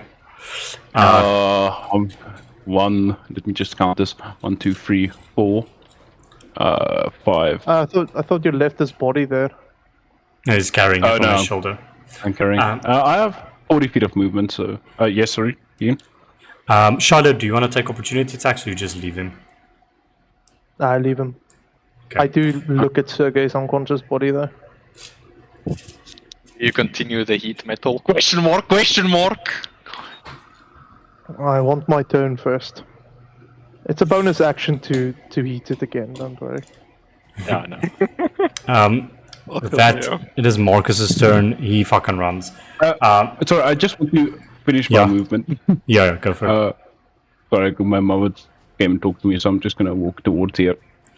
The And I'll figure out the rest of my plan during the next turns. The mech turns towards you, looks at you for a moment, and the police are very confused at the moment, so I think they're focused on this situation, and they're seeing a hurt person. They're not going to do anything right there. Shiloh, it is your turn with Solon on deck. By the way, sorry, Grant, are you back yet? Oh, I think he left. Shit. Okay, Solon, what are you Maybe doing? it's his Oh, sorry. internet. Yeah, sorry, Shiloh, it is your turn. What are you doing?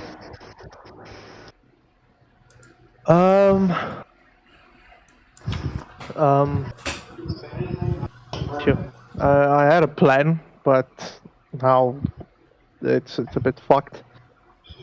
I think Shiloh just retrospectively sees that you walk out of the cart with your brother, and you see Shiloh kind of ignores everything else that's around him, and he holds out his palm as to once again use the heat metal. Then he just takes a closer look and sees that Sergei is absolutely fucked. And then I think you make eye contact for a second and you start walking away. Shiloh leaves you, and then he looks into the cart, yells out to Solon, "Solon, what the fuck did you do?" You just see Solon like peek his head out like from this way. I just wanted to teach him something. It might have been a bit overkill. It'll be fine, I think. Violent maniacs. Right? All of them. Which Grand Garrison Guard goes after myself?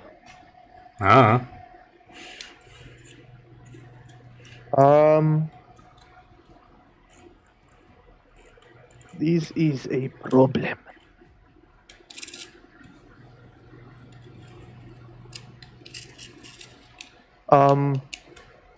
Shadow just fuck, dude, I was about to help Sergei, but now I can't. Why not? Because I'm gonna get an attack of opportunity. If you want to do like healing word or something, I would allow you to do it as they I don't walk have healing past. word. Or okay. I don't have healing word. I have a potion though. You have an arm. Would you allow me to retrospectively hand Alex a potion? Sure. All right. Then once again, as just before you make eye contact with him for a second, and he says, and he reaches into his pocket, throws it at you, and just says, Alexander has a confused. He has a puzzled look on his face when he gets the potion. make sure he doesn't die. I need answers from both of you traitors. The puzzled look then becomes an angry one, but grateful. And yeah, you get a potion of, the thing is, it's just called potion of healing, I think, because I have a potion of greater healing, and then you just gave me a potion of healing. Yeah, it's just a normal one. Yeah, it's just a normal one. What is a normal one? I think it's Because like it's like 2d4 plus 2 or something healing. I don't really remember right now. Okay. Okay. Cool. On my turn, I am going to bonus action pop my potion of greater healing to heal myself. Okay. For 4d4 plus 4. Go for it. I heal for... That's not bad. For 15 points. Cool. That's almost all my health. And then, as an action, okay, the guy in front of me. So he's wearing like a metal armor, right? Yes, he is. How interesting! But no, I could with my second level spell slot spot. I am going to shoot him with my freeze ray. Oh shit. Okay. What's safe Can is he that? please for me make a con save? Liner concept. What's the DC? The spell 15. save. 15. That's a 10. So Shiloh kind of, after contemplating what just happened, very angry at Solon, also angry at the brothers, and then he realizes there's this behemoth of a man right next to him, and he said, "Oh, yeah, you," and he opens his mouth and this, how do I explain? You know, like when you walk into a fridge, like the steam, the cold steam that just emits from everywhere, it just comes out of his mouth, and it freezes the bloke. Okay. Just read me again. He becomes stunned and gets temporary hit points or something. Yeah, he gets 5 temp HP, so that's the ice's HP essentially. And I'm gonna roll a d4 to see how long it takes for him to thaw. Okay. Only for 1 round. This is only Okay. gonna last for 1 round. Okay. Cool. So this guy just freezes partially into a block of ice, and he just goes, Your stinking magics! I will be free of this, and then I will crush you into the ground! and his face just freezes over with ice. And then, what the fuck is he map? Okay, that's my bonus action. Shallow is going to run back into the cart. Okay. Damn dog. He's not very happy at the moment. The machine, how does the machine look at the moment? We've It's completely forgotten about it. it is sparking a little bit. It's not broken, but it is deactivated because of the pulse. But you gather that after the pulse's effects have run its course, it will return to functionality. So it still needs to be destroyed. Yeah, okay, so I don't have any actions left, so I'm gonna leave that for my next turn. I do remember everything that Alora has told me though, so Yeah. You do, however, just with your passive perception, glance through this window, and you see Alora just like, for some reason, walking closer to the Luftreiners. It seems like she doesn't have control over her situation right now. in that case, so Silo will then just yell to Solon. He says, please refrain from being more of a liability than you usually are. Go help Fraulein Alora. Isola just gives you like it is guilty look. Go! The type of. I guess you're done. It's your turn now, Solon. Yeah. So, would it be an object interaction to get rid of the foot restraints? It's going to be an action, but you can also attack them with your sword. They do have HP. So basically, I can use one attack against them and then another Yes. one against if I okay. Yeah, okay, I'll do that. I think Solon will like just sit down, like push out his legs out straight, so he can get a clean strike. Okay. I think he'll try to swing at it. Okay. Go for it. One of the attacks. A 24 to hit. Yep, that hits. You have to do 10 or more damage. 15. Yeah. Pling! The shackles on your legs break. You no longer have half movement. Okay. Do I know where Alora is at? Shiloh pointed it out to you. Okay. And I then would say I'll- you know that this window is also broken. I'll run over Grant and then jump out. Okay, you Just dive through. jump out of the window, and the two guards are like, "What?" hello, officers. And the Solar will stand back up and use the rest of his movement to just run. Yeah, 10 movement over there. Okay, cool. Go for it.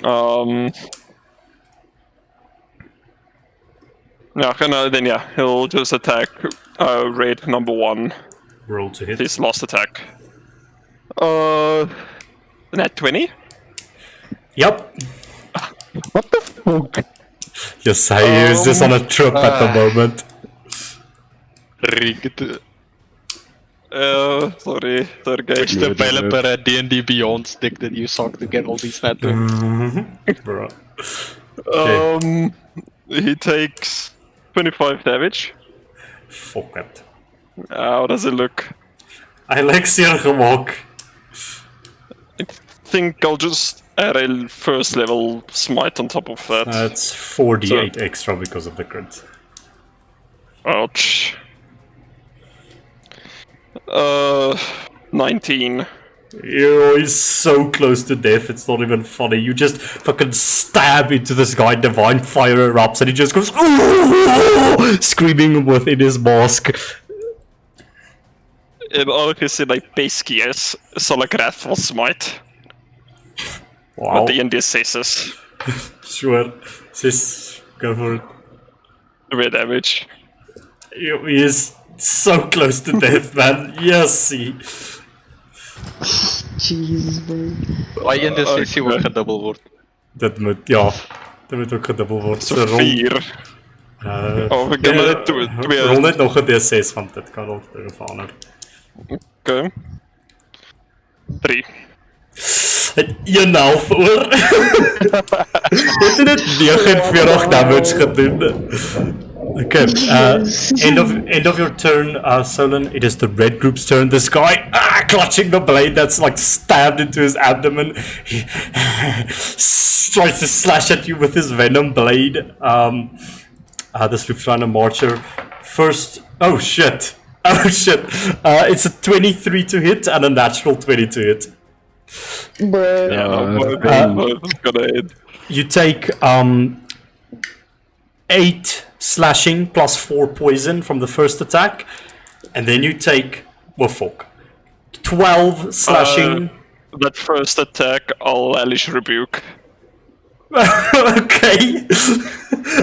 You know what? Then he burns up, and he doesn't make the second attack because he slashes you, and your eyes like glow, and I think your mouth opens. It's just light of the sun emits from you, and you just burn him alive, and he can't make that second attack against you, and he's dead. What? Cool. In that, these other two look horrified, but they do take out vials, and they're going to do 2 volatile brews. So it's going to be a 15-foot radius that they're going to try and strike over here. Let's see what effect they have. Okay, so from the first alchemist, make a dexterity saving throw, please. Okay, he throws a green vial at you, and 14.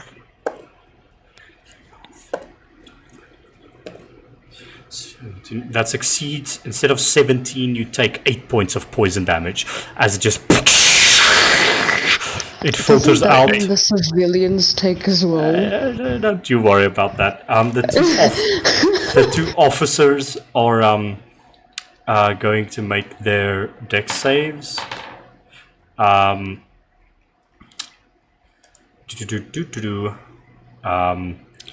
the one fails.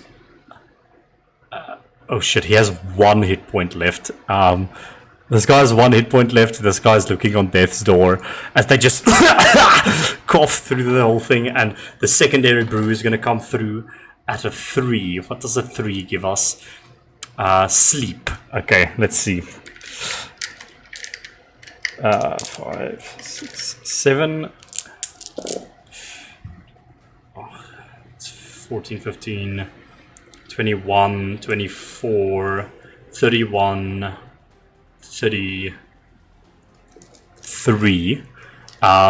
So the civilians look on death's door, but all of them fall asleep, as well as the 2 officers. I'm going to say remaining... do you have more than 15 health left, Solon? Yeah, I've got Okay. a lot more. You do not fall asleep, but all of these people over here fall asleep because of the sleep potion that this guy just threw at all of them. You just watch a whole group of people fall down. The 2 officers fall asleep, and this Lufthansa Marcher as the back is going to run around over here, and he's going to try and stab you. Misses with the first one. The second one is going to be a 25 to hit, and you're going to take 6 slashing and 2 poison damage as he just slashes across you. Cool. End of that. Garrison Guard 3 and Garrison Guard 6. This guy is going to try and just haul away this criminal over here, just pulling him along. And number 6 is going to go and move through the crowd. 1, 2, 3, 4, 5, 6. See this whole situation happening, see everyone asleep, seeing you fighting the Luftrunners. He's going to say, okay, we're taking action here, and he's going to fire upon this red number 1 guy with his carbine, and he horribly misses. It strikes into the wall. Cool. Now the blue group goes. This guy is currently stunned by the ice, but he gets unstunned at the end of his turn. Then,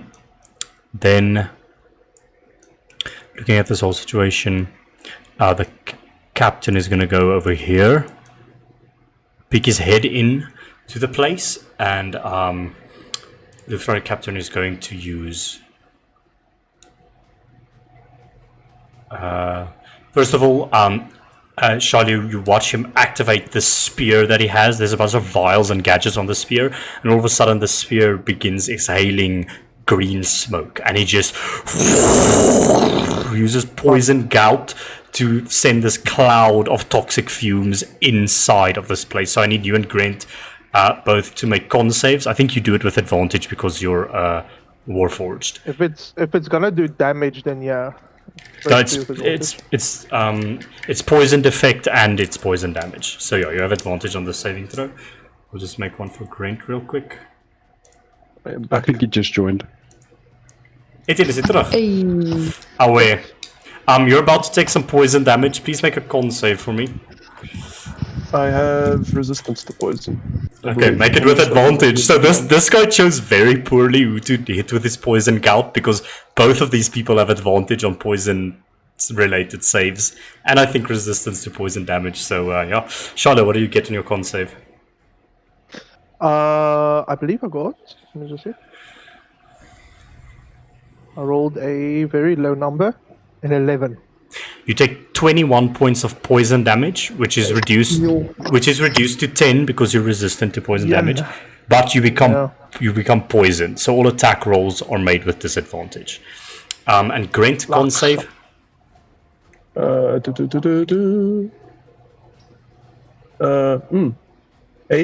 Oh no, wait, I'll make this with advantage. 10. 21 poison damage. If you have resistance, that becomes 10. Okay. And you are poisoned, so it is disadvantage on any attack rolls. And that's oops, that's the wrong one. Where's my poison thing? No. Next. Dead. No. Blinded. Prone. Charmed. Stunned. Frightened. Incapacitated. Petrified. Hasted. Grappled. Huh? Exhaustion. Invisible. What the fuck? There isn't a poison. Oh, here it is. Both of you are poisoned. And he's going to then use the rest of his multi-attack to do Venom Halberd against you, Shiloh. So he just unleashes this noxious fume into the place, and he strikes you twice with his Venom Halberd. First to hit is a 21. Second to hit is a 12. 12 misses. Okay, so 12. The first one is going to hit. He's going to deal a bit of damage to you. You take 7 slashing damage plus 4 reduced to 2 poison damage. And I would say, with that, I'll just let these guys go quickly. This Marcher is going to run around here, and he's going to see Silas at the top, and is just going to take a pistol shot against Silas real quick, which is a 20 to hit. Reaction. Shield. You bring up that barrier of ghastly poison and gold, and the bullet I think the bullet gets consumed into the poisonous aura around you. It like decays as it's traveling, just becomes nothing. And we'll say at the end of that, we'll say, Grant, it is your turn now. Okay. I'm need to reorient myself quick. You are still cuffed by the hands and feet. We attempt again to break. Let's do it. Okay. The DC is lower now. Please make a strength check for me. That's 6. Nope. But you do have another hasted action from Noradrenaline Surge. Oh, yeah. Oh, true. We try again.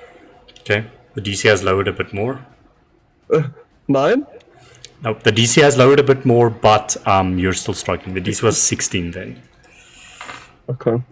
Grant is just fucking chained, bound, and gagged. Okay. That's the end of the blue group's turn. Now it is Grand Garrison Guard 4's turn.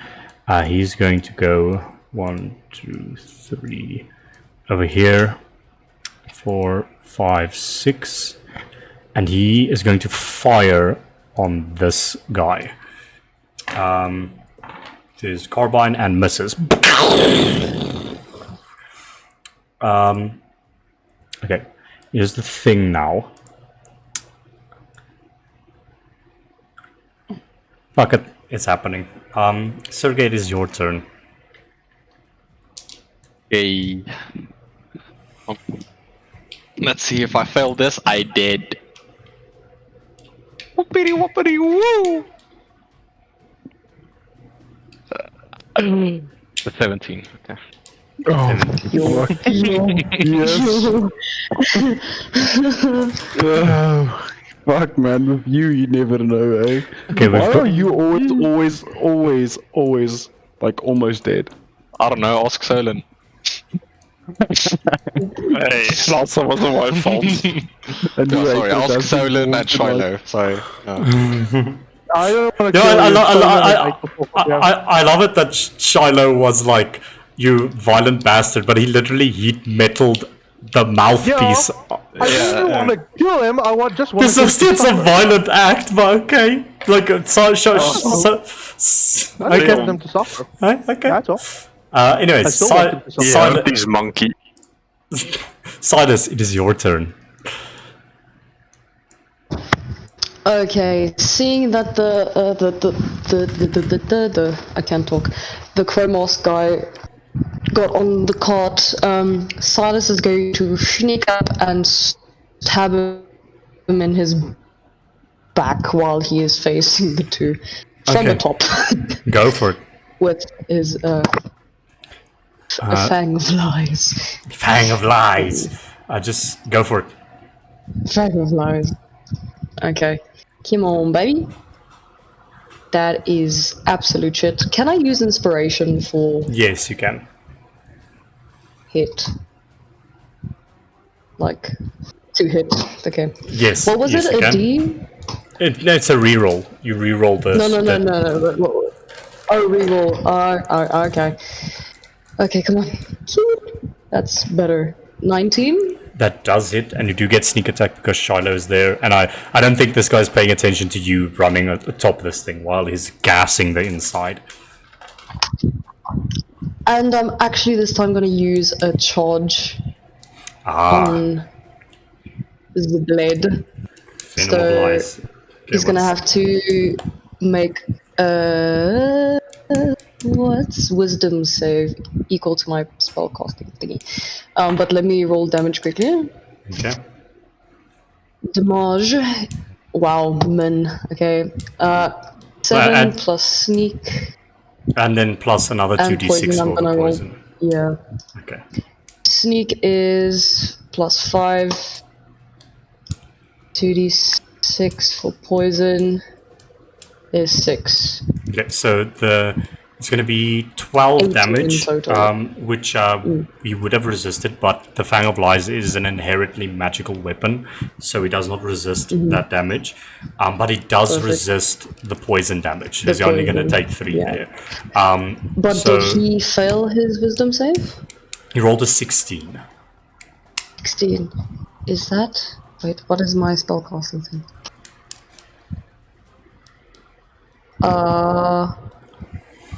I do believe he succeeds. Yours is probably like 15 or something now. I'm I not think sure. it is 15, yeah. But Okay. does it have a plus something? No. Okay, so I'm No. not invisible to him. Fine. No, no. But he takes 12 damage. Okay, go for it. And that's your And- first. That's your attack with your action. Bonus action or movement. Bonus action. Actually, I think I don't want to use a spell slot. Okay, bonus action, can't really do anything. Movement, I won't be able to just like kick him out or anything Nope. or move into Yep. his space, so Nope. for now, I'll stay here and just like stab Okay. him in his back. All right. Are you gonna make a secondary attack or just chilling there? Oh, can I do that with a bonus action? Remember, 2-weapon fighting. If you had another blade out, or is it just the Fang of Lies? Well, I have my 2 wound touch swords, so Okay, I'm gonna say for this round, Okay. you did free object interaction to bring out the Fang of Lies. So next Yeah, round you okay, can do free. okay. Okay, so Next for now, round, no. yeah. Okay, Cool. Grand Garrison Guard 2 is asleep. Alora, it is your turn. You come out of the stupor of that hallucinogen and you're surrounded. Solon is with you. What are you doing? 2 questions. So the flares, the orange flare, do we know how big the range is of the It's a 15. Explosion? It's a 15-foot radius. 15-foot radius? Okay, so that's gonna kill some people if I do that. Okay, so she's just gonna... she's gonna cast Sword Burst, and everyone in a 5-foot radius, sorry, Solon, is gonna have to make a dex save for me. Okay, let's make it for all of these Luftreiners. The Alchemist, what is your DC? 15. 15. So the Okay, Stalin's Alchemist, okay. Alchemist 1, nat 20, next one, nat 20, next one, nat 1. Okay, so the 2 Alchemists succeed. They see this coming, they jump back, but number 2 is going to take some damage. Okay, let's see how much it is. Wow. It's 6. 6 force damage. Alright, do they take half damage on No. success? Okay. So what does this magic look like? Unfortunately, This no. is the first time casting one of your wizard spells. Yeah, she's gonna be quite frustrated and quite confused, and she's gonna look around and be quite panicky, and then she's gonna feel this magic start swirling up on her. It's quite chaotic. She doesn't know how to control it, and then suddenly this massive burst of energy just appears, kind of shaking everything. That's why it was also hitting Solon, because she can't control it. So Okay, massive burst of energy just erupted from her. awesome. And bonus action movement. Bonus action. I'm gonna move my sanctuary to Solon because Grant doesn't need it right now. And Okay. yeah, that's all. Cool. Sanctuary move to Solon. We've got Grant coming up almost, so just prepare yourself. Grand Garrison Guard 1 is going to go. He's asleep. Never mind. This group is going to go. This man is stunned. He will make a check real quick. Con save. And he fails. He remains stunned. The other green guy is restrained. He's going to try an athletics check to get away. The Grand Garrison officer does not let this man go. Like, this man is just out of the fight now. He's just like, Where do you think you're going, brigand? You and your devious group, you have no place in this city. Cool. The end of that, it is the Imperium Sentinel's turn. The Imperium Sentinel walks up to this guy and ominously stands behind him. And you just... This guy is just like sweating nervously. You can't see what's happening behind him. And then the Imperium Sentinel is going to use Detain. And he consumes the guy within him. And That sounds familiar, I'm not gonna lie. So the Sentinel attempts to capture a creature it is grappling. A failed check, the target becomes restrained and blinded within the Sentinel and moves with them. And it's a Musha strength check to try and get out of there, and they take lightning damage. So like you just watch the Sentinel walk up, his chest open up, and he just shoves the stunned guy within him, and his chest close up, and you just hear screaming from inside as the guy's being electrocuted within this this mech. And then he's going to go moving in front of this guy. It is now Grand Garrison Guard GGG's 5's turn. He's going to fire with his carbine on the armored fellow and misses. Grant, it is your turn with Alexander almost on deck. What you doing, Grant?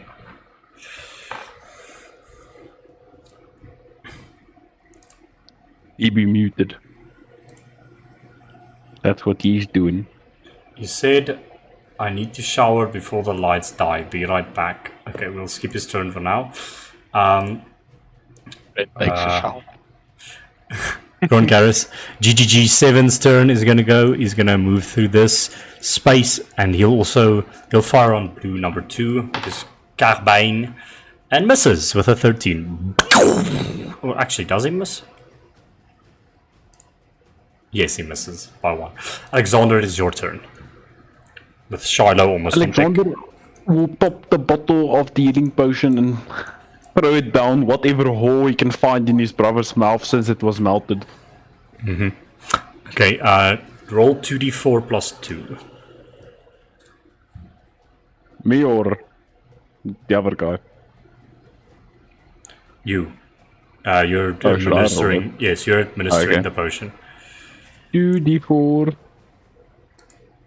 plus 2, so that's 7. Sergey, you regain consciousness and 7 HP. Your body very hurt and still charred from the holy fire. Keegan. Let Yes. me Oh, yeah, but- 7 rounds from now, so I can start moving again. I have a question for you. Yes. Where is a certain mysterious cloaked figure in this fight? Is it really all what Clockmaker gives us? Vox is nowhere to be seen. That can't. Bro, I don't even know it. He set us up for failure. Doesn't he see the fucking explosions in the street? Well, fuck, bro. I don't know what the fuck to do. I drag Sergey by like his collar to here. I put him down like that he sits. And I stand across to him. I look at him dead in the eyes and I ask him, "What the fuck do we do from here, brother?" Can I sort of take a survey of the battle, like as Sergey? He just wants to see, basically what's going on. Does it look like the cops, like the Grand Garrison, or that they have the upper hand, or the Lufthansa, or whatever? Make an insight check for me, and we'll just sort of semi-step out of initiative for a moment with you two. Sergey, you're laying against this rock in a lot of pain, and you're just looking at this plan that you were part of. This mission that you were given to see this thing safely get to the amphitheater is just going up in smoke. Like, what's 6? I think you're a bit hazy at the moment. It doesn't look promising. You're unsure. But what's going through the both of your heads at the moment? when you say it doesn't look promising, do you mean it doesn't look promising for the Luftrunners to win? Yes, I mean they have Imperium Sentinel grabbing people, Yeah. and Oh my word. Okay. Let me just. Well, okay. Well, firstly, Sergey is very pissed at Shiloh and Solon. Very fucking pissed. And Neutral? but he looks at this, and I think he just says to his brother, "It doesn't look like Plan A is going to work." I can't do anything anyway. I think I'm just gonna lay here and rest for now. I agree. Just slumps back, heavily breathing, looking I at the agree. sky. This plan has gone tits up. I don't know what the fuck the clockmaker is thinking, but we clearly needed more support. Maybe it's just as big of a moron as full-on. I will pick up Alexander. I will pick up Sergey. Let's go, brother. I don't think we need to stay here. This battle is lost. And I will pick him up, and I will proceed to fuck off into this direction. okay. As It was you, 15 feet. as you Yeah, two, sorry. I'm gonna say as you two walk away, you sort of leave the combat field for now. Going off of that, we're going to move on in initiative for now. Marcus is still running. Charlotte, is you with Solon on deck. What are you guys doing? So this guy in front of me. Charlotte's gonna look back at the machine behind him. And gonna look back at the person. I suppose you've been sent to protect this machine, have you? And he just looks at you with this pitch black armor with that spear in his hand, this green haze of a smoke. And he just says, "That is none of your concern. Now why don't you stand still and allow me to skewer you before you mess this up more than you already have?" Stralo is going to cast reduce on the machine, making it 1/8 its own size. Sure. Isn't it Would you half allow its me- size? 1/8. Is that 1/8 of the it- weight? Or is reduced different? It's reduced. The target size is no, it's half. Sorry, enlarge is 1/8. Yeah, so it's half the size. Okay. You action reduce on the machine. The machine shrinks. I think some of the pipes and things and wires that were woven into like the wood of this cart, it doesn't reduce with the machine, so some of the wires and the piping erupts as it reduces. And it sparks and almost short circuits. And he goes, What are you doing? Stop that! And he's like trying to slash at you rapidly now. Would it be a free action to just yoink it, pick it up? Yes, but it's going to require quite an athletics check. This thing is quite large, even in its reduced state. It's like, it's almost taller than, no, it's just slightly shorter than you, even in a reduced state. What is its dimensions? Because the dimensions, yes, that's what I'm speaking about. So we'll say that the dimensions are like, it's like 10 by 15 feet, and when it is shrunk, it will become 5 by 10 feet or 7.5 feet. So it's still like large. Okay. I just wanna. Yeah. Okay. You say I can just attempt to just pick it up. Athletics check. Yeah. Actually, I'm gonna. Now thinking of it, it's 7.5 feet tall, 5 feet wide. It's made out of like pure metal, so you can like tip it over, but I don't think you will be able to lift it. I don't think you have the capacity to do that. It's like lifting a fridge essentially by yourself.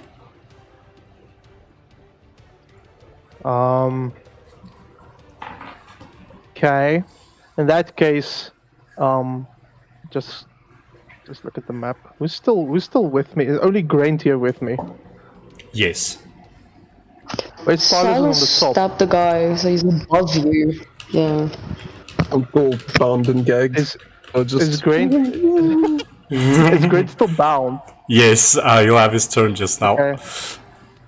Okay, then just wait just a minute. Then wouldn't of course reduce. Because I wanted to make my escape, and I'm not just No. gonna leave I'm gonna say that reduce already happened.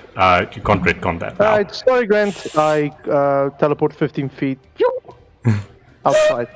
And I yell I yell out to I yell out to Silas on top. Hey Silas, Grant is going to be needing your help. Where are the brothers?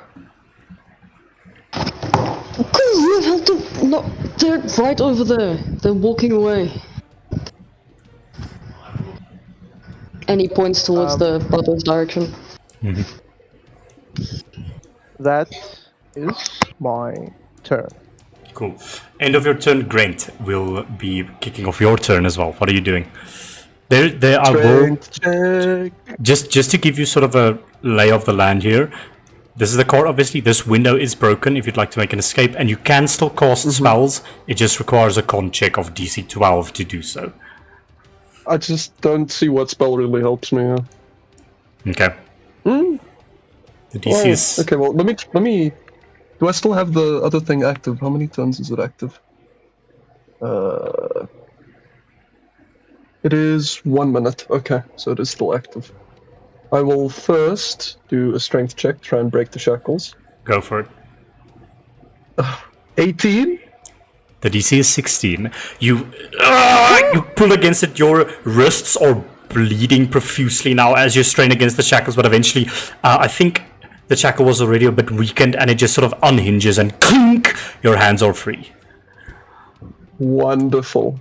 Are my feet, like... Is it also chained? Yeah, they're also chained, so it gives you disadvantage on dex and strength checks, and halves movement. But because of noradrenaline surge, you have double movement, so it cancels out. That's fine. I'm gonna conjure blood weapon. Okay. On second level. Okay. I'm just gonna from my bleeding wrists, just form like a cudgel or hammer and just smash the shackles in the middle. Okay, make an attack roll against them. AC of 10, and they have 10 hit points, but you must do 10 or more damage. Oh, I'm just gonna use the daggers. No. This.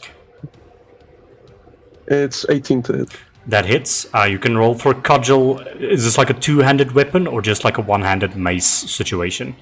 It's, I think, like a one-handed mace, probably. Okay, then... so damage is...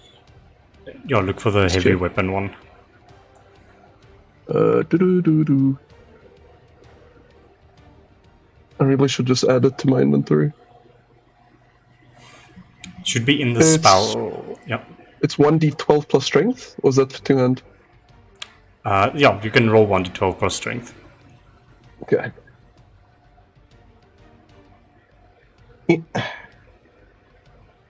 That's 12 damage. Yep. You break the shackles on your feet.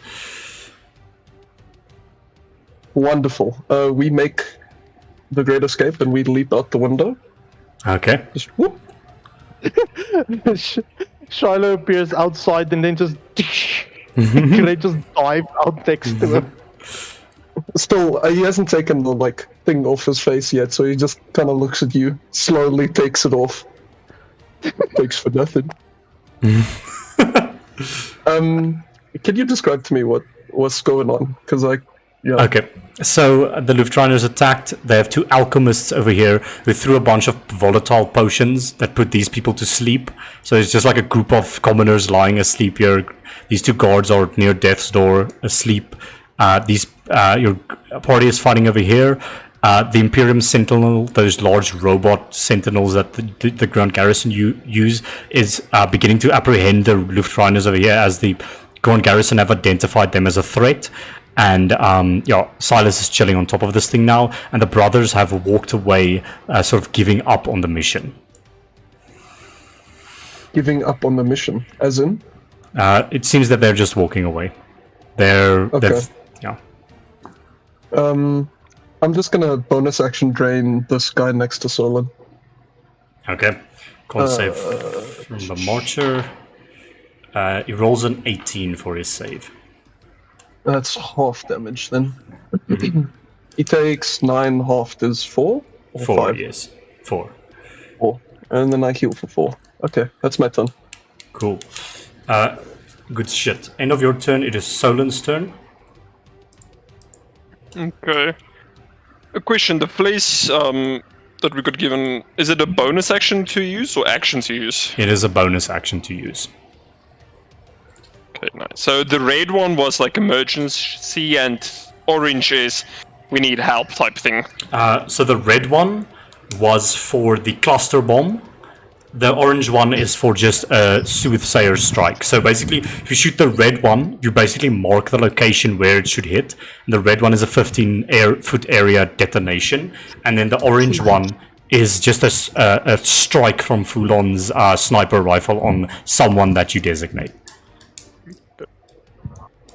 Would you say, if I, let's say, do the red one on our location, would I be able to use my body to block for Laura? So I take basically the brunt of it. Just quickly show him how big a 15-foot radius is. Yeah, it's pretty big. Just quickly. Thank you. So you can strike it like there, but you can you can give yourself, you can automatically fail the save, and then I'll say that Alora automatically succeeds. So she'll take less damage, but she's still gonna take damage. Yeah, a lot of damage, man. Do it. Okay, I think in that case, I think Solon will pull the red flare out. Okay.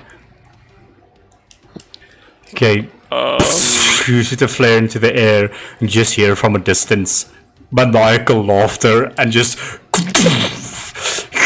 Although I think Solon will then try his best, like to block it for Laura, so basically fail the save. You fail the save automatically, and you watch this rocket shoot through the air. It detonates, and just the shrapnel rains down on that area. So everyone in that area is going to make a Dex saving throw. You fail, Laura automatically succeeds. The Marcher, natural 20. Alchemist fails, and other Alchemist succeeds. So Alchemist 1 fails, Alchemist 2 succeeds. You're each going to take a certain amount of fire damage. 16. That's going to be 23 points of fire damage. So half is 12.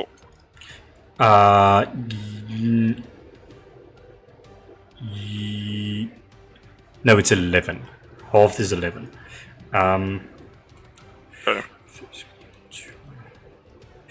So that detonates in that area. The others, it's 23, half is 11, so this is going to be 20 for this guy. And red 2 also takes 11 points of damage. Okay. How much damage is Alora taking? Laura, you take 11 points of fire damage. No, she doesn't, because Charlotte's gonna see Solon Vrachtak shooting a flare on top of their heads, and he's just going to facepalm and use his reaction to use his Ring of Zephyr on on Alora, and she only takes 1 damage because he minuses Hey, the but you also did see Solar did put his body in front. Yeah. But he still helps her out a little bit because he knows that that's not gonna be fucking enough. So Solon, Did you you just take. loot yourselves? Oh my Yep. god. So that shrapnel rains down as fire in that area. Everyone takes damage. Solon, you take the 23 reduced to 11, and yeah, Alora, you take 11 reduced to 1 because of Ring of the Zephyr barrier. Cool. That's your bonus action, Solon. Action, I'll just move up there. Mm-hmm. So which one of these 3 looks the most hurt? Alchemist number 2. I'll hit Alchemist number 2. Roll to hit. I'll just do 1 attack for now. It's 25 to hit. Yup. That's 15 damage. 15 points of damage on death's door, this guy.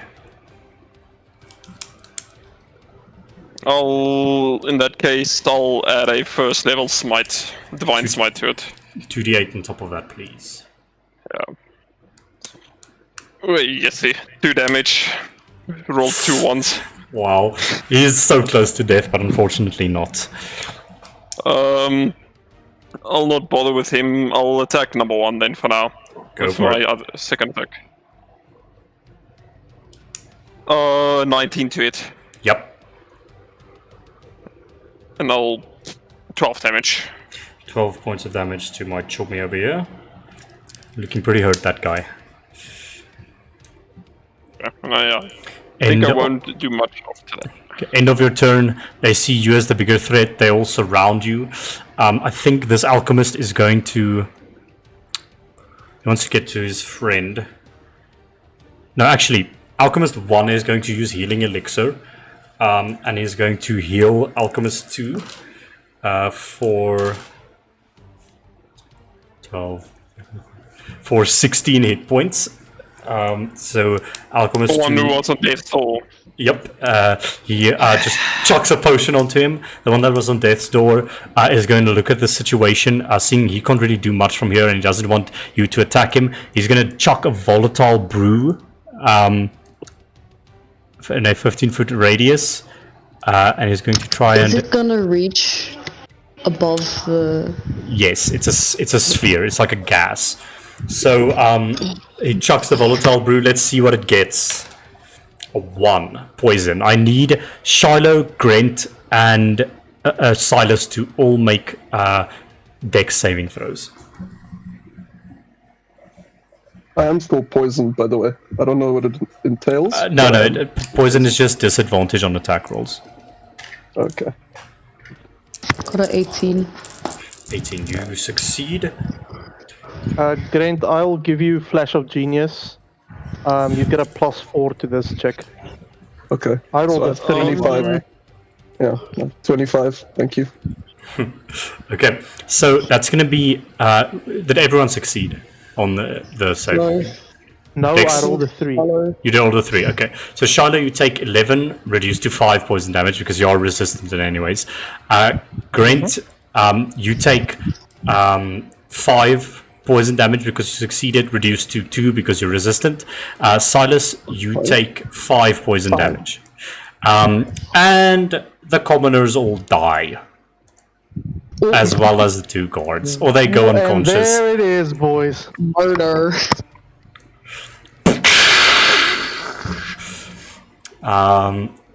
Cool, that's the end of his turn.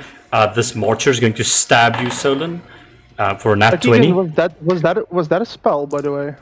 It was not. It's alchemy. Okay. They do not cast spells, these people. Wonderful. Solon, you take 5, 6, 7, 8, 11 points of slashing and 7 points of poison. Okay. Grand Garrison Guard 3 is going to go. He's just gonna wall away this guy more. Like, he's just as this fucking assassin in handcuffs at the moment. It's insane. And now it is Grand Garrison 6's turn. He says, "By golly! This man just murdered all of those people! All right, then. You have crossed the line! And he blasts Alchemist 2. A natural 1. He flies 15 feet back and just crashes into this thing from the recoil of the gun and goes prone. You've gone too far this time.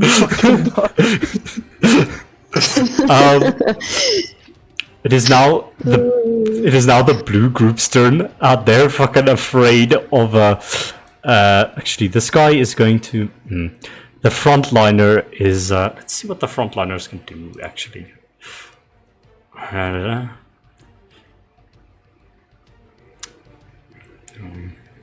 Can't really do that.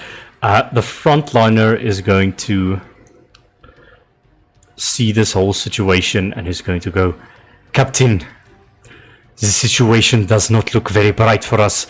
We are being surrounded. The captain sort of looks around. You are right. The clockmaker will have our heads for this. And he just goes, looks inside. We must get this device out of here and then leave. And he goes, very well. This guy is going to enter. The frontliner is going to go behind him, and the mech is not going to like that. And the Imperium Sentinel is going to use a slam attack and just like crush this guy with a natural 20. Okay. So this guy is going to. What the fuck is D&D beyond? It's just D&D in general, not D&D Luftliners. 23, Like, what the fuck? 28. He's going to take 35 points of bludgeoning damage or magical bludgeoning damage. So this guy is fucking holding on for dear life. Well, he's hurt, but he takes that hit, moves inside. Both of them are going to make athletics checks together, and they lift up the device. And they're going to, with half movement, begin dragging the device out of this place. So it is reduced, so they are able to do this. Can I not make like opportunity attacks, possibly? You would be in range, actually. So yeah, you would have got an opportunity attack on the frontliner as well as you went inside. So 2. Go for it. Make one attack with your Fang of Lies.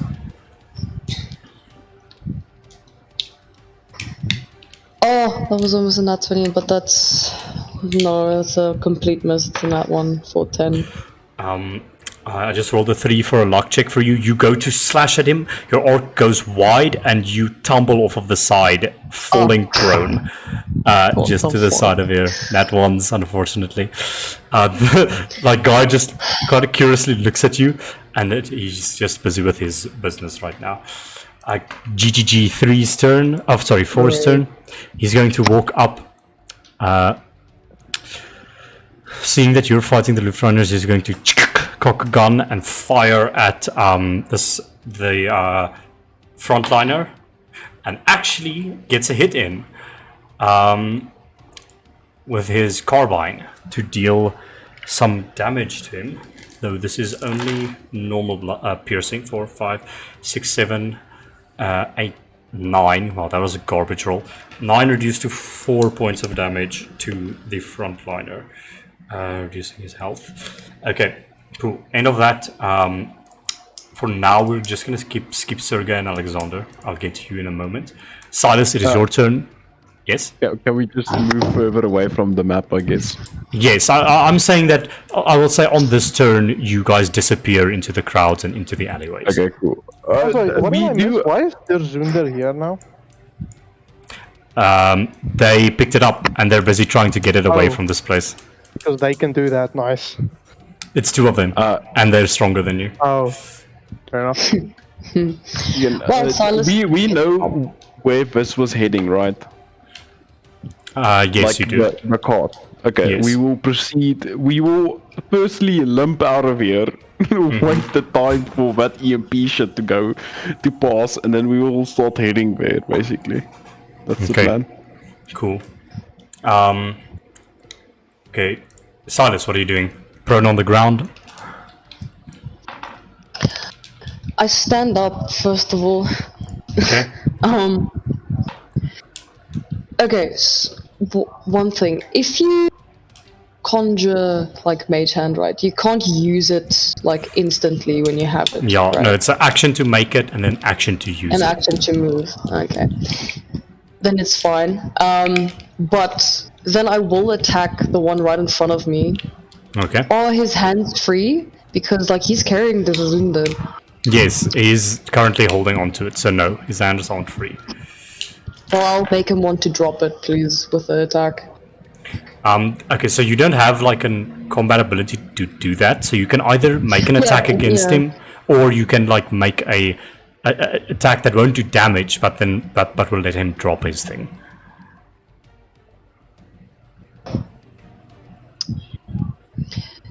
Fine, I'll let him drop it. Okay. Please For make my one attack, I think, because I'm taking out my Moon Touch. Okay. Possible. So you can like. Okay, so do you want to use like action to stab him and then bonus action to try and let him drop it, or what? Okay, never mind. Let me just make him drop it first, then I'll go from there. Okay, cool. Go for it. So I'm gonna make this an attack roll, and then I'll let him make a saving throw. So first you have to hit him. Attack roll with any weapon. Or Anyway, Fang of Lies or whatever. your Fang of Lies, whatever you want to use. Okay, here we go. Almost a nat 13. He clinks against his thick armor, unable to do anything, unfortunately. Okay. Jesus. Can I bonus action? Try again. Yes, you can. Okay. That's better. Okay. 25. Yes, okay, I'm gonna make a strength check for him to see if he can hold on to this. We're gonna call this DC 16 because he's carrying a very large object and you're harrying him at the moment. You sort of slice him at the area that's like at the opposite side of the elbow, like the inside of the arm. Palms. Yeah, you slice in his palms or whatever. He clasps his hands, the thing drops, and I'm gonna roll a luck check. The Derzunder drops and begins falling in his direction. I need you to please make a dexterity saving throw, Silas. It's like a tall, lanky object, so it falls towards him and towards you. So you'll make a dex save. Lovely. Okay. I hope this is enough. How much? D&D Beyond hates me, but it's 15. That's enough. So you take no damage, but he is going to take 9 points, reduced to 4 bludgeoning damage. And as the Derzunder falls, I'm going to roll just a check for the Derzunder quickly. Okay, the Derzunder is still fine and operational as it sort of falls over to the side, dealing damage to him. That's your action and bonus. You have movement left. Laura, you're up next. If I move away, he's gonna get an attack of opportunity, so I'm just gonna stay and keep my eye on Derzunder because I wanted to. Okay. Yeah, anyway, go on. Cool. Laura, it is your turn. So if I use one of the flares and put it on the edge of these red 1 and 2, how would it look? So if you want to use a red flare, remember each of you only has one red flare, but you could do it like that. Just check it might hit the guard. Will I sacrifice the guard? Yes, I will. I'm gonna use bonus action red flare Okay. on that area. Yeah. Well, you could maybe. No, it's hard, but you could maybe do it like this. But okay. Yeah. Okay. So you fire the red flare against the wall, and you hear more coming in hot, and you once again just hear the shot from far away and the shrapnel that flies through the air, and it strikes that area, and all of these people must make dex saves. They horribly fail, and they're going to each take 11, okay, not that much, 13 points of fire damage, which does hurt them quite a bit. Both of them are on death's door. That's your bonus action, Alora. Do I know that the Xander has been taken or not? The moment you hear a lot of scuffling there, you hear the clanking of metal as something big falls over, so you can maybe assume a few things. Something's happening there. If she does know that, she will run, she will take the opportunity attack, and she's gonna run up here and up here. Okay. 5, 10, 15, 20, yeah, 25. Okay. The alchemists cannot make opportunity attacks. So, Losers. but the Marcher will, not one. He slashes at you, twists his ankle, and falls and shatters this plant vase behind him. Laura, you definitely run. Charlie, you watch Laura dart past you, leap into the window, and Laura, you see this like Captain Luftrainer with pure black armor on, and he just regards you, trying to sort out the situation with the Derzunder that has fallen over. Okay, then with my action, I am going to cast. This might not work, but it might confuse them for it. But I'm going to cast Fog Cloud on this area. What's the radius for Fog Cloud? 120. Whoa, is it that large? Is that Yeah. Just look at the one that has the sphere around it. Yeah, I think 120. Oh no, feet is sorry, the- I read the one where it's not the one. It's a 20-foot radius. Sorry, 20-foot radius it's coming up. 120-foot range. I misread it. This gas cloud fills this entire space, and everything inside essentially becomes blinded. Okay, so Sanctuary falls away on Solon, Okay. which we forgot about. Yeah, and that's the end of my turn. Cool. GGG1's turn. I think he's dead. Yes, he's dead. Is now the assassin's turn. This guy's going to take some lightning damage because he's consumed by the Imperium Sentinel. He takes 17 lightning damage.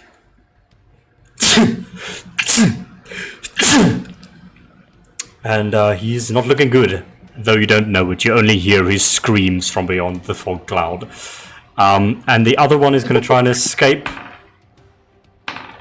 And doesn't. The one that's being detained by the Grand Garrison Guard tries to escape, but cannot. It is now the Imperium Sentinel's turn. The Imperium Sentinel looks around confusedly. And he... Let's see what he can do in this state. I think he's going to roll a check. Okay, that's good for you guys. He's going to remember that there was a bogey on his right side, and he's just going to multi-attack it twice with his slam attack. First one... oh shit, that actually hits. Damn. Chomi is going to take 11, 12, 19 points of damage for the first one. And for the second one, natural 1, is going to miss on the second one. Now it is Grand Garrison Guard 5's turn. He looks at this fog cloud and is just getting confused.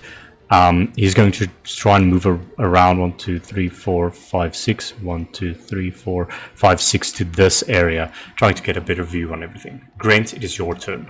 With Alex, oh no, sorry, we're not doing him. With Shiloh almost on deck. What you doing, Grant? By the way, sorry, Grant and Shiloh, please make con saves to see if you get rid of the poison.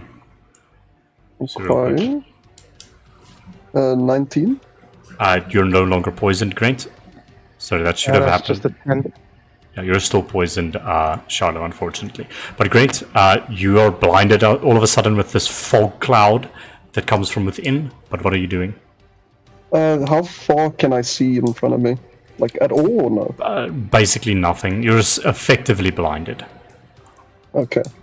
Well, I'm just gonna step out of it. And let's just run up to this Chomia and check him. Or Okay. actually beat him with the cudgel. Yep. Go for it. That is a... You have advantage. Okay. 22 to hit. That hits. Damage is a nice. Lowest roll I could get, that's 5. And then not Cool. even. That's 3. 3 points of damage, okay. Okay, well, seeing as that fucking useless, I'm going to instead... How is this guy looking? He's still looking fine. The other two are looking very hurt. Is it? Okay, in that case, I'm just gonna walk up to this man. And... what's the spell's name? I'm just gonna, like, grab him by the throat and just start just pouring blood into him. And I'm gonna use Bloated Rupture. Okay, just check. It was your action to attack with the... Oh, you've got I two still have actions. the- Never mind. Yeah. You do Bloated Rupture. How much is that? 33. 1 second. 20-foot radius, right? Let me just make sure. Yes.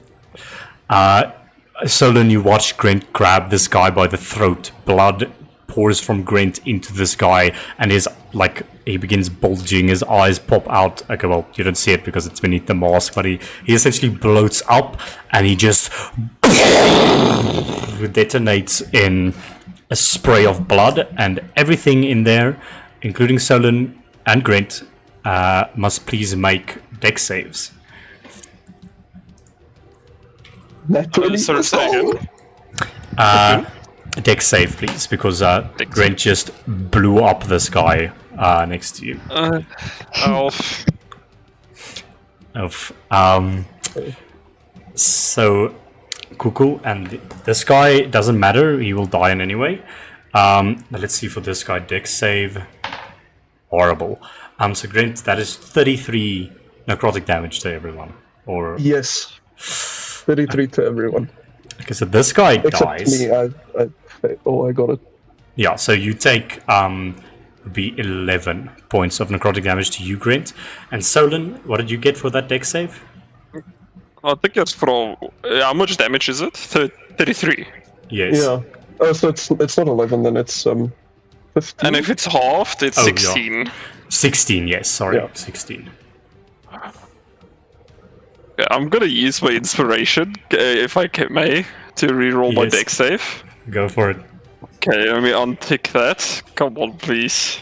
15? Beats it, I think. Yep. So yeah, So, yep.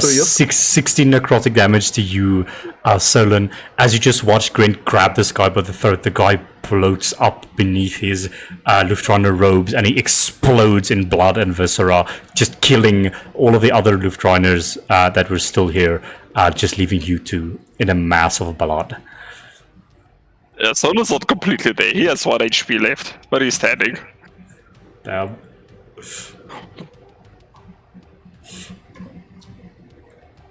That was your two actions, Grant.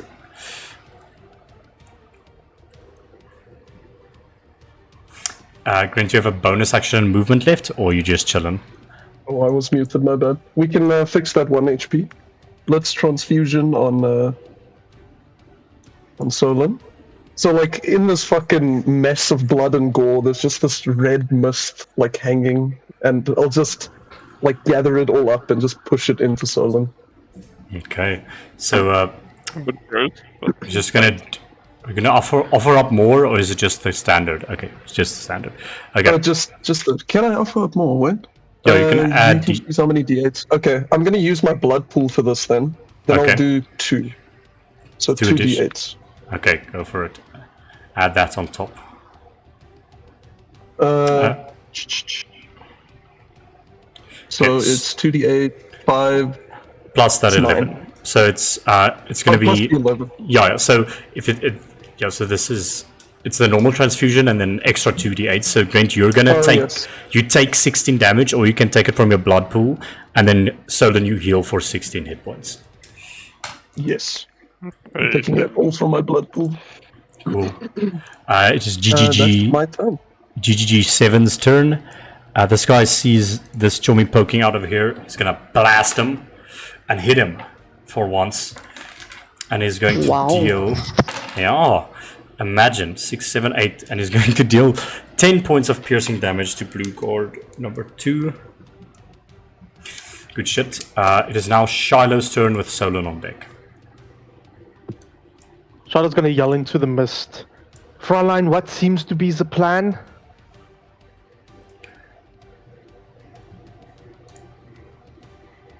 No response? Laura? I don't know. I'm just trying to get a thingy back. My thingy back.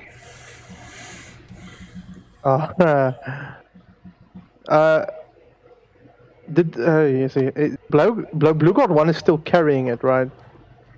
He No, can't. it was dropped. Heavy Yeah, it was on dropped. the About floor. both of them. On the floor, yeah. Yeah, that's going to be too heavy. Okay, now. Lost it for now.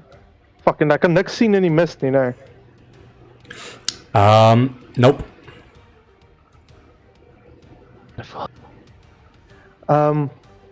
We need to get after the brothers. He said.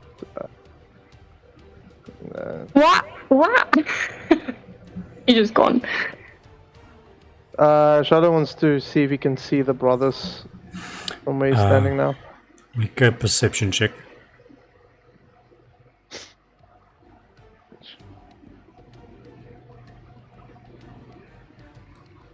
Okay, sounds good. That's a 17. I'm gonna say at this moment you don't see the brothers anywhere. It seems they have disappeared into the alleyways. Scheisse.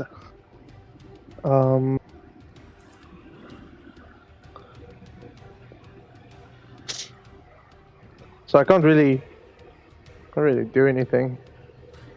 Alright.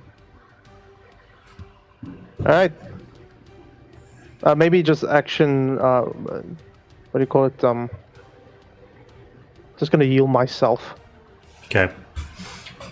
Cool. Healing yourself. At the end of that, Solon, what are you doing?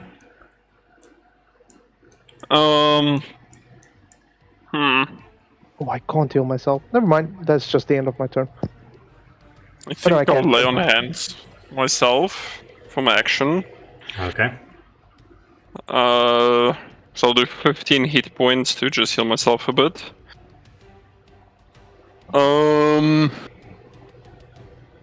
Would you say we'll be able to pass through this gap between the two carts, or not really? It will be difficult terrain. Then I might as well just go through it. Okay. I'll move up there. I'll climb through the window again.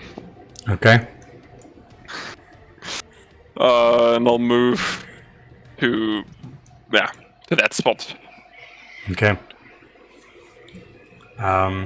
Cool. End of your turn. Red group is dead. Grand Garrison Guard 3. Is it this guy? No, that's 6. He's just gonna hold the prisoner away. Dead. Oh, No, 3 is the one that's capturing the Lufreiner. Now number 6 is going to go. He's going to stand up from prone. 2, 3, 4, 5, 6. And he walks up to you, Grint, and he's like, What the? What did you just do? That was horrifying! Saving the world. I just give him a thumbs up. Make a persuasion check.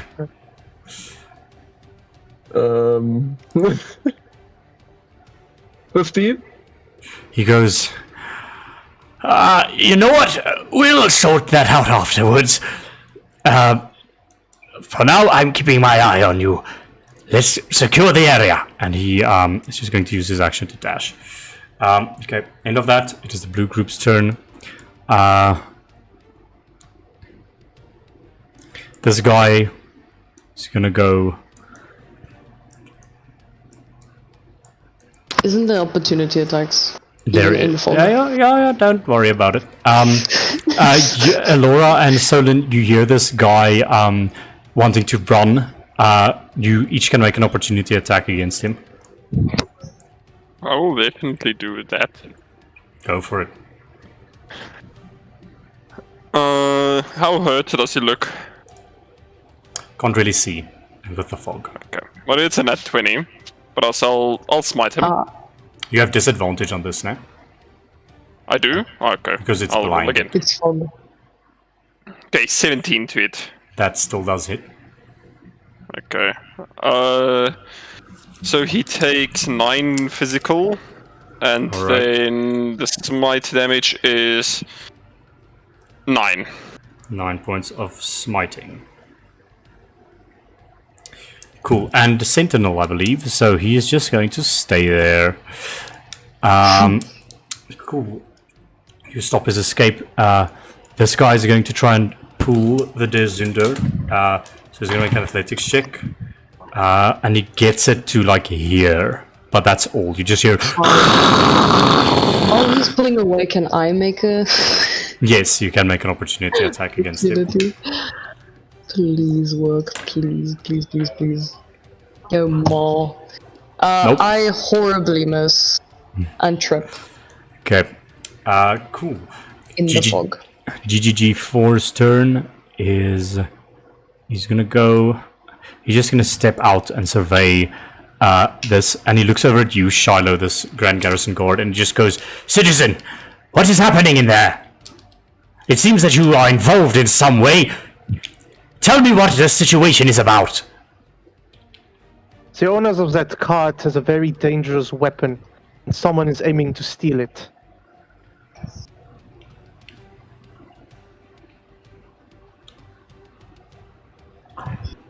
Okay. Hello? Make a persuasion check for me.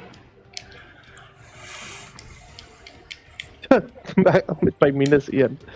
It's an 11 persuasion.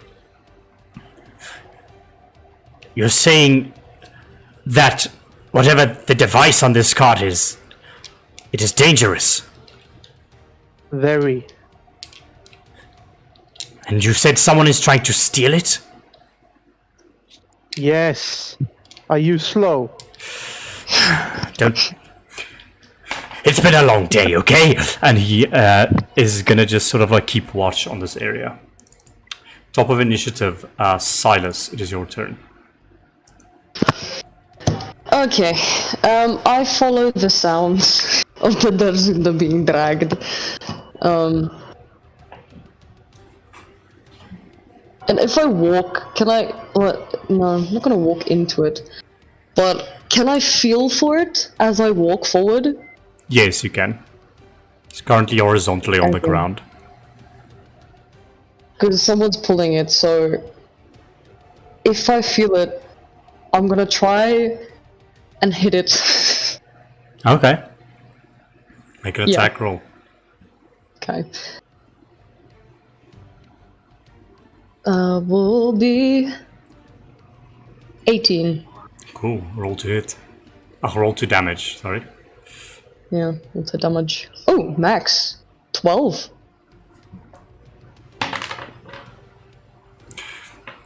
With that, I just rolled a con save for the Dezunder. You hit a valuable part within this machine, and Oh, yeah. you hear.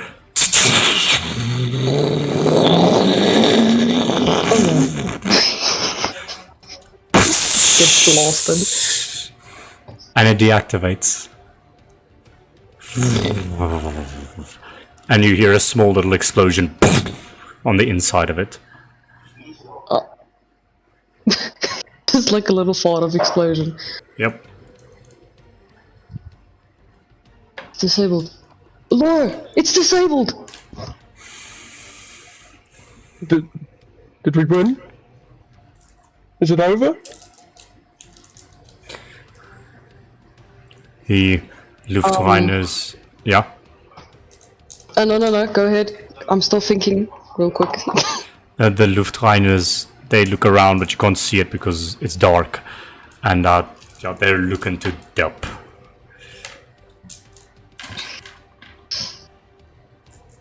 Okay, well... Jeez, what can he do otherwise? He's actually gonna ask Laura, remove the fog! And then, just keep his hand on the Terzunder if someone decides to still try and drag it. Fair enough. I guess. Grand Garrison Guard 2 is dead. We move on. It is Alora's turn. I can't remember, but is it an action to dispel it as well? No, it's a free action. You just drop concentration. Yeah, I drop concentration on the fog. The fog dissipates. And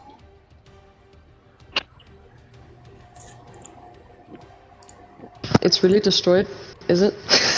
It's heavily damaged and seems not to be able to yeah. function at the moment. Beautiful. Damn. Sorry, my computer died. So just give me a second. I just want to get to my sheet. So I'm gonna take the opportunity attack again, and then I'm gonna move here, and then cast Tasha's Caustic Brew at 3rd level in a 30 feet straight line. Alright. I will just say this is sort of like a wall at the moment. You're not on top of it right now. You're inside of it. Oh.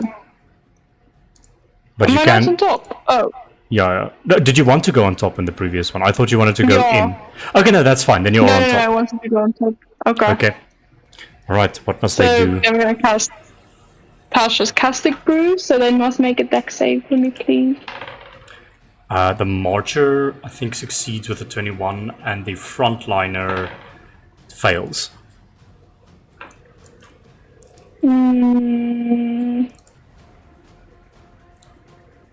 Okay, so the one that fails takes 15 points of acid damage, and he takes 2d4 acid damage at the start of each of its turns, so I'll just remember that. Okay. Oh wait, he So dies. he takes okay, Or goes unconscious. good enough. And the rest take half damage. Do they? It don't know. doesn't say here half damage. No half damage, okay. Yeah. And then bonus action. How is Solon looking? Oh, Solon is still fine for now. Okay. He's on 32 health, to be precise. Okay, bonus action. I have nothing then for bonus action. Bonus action is just gonna move to the Desander and look how it looks. Okay. Yeah. You can quickly make an investigation check just for free.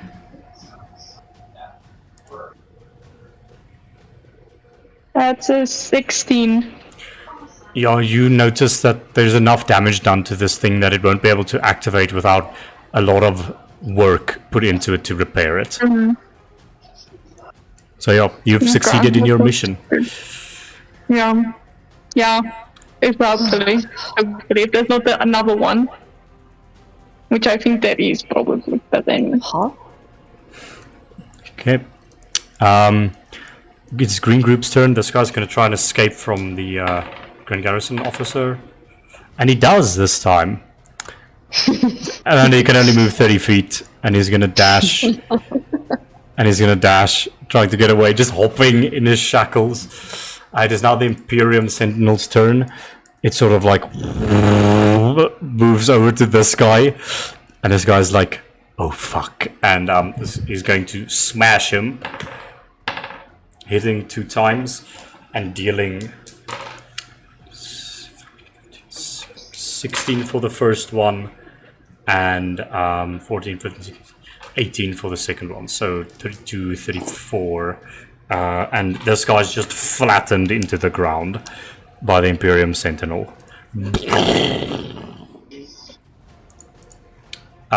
It is now Grant's turn. Okay. I will waltz on up. So it's 5, 10, 15. This is the last guy, right? There's no one else? Nope. Wonderful. Wonderful. We will use... I just need to find where it is. We're going to paralyze him. It's paralysis. It's a second level spell. Yes. Okay. We're gonna paralyze him, just breaks his neck. Alright, what save is that? It is a con save. He better hopes he fails. He fails. And we're going to go out of initiative as this happens.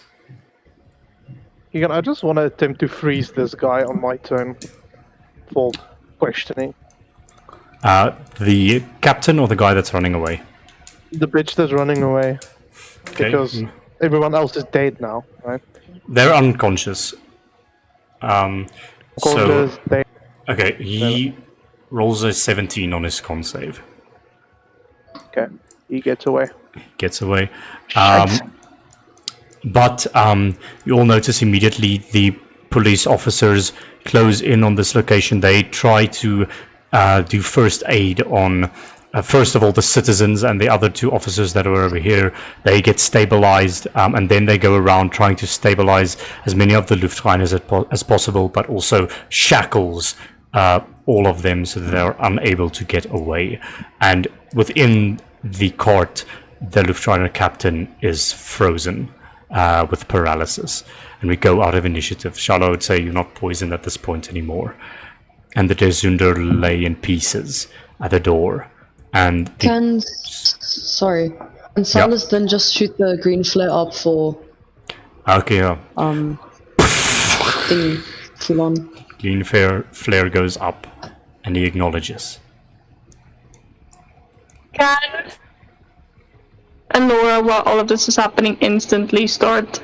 Doesn't want to move the Thunder, but she wants to investigate it to see if she can see any changes to her initial design. Shadow just comes around the corner and he just says, "Back up, back up, back up." Okay. Are you guys backing up? No. No, okay, No. cool. The thing gets back to its normal size. Oh shit! You're all pushed away from it as it it enlarges once again to its normal size, and an officer walks over to you. Laura, quickly do that investigation check for me. Yes. Is it investigation? Yeah. What's with my rolls? 8. As far as you can tell, it is your original design for most part of it, but it has been modified with a very intricate clockwork technology at its core. And I think what you gather is it can wirelessly transfer electricity, but there's almost like a safe switch that can be turned off that will allow it to sort of release all of its energy. Officer walks up to Alora. Miss Alora, what is going on? Well, we've been infiltrated. We need to get rid of this thing at instant. They stole our design and they tampered with it, the Luftrunners, in some way. We need to destroy it. What are Luftrunners? I don't understand. Just trust me. After what you just saw, those people attacking us, they are the Luftrunners, and trust me when I say we need to get rid of this thing instantly. Very well. I'm sure the Imperium can take care of that. No. Here and now. Very well. The Imperium Sentinel walks up, opens its chest, and an unconscious smoking Luftrunner assassin falls to the ground unconscious. And it is just going to use Tesla strike on the thing. And the officer goes like, Imperatus Imperium, destroy this. And the robot acknowledges, and it just opens its chest and blasts it with electricity. And the device falls out into pieces, destroying its core at the center. Thank you. You just saved a lot of lives today. I appreciate it. Miss Laura, I'm just quite concerned. I can't help but notice that this device was on the Steel's parade float, and you're saying it's dangerous. Yes, well, I think our float had been infiltrated. Well, tampered with in some way, I guess. That's certainly not good.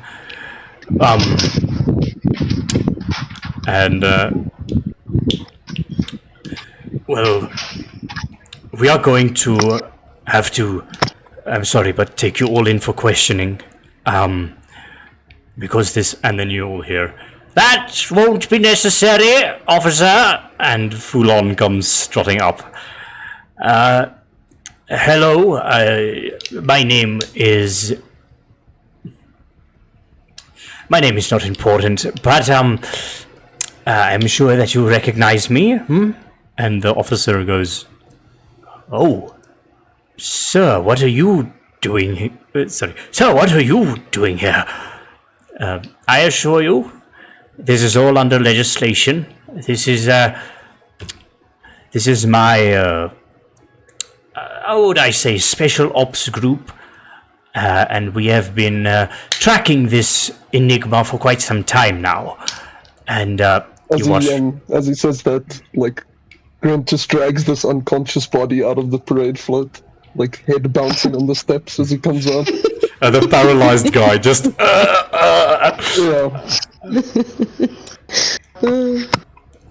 And Foulon literally opens like a wallet or something and shows something to the guard. And then he says, oh, so it is you. I never thought I'd meet you in person. And Foulon goes, yes, I get that a lot, but don't you worry, son. We are going to sort this situation right out. But fear not, the danger has passed. Please clear the area and do not let this little inconvenience stop the parade of progress, please. The guard goes, oh, very well, sir. And then, what do you all do in this moment as Foulon arrives and sort of calms down the situation? I'm just dragging the corpse. Just dragging him away. And Laura's just looking around, seeing if she can see Marcus. I know he ran away, but maybe she can still, like, see him somewhere. You do not see him anywhere, unfortunately. Okay.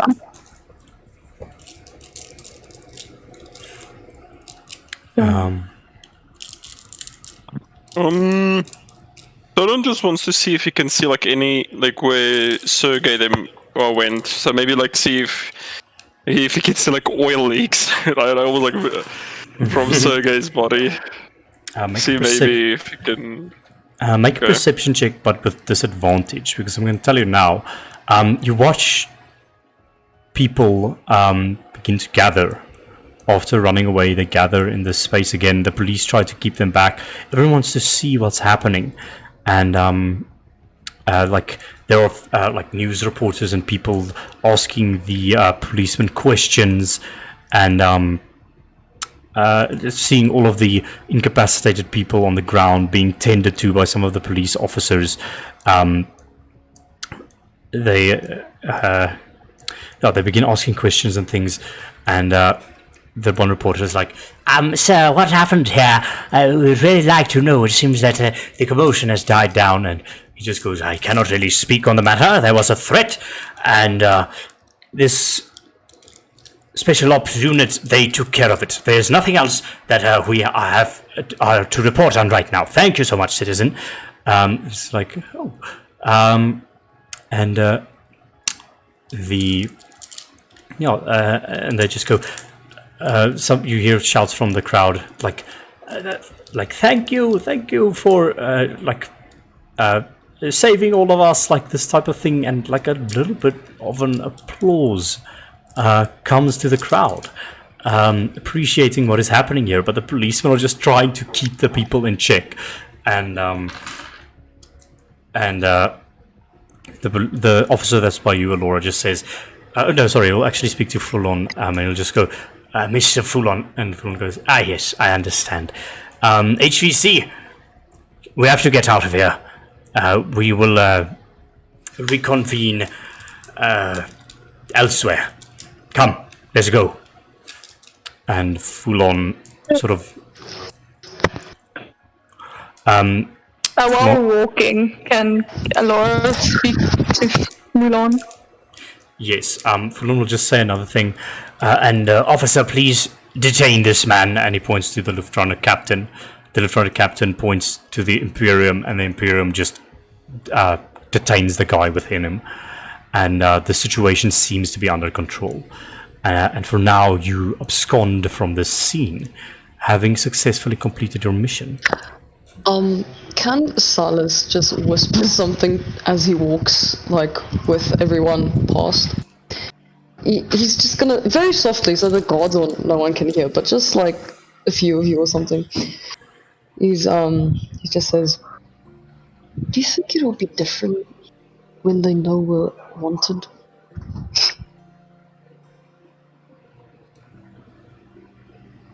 Who do you whisper this to? Well, someone next to me.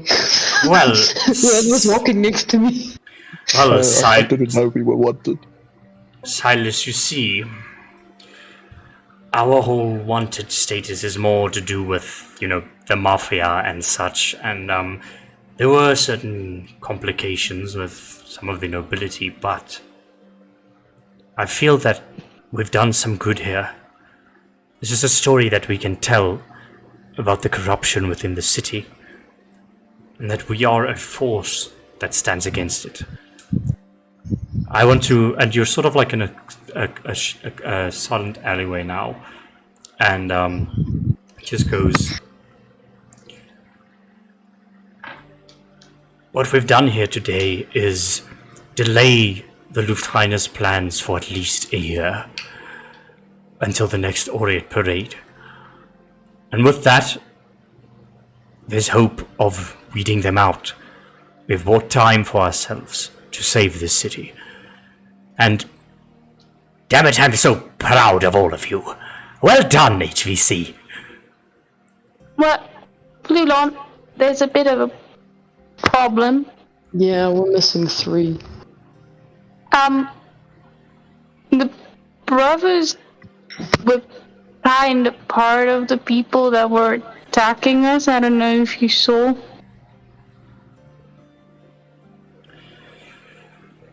That is unfortunate.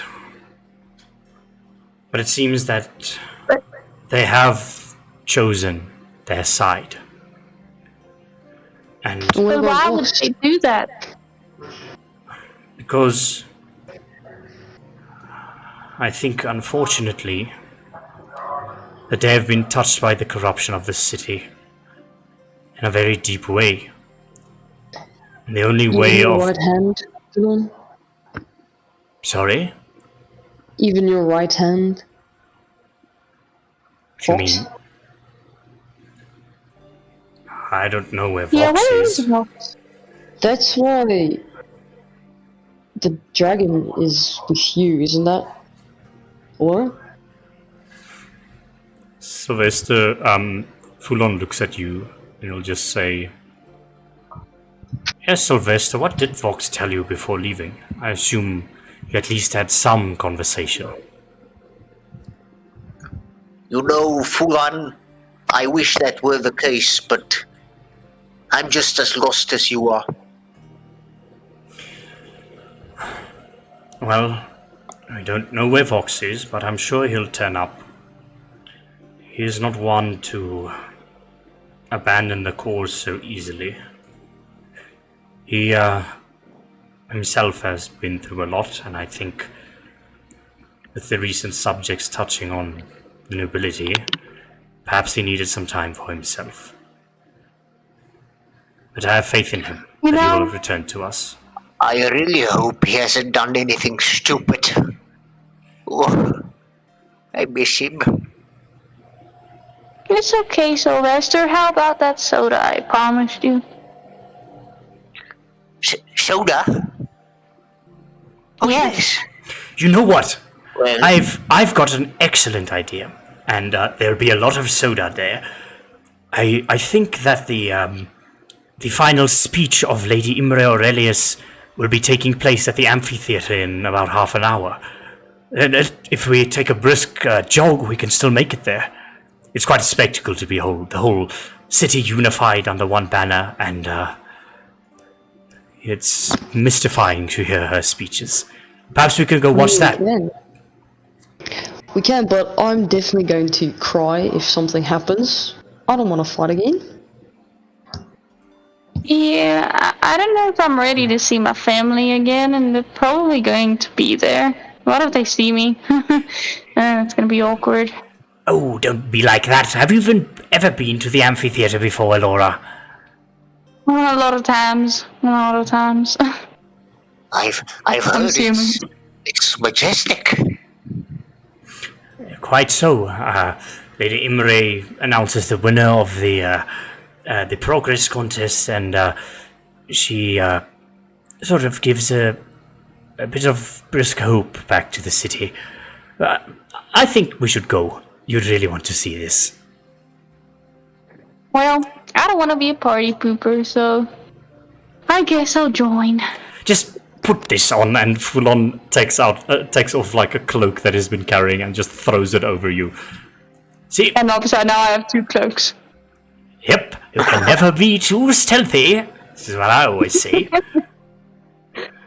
Well, alright. But I am a bit...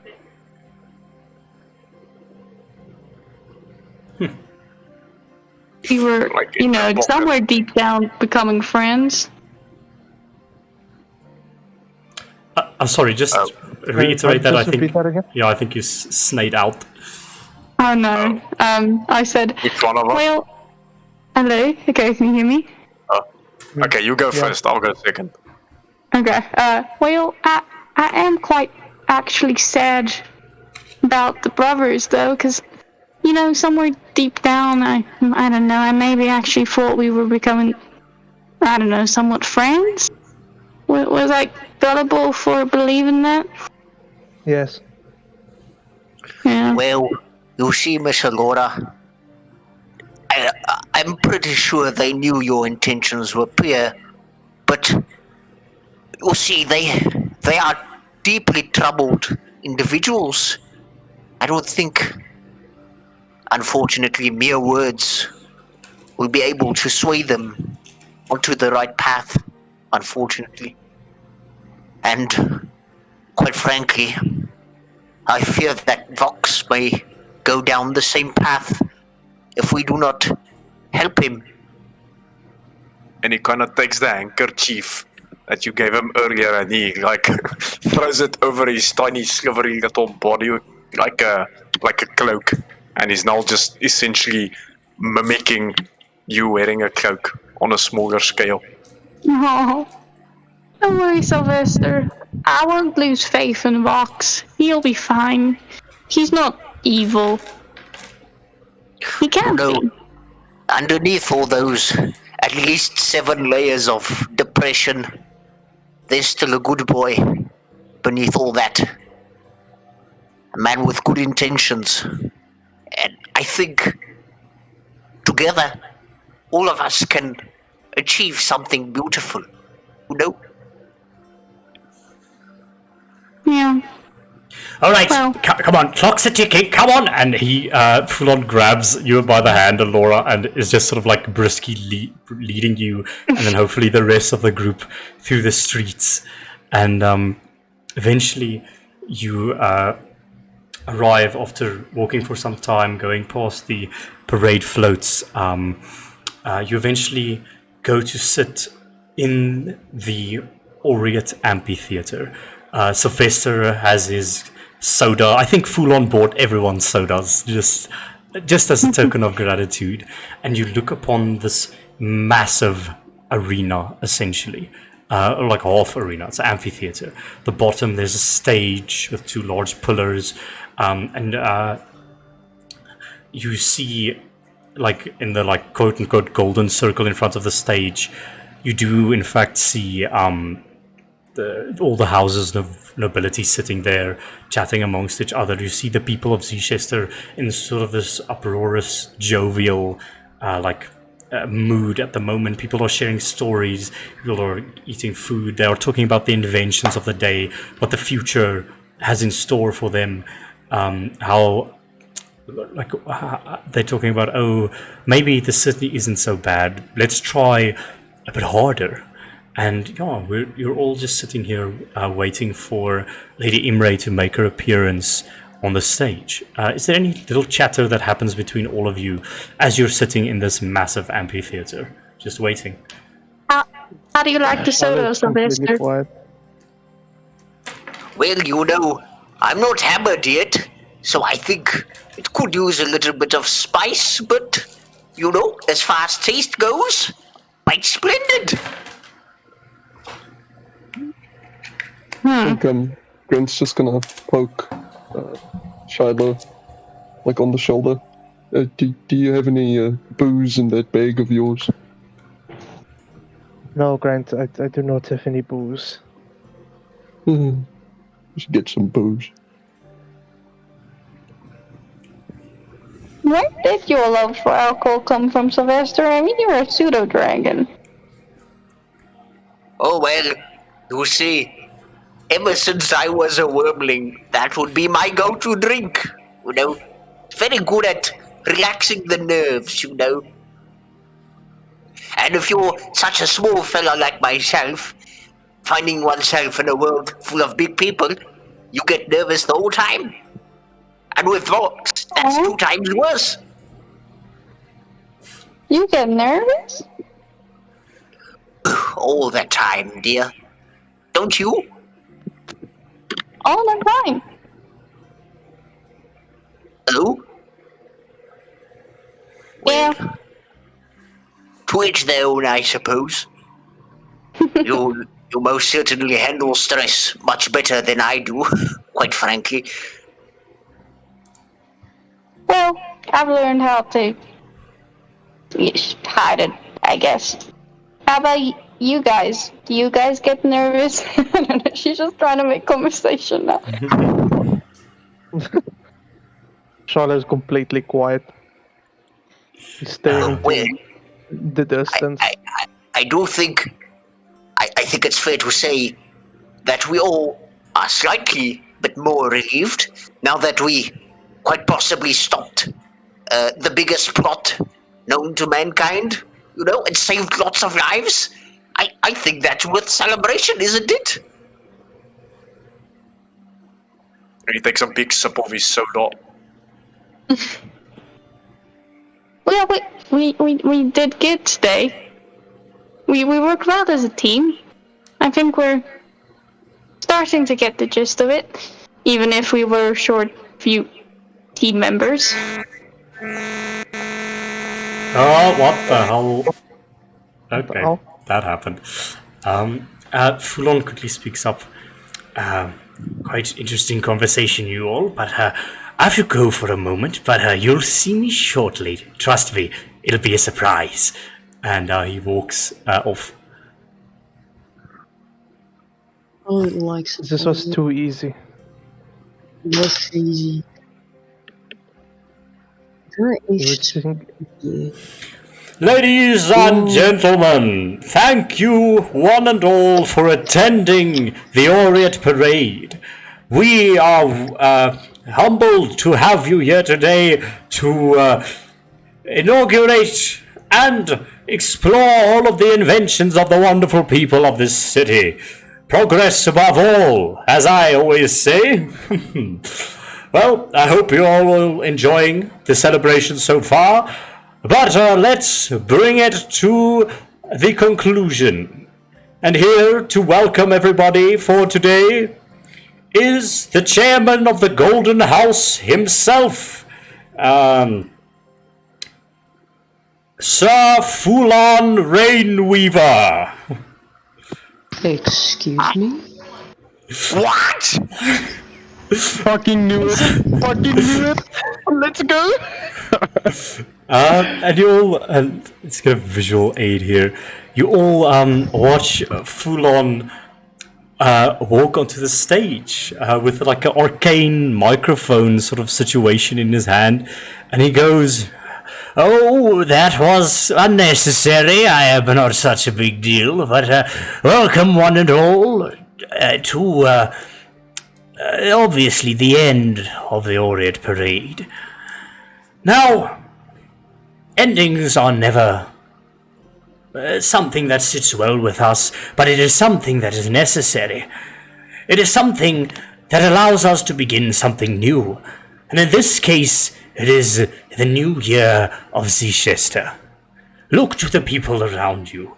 I've never in my life seen all of us together like this. It is quite momentous. And I do say, it makes me happy to see all of you here. Yes, sorry, let me just get something here. Yes, Baron Alberic, I am talking to you as well. And sort of the nobles chuckle to one another. Now, there are many bad things in this city. Let's begin it there. But there's also those who fight for the good of it. It has been brought to my attention that there was an attempt at sabotage on the parade cart, on a parade cart within the city today. But it seems that there's a new force of good in the city who put a stop to this. what is he doing? What the fuck is going on? Ladies and gentlemen, ladies and gentlemen, you need not know their names. You need know only what they stand for.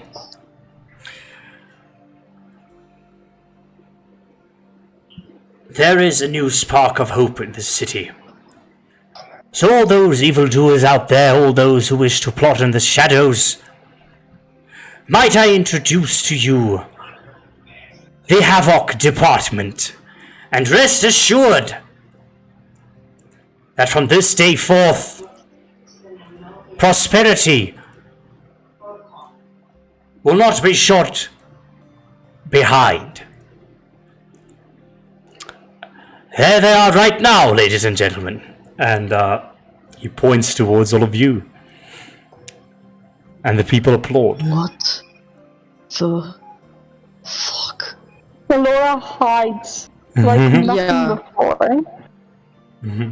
I think Grant's just gonna stand up and kind of wave to the people. They wave at you, they smile. Some throw I think like he's probably still covered in blood. Like, a guy exploded right in his face. I He's probably dripping. Full-on would have let you clean off quickly, I think. Maybe there's a bit of blood, but obviously, like, people don't see it from this distance, and they applaud. And with vigor, and you feel deep within yourselves, despite being exposed to the whole city all of a sudden, that you did some good, and that Silas's eyes are huge. He's not liking this. you did some good in the city, and I think you see in Foulon that he is trying to give you some recognition for the deeds that you have done today, because it's an unthankful job. You don't get paid much for the amount of danger that you're put in, but he's trying to show you that even with this small first act, you have made a difference in stopping that plot. Because imagine if that plot happened, what the state of these people would be in today. You can't help but feel, even those like Silas, who probably doesn't like this, but in somewhere in the deepest reaches of yourself, there's a little bit of a warm feeling. Interpret that how you will. Charmed. And now, Does that mean we're getting paid? Sylvester screams very loudly. oh, nice try! And the people start laughing. Fulon goes, and now to do the award ceremony of the Progress Parade, as well as give us the final words for the day. May I introduce to you the illustrious and elegant Lady Imre Aurelius.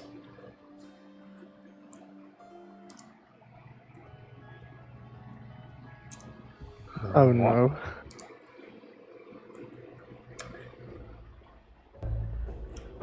You expect to see a beautiful woman, the Auric of Zchester, approaching around the corner. But instead of that, you hear thudding footsteps, metallic, echoing. Oh no. Easy. It was too easy. Told you. And Foulon's eyes go wide, but is frozen in terror. And the clockmaker puts a large clawed hand on Foulon's shoulder. No.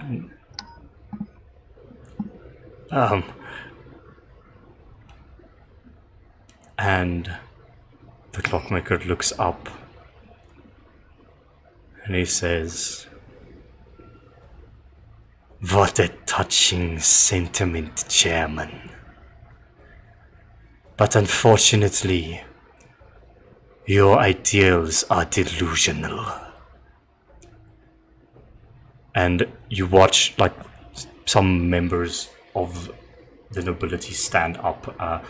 By the way, looking across the members of the nobility, right, real quick, you see Forzon in a corner standing up from his chair, looking confused. You see the Arden house standing up. Shiloh, you see like the Baroness, first heir, and you see Esther Arden down there in the Golden Circle. You see members of House Beaucamp, Baron Gygen. You see first heir Vantus Valborn and third heir Valoran Valborn of the Valborn House. You see the Baroness of House Sullivan. All of these nobles, they stand up, and you can see they're going into sort of a defensive stance. They're beginning to conjure things as the clockmaker speaks, and he says, "What a touching sentiment. Too bad it is delusional, old man. You and your little organization have gone far enough to inhibit my plans. People of Zichester, this man speaks of delusions and lies. Can you not see the plain truth in front of you? The true enemy of the people. These delusions of working together, bringing unity. I say nay to these false ideals. How can you spout this nonsense when you know that more than 70% of the city easily falls under the boot of the ruling class? People like you, full-on Rainweaver, people like those sitting in front of me right now. You all are guilty. And you all will pay the price. I will show you a city of true freedom, a city of true equality. But to do that, I must first make everyone equal. And the source, you watch Baron Rainier Attaway stand up. This is absolute nonsense. Who do you think you are? And he casts Disintegrate on the clockmaker. You hear the sound of a grandfather clock, a boom, and you watch the Disintegrate hit the clockmaker. This white mirror appears out of his shoulder. It absorbs the Disintegrate and blasts back at Baron Rainier, and he disappears from existence. It's okay, he was at the way.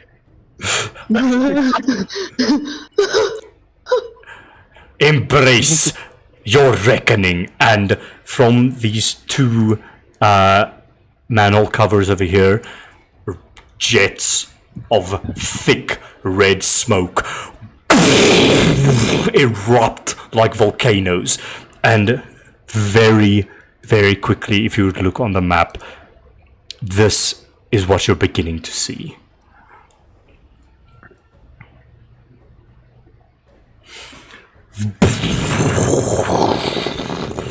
The sky turns dark as you look onto the horizon. It's not just here, it's the whole city. Just this cloud of crimson beginning to choke the life from the city. And you breathe this in, and you can't move. You're paralyzed. Even me. You're fine, but everything is happening so far away. Well, if you do something now, it don't really have an effect. And stepping out behind the clockmaker, there are these three members of the Luftreiners wearing gold and purple robes. Look upon this. We will be the new order in this city. Now, you may address me as the clockmaker, and we as the Luftreiners.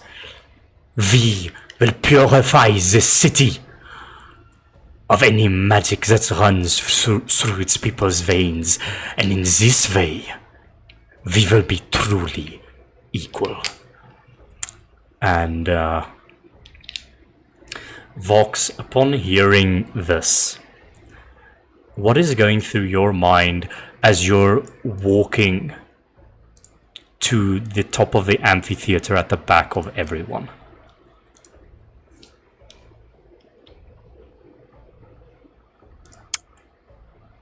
Wow, you really hit me with a curveball there. He's thinking, oh my gosh, I'm so useless. I didn't help the barbarian brothers succeed in their mission. Vox, you look at the writhing, painful faces of all of the crowd members. You look at your the HVC members also struggling to breathe, writhing in pain. You see the nobility down there writhing in pain. You see Vantus and Valoran writhing in pain.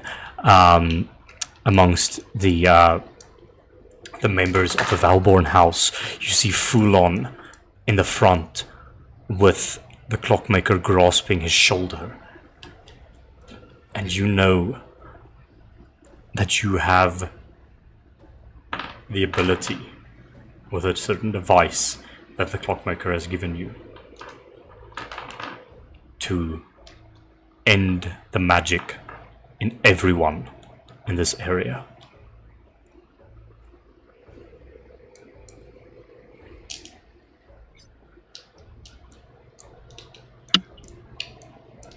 Well, Yo.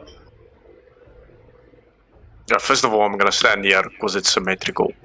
And Second, you all see Vox walking up. You see this shadow that just like basically the sun is like over here, and the sun is like over here, and the shadow just falls all the way to the bottom. Shiloh will. Well, he's not gonna be able to do anything. He knows this, but he does stand up and stare at Vox. I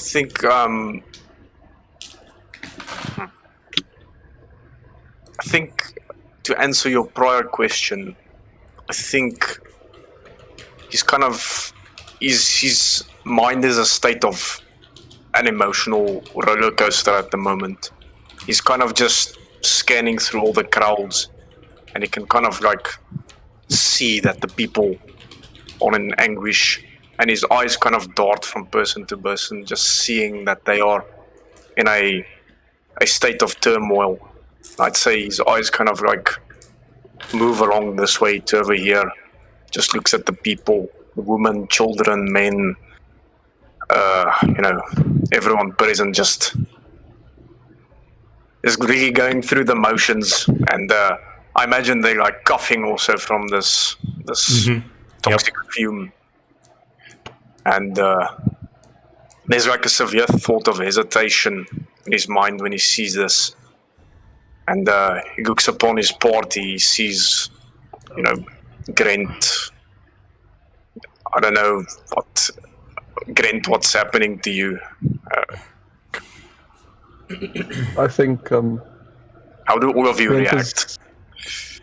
Grant is just kind of confused, but with all the smoke and stuff, I think he's gonna reach into his bag, pull out the gas mask, just put it on, and just Can we move? look at you. Grant, you're And then he's gonna wait. you're a bit paralyzed at the moment. Oh, but I all of would, us are paralyzed. Oh, my bad. yes. Understandable. Sorry, man. No, he's just confused. I don't think he really gets what's going on. This fume is very uncomfortable, especially for those who use magic. So, Laura, you're feeling it. Grant, you're feeling it heavily. Solon, you're feeling it a bit. Silas, you're also feeling it heavily. It's painful. What Laura is doing is she's like looking quite desperate, and when she saw like Vox's shadow, she would have like trying to keep the pain intact. She would turn around but she can't move, and she looks at Vox with these like big desperate eyes, like make it stop. Do it! Is Sylvester still there? Sylvester is like a worm on the ground writhing at the moment. He's in probably the most pain because he's a pure magic being. Yeah, Vox, you see Sylvester on the ground just near death. Yeah, fuck. That definitely takes a toll. The clockmaker speaks up to you. Do it! End them magic, and then end them. Hey? I think Vox kind of looks at the device in his hands, and then he looks up back at the crowd again, and I think his eyes will meet with everyone in his party, and he just sees like the harrowing pain in their eyes, and he quickly looks away, or rather looks past them, and his eyes kind of befall onto like this crowd over here. And as his eyes like traverse through this specific crowd, all those feelings of doubt and, quite frankly, like empathy starts to become replaced by that of rage and apathy, as his eyes just go from member to member, just his brain just like reciting like a file every atrocious crime that they have ever committed that he knows of. And I think he kind of scans the area around, and his eyes end on the two Valborns, and upon seeing them, his hatred just boils over, and he's gonna just look back with one last glance at the party, and he's gonna... Can I just mouth something to Vox? But I imagine he wouldn't be able to hear me anyway. Go for it. He's just gonna mouth, like, kill the doctor. That's all. I think Vox is gonna look at you, Grant, and he's just gonna shift his gaze from you to the whole group, and I think he's gonna look at the Laura specifically, and he's gonna look at the device again, and his other fist kind of like clenches, and his chin is gonna lift up. I think you'll all see this weird device, like kind of stuck to his neck, something that wasn't there previously. Shiloh, I think you would be able to discern that it is something of clockwork origin. And this device kind of goes like click, and there's kind of this brief radio signal, and there's like a moment of silence, and Vox just... You all hear coming from Vox, "I'm sorry," and he presses the button. That's my boy. No. Okay, so Vox, how much health do you have? Lole. 46. It's okay, where's the Barbarian brothers and all of this? Because we left like before the I party. know. Don't worry, I'll tell you where you are now. You'll get your fun. Okay, I don't like how you said that, but sure, bud. No. Everyone dies again. Yeah. Reawakening. Vox, you take... sorry, how much health did you have? 46. You take 32 points of necrotic damage. As you press this device, it stabs into your arm, and you can feel it harnessing your own power. You slump towards the ground, and you're near passing out as it just feel this energy or unenergy move out of you, and this device is essentially using your own life force to create whatever is about to happen. And you all just watch emanating from Vox this wave of anti-magic, and immediately all of the nobles and some people in the crowds who also have sorcerous origins or have used magic before, like wizardry, there's this wave that comes over them. And for the purposes of this, Alora, Grant, Silas, not Solon, the three of you, Alora, Grant, and Silas, you cannot cast magic until further notice. Does that count for artificer things as well? Because it's magically in nature. It's magic that you cast like with energy within yourself. So like I know we've flavored your like things as potions, but it's still energy that you use from yourself. So this wave falls over all of you, and it goes forth, and you just watch one by one people go unconscious. Assuming these people have used magic before, there are sorcerers. Many of the nobles, because they are so powerful in magic, they feel this even more. And as this happens, these latches open up on the sides, and out comes, I didn't want to give this away, but the brothers with armies of Luftreiners. Of course. Oh boy, guess who's killing today? That one's not there I'm yet. screwed. They're coming out with armies of Luftreiners. And as this is happening, the brothers, I'm going to ask you two to take center stage now, because the rest are holding on for dear life at the moment. You did request a name from the clockmaker himself. Yes, we did. And I'm going to tell you right now that that name is the first gentleman, Volodar Sullivan. First gentleman, Volodar, okay. Where is this first gentleman? Ah, Over there. You have been given an order to slaughter all sorcerers. Paint me a word picture on how you two do this, if you follow through with it. wow. Mr.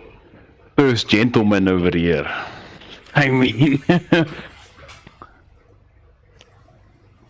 he's the first gentleman. He goes first. First to die. I would ask Sergei to please bring him to the center stage. Yeah, I think... Is he passed out like wretched, cold over or something? Or... He's basically paralyzed and unable to cast magic. Okay, I'll grab him by the hair and I'll drag him towards Alexander, towards the stage.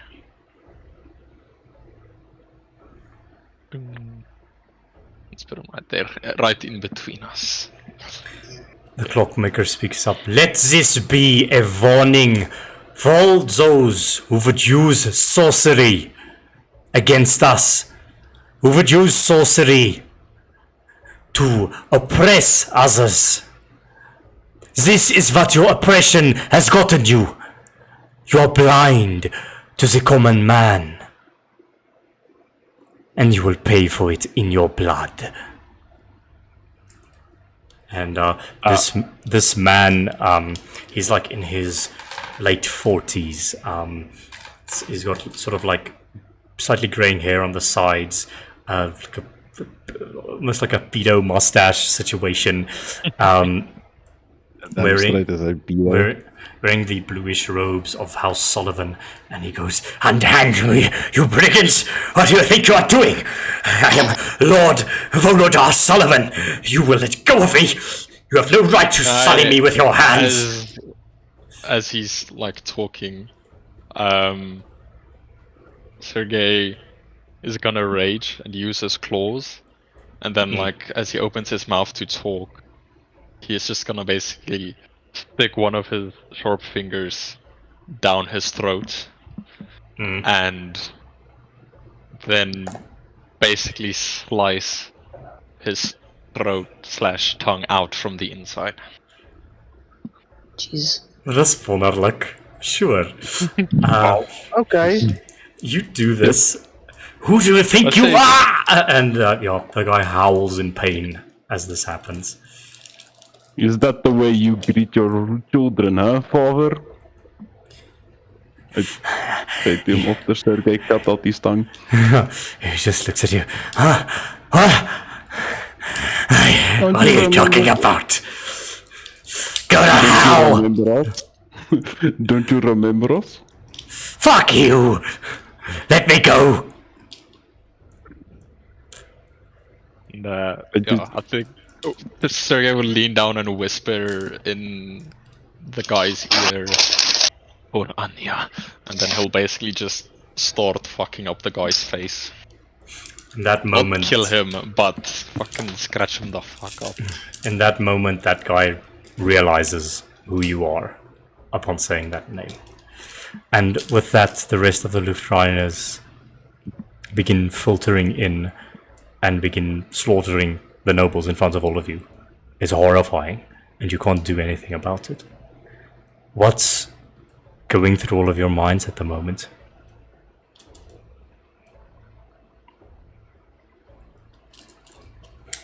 Those on the other side of this. Laura is mortified, but at this stage, she's not that shocked about the brothers. She had hope in them, but she's shocked the most at what Vox just did, because she was not expecting that at all. So she's trying to cover her eyes and not look at the horrible things happening at the front. But she's looking at Vox, trying in her head to figure out that why would he do this. I think Vox I is on just have the a floor question. with both his knees, he's resting on his knees and he's just in severe pain, and he just looks at you. Vox, you notice Luftrainer is beginning to filter in, and everyone that has sort of keeled over and almost passed out, they are identified as sorcerers and slain, like right next to you. Just people who aren't even nobles. They're just slain. Charlotte's Am I- keeping eye am I- contact with Vox the entire time, by the way. Okay. Am I able to walk still Yes, yes, after you this? can. Okay. I think Fox will stand up and he'll just kind of take this device and attempt to rip it out of his arm. Don't know if that's gonna work. You rip it out, black blood sprays over the ground. He just kind of squeals a bit in pain, and I think it must be quite a strange thing to you all, because it's the first time he has a voice now for some reason, and he kind of just drags himself over, like squeaking a bit in pain, slowly down the stairways, almost like tripping in the process. He just kind of gazes over the crowds as he keeps walking. And whenever he looks at someone who looks back at him, he kind of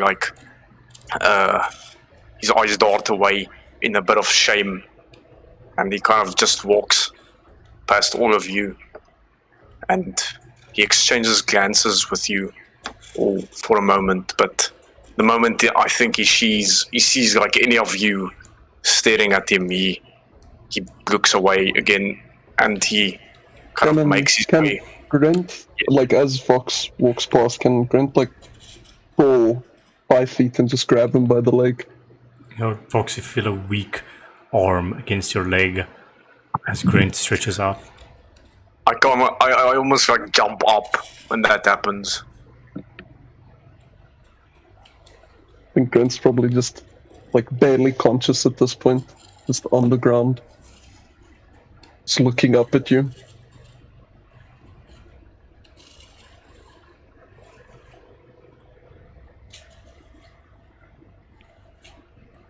Please don't do this, Vox.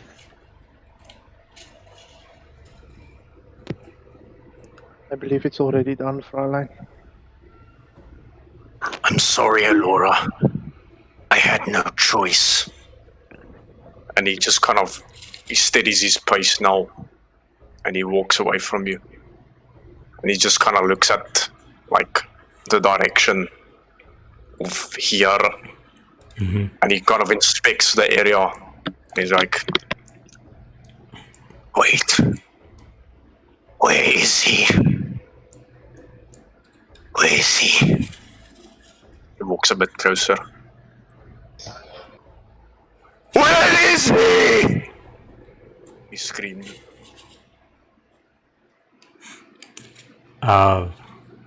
you definitely pull attention. You promised me he would be here. Are you addressing the clockmaker when you say that? Yes. Patience, Vox. I don't have control of the noble's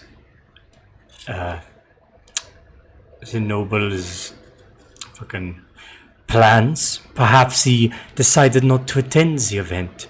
You'll have to be satisfied with those two for now. No. No. This cannot be. No. Kind of just sags down onto his knees, and he's not saying anything now.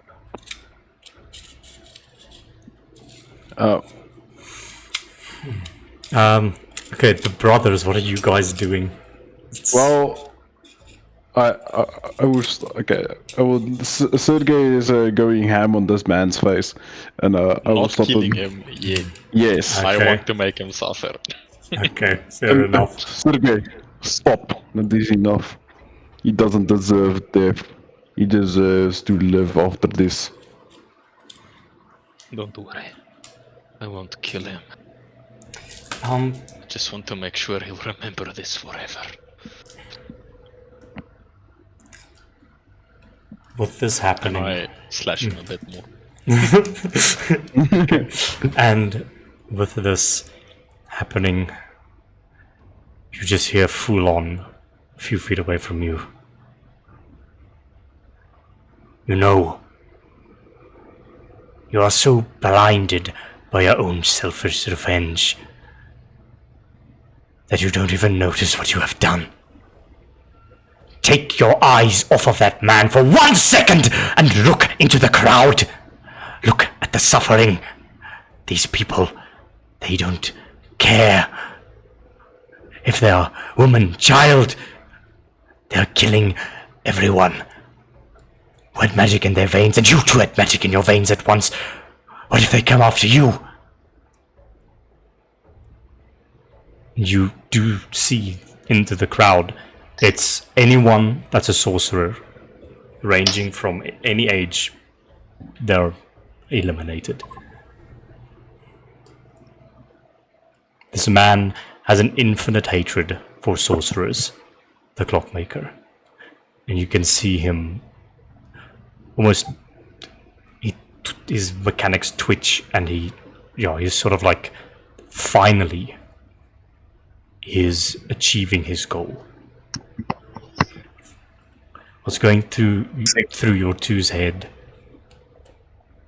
as he says this, and you look upon the true carnage that is happening, not just that right in front of you? I would say it's a bit of a sobering moment compared to the sheer ecstasy that they just had. Well, Alexander just had by fucking destroying Mr. First Gentleman over here for all the shit he has done to us. I think Alexander is getting a bit of Vietnam flashbacks over here. From I think Sergey, like, if he looks up and he sees like a child being murdered, that definitely also triggers something. Maybe also a bit of a flashback, and he also looks down at his hands again. And I think he'll turn to the clockmaker and said, "Leave the children alone. We can teach them to be better."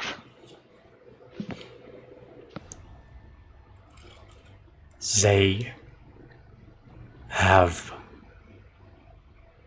evil in their veins. Don't you understand that? If they all aren't rooted out, they will be able to return.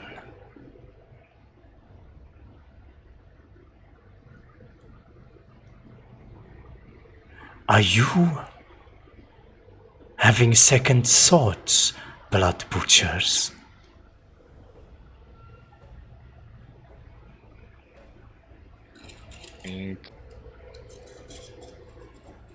Sergey, I think he looks at his hands again. I don't know, I think he's in a weird state right now. yeah, basically just having that Nom flashback. Yeah, Alexander He's is thinking a about what to do, and now Alexander is in the exact same boat. He's also. You said you would destroy the nobles. That was the deal. Not them! And he points at the crowd, like the civilians. You lied to us. They are part of the bourgeoisie district, all of these people. There are no commoners here. It is the Aureate Amphitheater. Did you really think that they would let commoners into this place? No. This will be our statement. From here, I will change this city. Will root out the magic. Will create. You watch his mechanics glitch a bit, his eyes flash. I will make this city pure! And it stops glitching.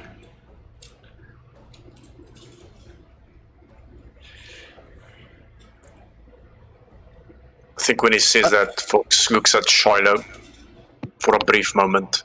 Then he looks back at the clockmaker. Alexander looked at fucking Vox right now. Like, with oh shit in his eyes.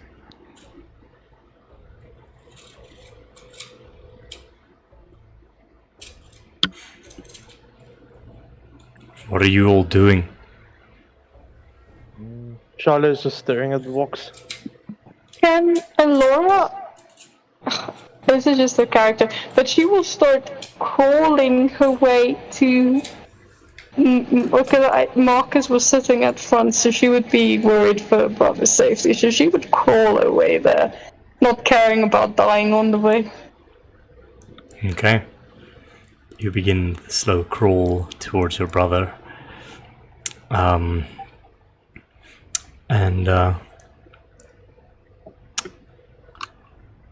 The clockmaker just sort of goes, "Come now, your jobs aren't done yet. There's still sorcerers rising like maggots within this crowd. Go now and do your job." does he This- say this to the brothers? Yes, and to Vox. Lest I will have to cut my losses with you as well. You have outlived your usefulness to me, and you are beginning to prove that I don't need you anymore with this insubordination. I think Sergio think maybe he like hears the scream of a child or something in the background, and he sort of snaps out of it a bit. He looks back at the clockmaker and then towards the crowd of the people in the back being killed, and he'll search for the first and closest living child he can see, run towards them, and then just basically try and protect them from any Luftrainer. He'll kill the closest Luftrainer to them, or attack them. You'll attack a Luftrainer, okay. Yeah. As you go towards to the do, crowd. as you go to do this, you hear, and Alexander bomb rushes the fucking clockmaker because I was standing ready for this. you bum rush the clockmaker. He pulls out an artillery cannon out of one of his arms. It morphs, and he points it toward Fulon's head, and he says, "Isn't this your boss or something? You spent a lot of time together. Are you sure you want to be doing that?" I stop dead still. Also, question: I just could we have need to taken a be- short rest between like? Yes, running yes, with, yes. You two could Okay. have taken a short break. Okay. Okay, cool. Sorry, continue. Alex, you stop in your tracks.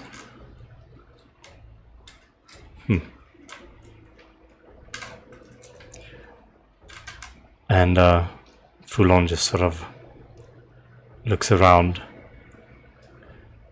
"You know, Mr. Clockmaker, for all the apparent wise words you say, You're quite an idiot yourself, I must say. Your ideals are flawed. This piece of yours, it is not true.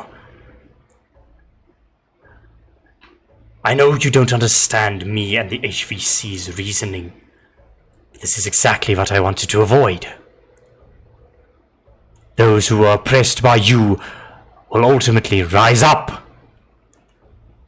and do the exact same as you've done here today, only continuing this vicious, horrifying pattern. Alexander, are you trying to approach? No, I said I would rush, and I realized I was standing in the exact same position I was standing before. So I presume this is where I would be standing when he started threatening him. Yep. He goes. The clockmaker goes. Well, that sort of thinking from now on will be called insubordination in my city. And he sort of pushes Foulon over here. If he's gonna shoot, can I do a intercept? Mr. President, no! With my body. Okay, Alexander, I need you to understand something real quick. Okay? You can do this, but I'm just going to read out to you what the consequences of this will be. Because this is something called death by pure steel. Oops. And it does a fuck ton of damage. If you decide Okay, you will die. you will die. So he pushes Foulon. You watch him pull this heavy high-tech sniper rifle cannon amalgamation gun out, and he's preparing to fire. Do you rush it? May I interject here, if there is a possibility? What would you try to do with the reaction? I'm gonna try to speak with the clockmaker. I think as he raises his gun, it's just like a very loud, like, wait! I think, Alexander, would you have jumped in front of it, is what I'm asking you. Oh, yes, I would have. Okay, you go, put your arms out in front of Foulon, and there's just this red dot on your chest, and the gun is priming. The clockmaker turns towards you. What is it? I don't agree with what Foulon says. We have done more today than what he or any of them have done in the past, who knows, 40 years? We've done the deed, Clockmaker. We've eradicated 99% of all these rats that have plagued our city for years. There's no need to kill anyone else. You will achieve no more by killing either of them. You know, Foulon might be a buffoon, but I know by heart he is a good man, and he has pure intentions. Not all of us are bad. You must understand this. The clockmaker, his head glitches again, his eyes flash, and he goes,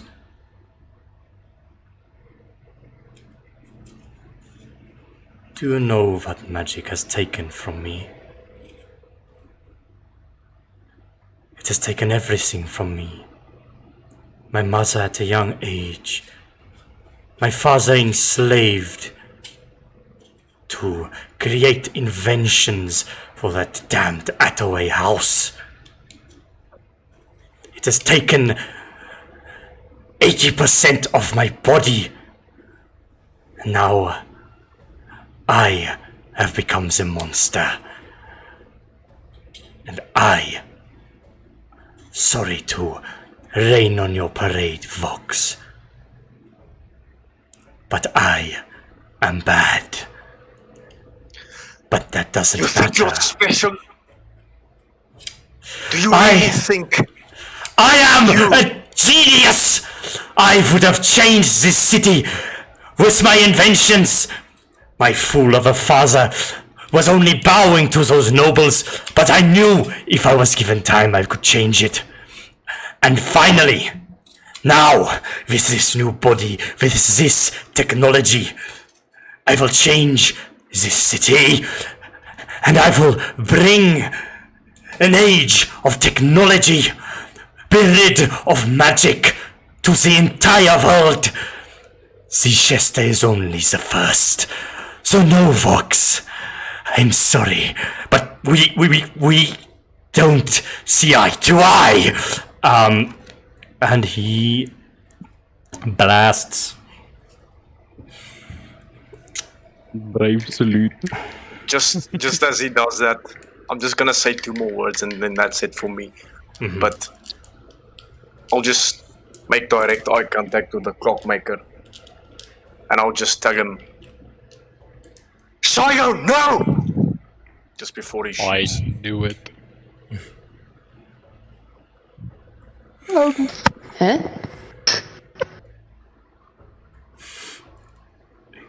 Oh, that's gonna press some buttons. He goes, "What did you call me?" Wait. And he goes, "For that man is dead. It is only the clockmaker that remains." And he says, "For that, I will hurt you in more ways than you can imagine." And he walks forward. He picks up Alexander and he throws him across the amphitheater, and he lands over here, breaking a few bones. And Foulon freaks out. He tries to dodge out of the way, but the clockmaker grabs him by the throat and he says, "I am not going to let all this effort, all this suffering of me go to waste. And I'm certainly not going to listen to you or anyone. I am the only one who is right, the only one who knows the true pain and truth of this world. And I will bring it to every corner of Avon." And Foulon just goes. He looks at you, Vox, looks at the rest of you, and he just says, "You should learn a valuable lesson here today. I don't think I have much longer, but get out and make this right." And the clockmaker blasts a massive hole in Foulon's chest and drops him. I think as Foulon falls dead, Shiloh has now he's been collecting the gas masks, and I think, Alora, you still crawling, you feel a hand on your shoulder, and it's Shiloh, and he places the mask, one of the gas masks, on your face.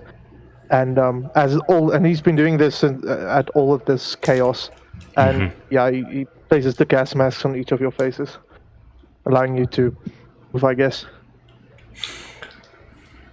And you need to go now. And the clockmaker, you all watch a red dot appear on each one of you tuk, tuk, tuk, tuk, tuk, and his whole body transforms into many of these death row cannons. And he goes, and now to extinguish what has been most annoying to me. And you all watch him prime his guns. And then all of a sudden, you hear... That's a shutting noise. Is this one better? No. You hear...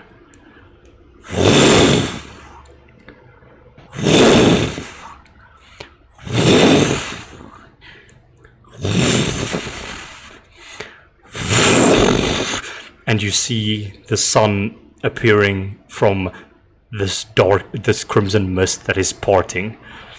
And you see, coming in with a majestic roar from the heavens, you see a golden, almost translucent spirit dragon that looks like one of those long, almost Chinese oriental dragons, with a almost blonde, brownish afro on its head.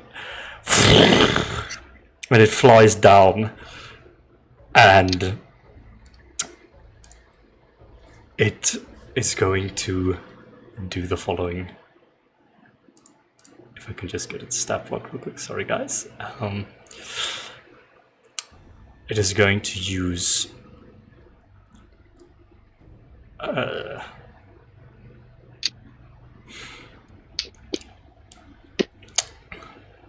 it is going to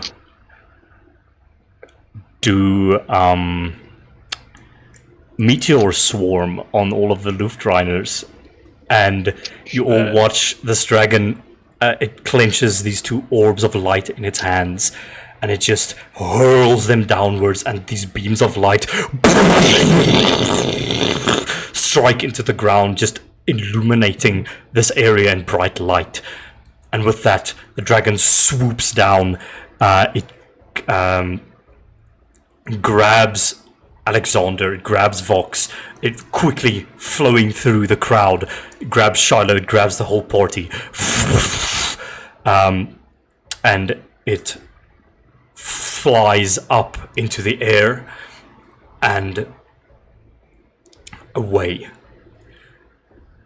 into a far-off alleyway. You're all atop this dragon's back at the moment. You don't have words, and eventually you're all 8 of you are set down in this alleyway, with this dragon just staring at you from out the crevice. What do you all do? Can we maybe end it here? Yeah, I'm gonna end it now. It's getting pretty... yeah, I know. We're gonna end it now. Where did he leave us? Where did he put us? In an alleyway far off.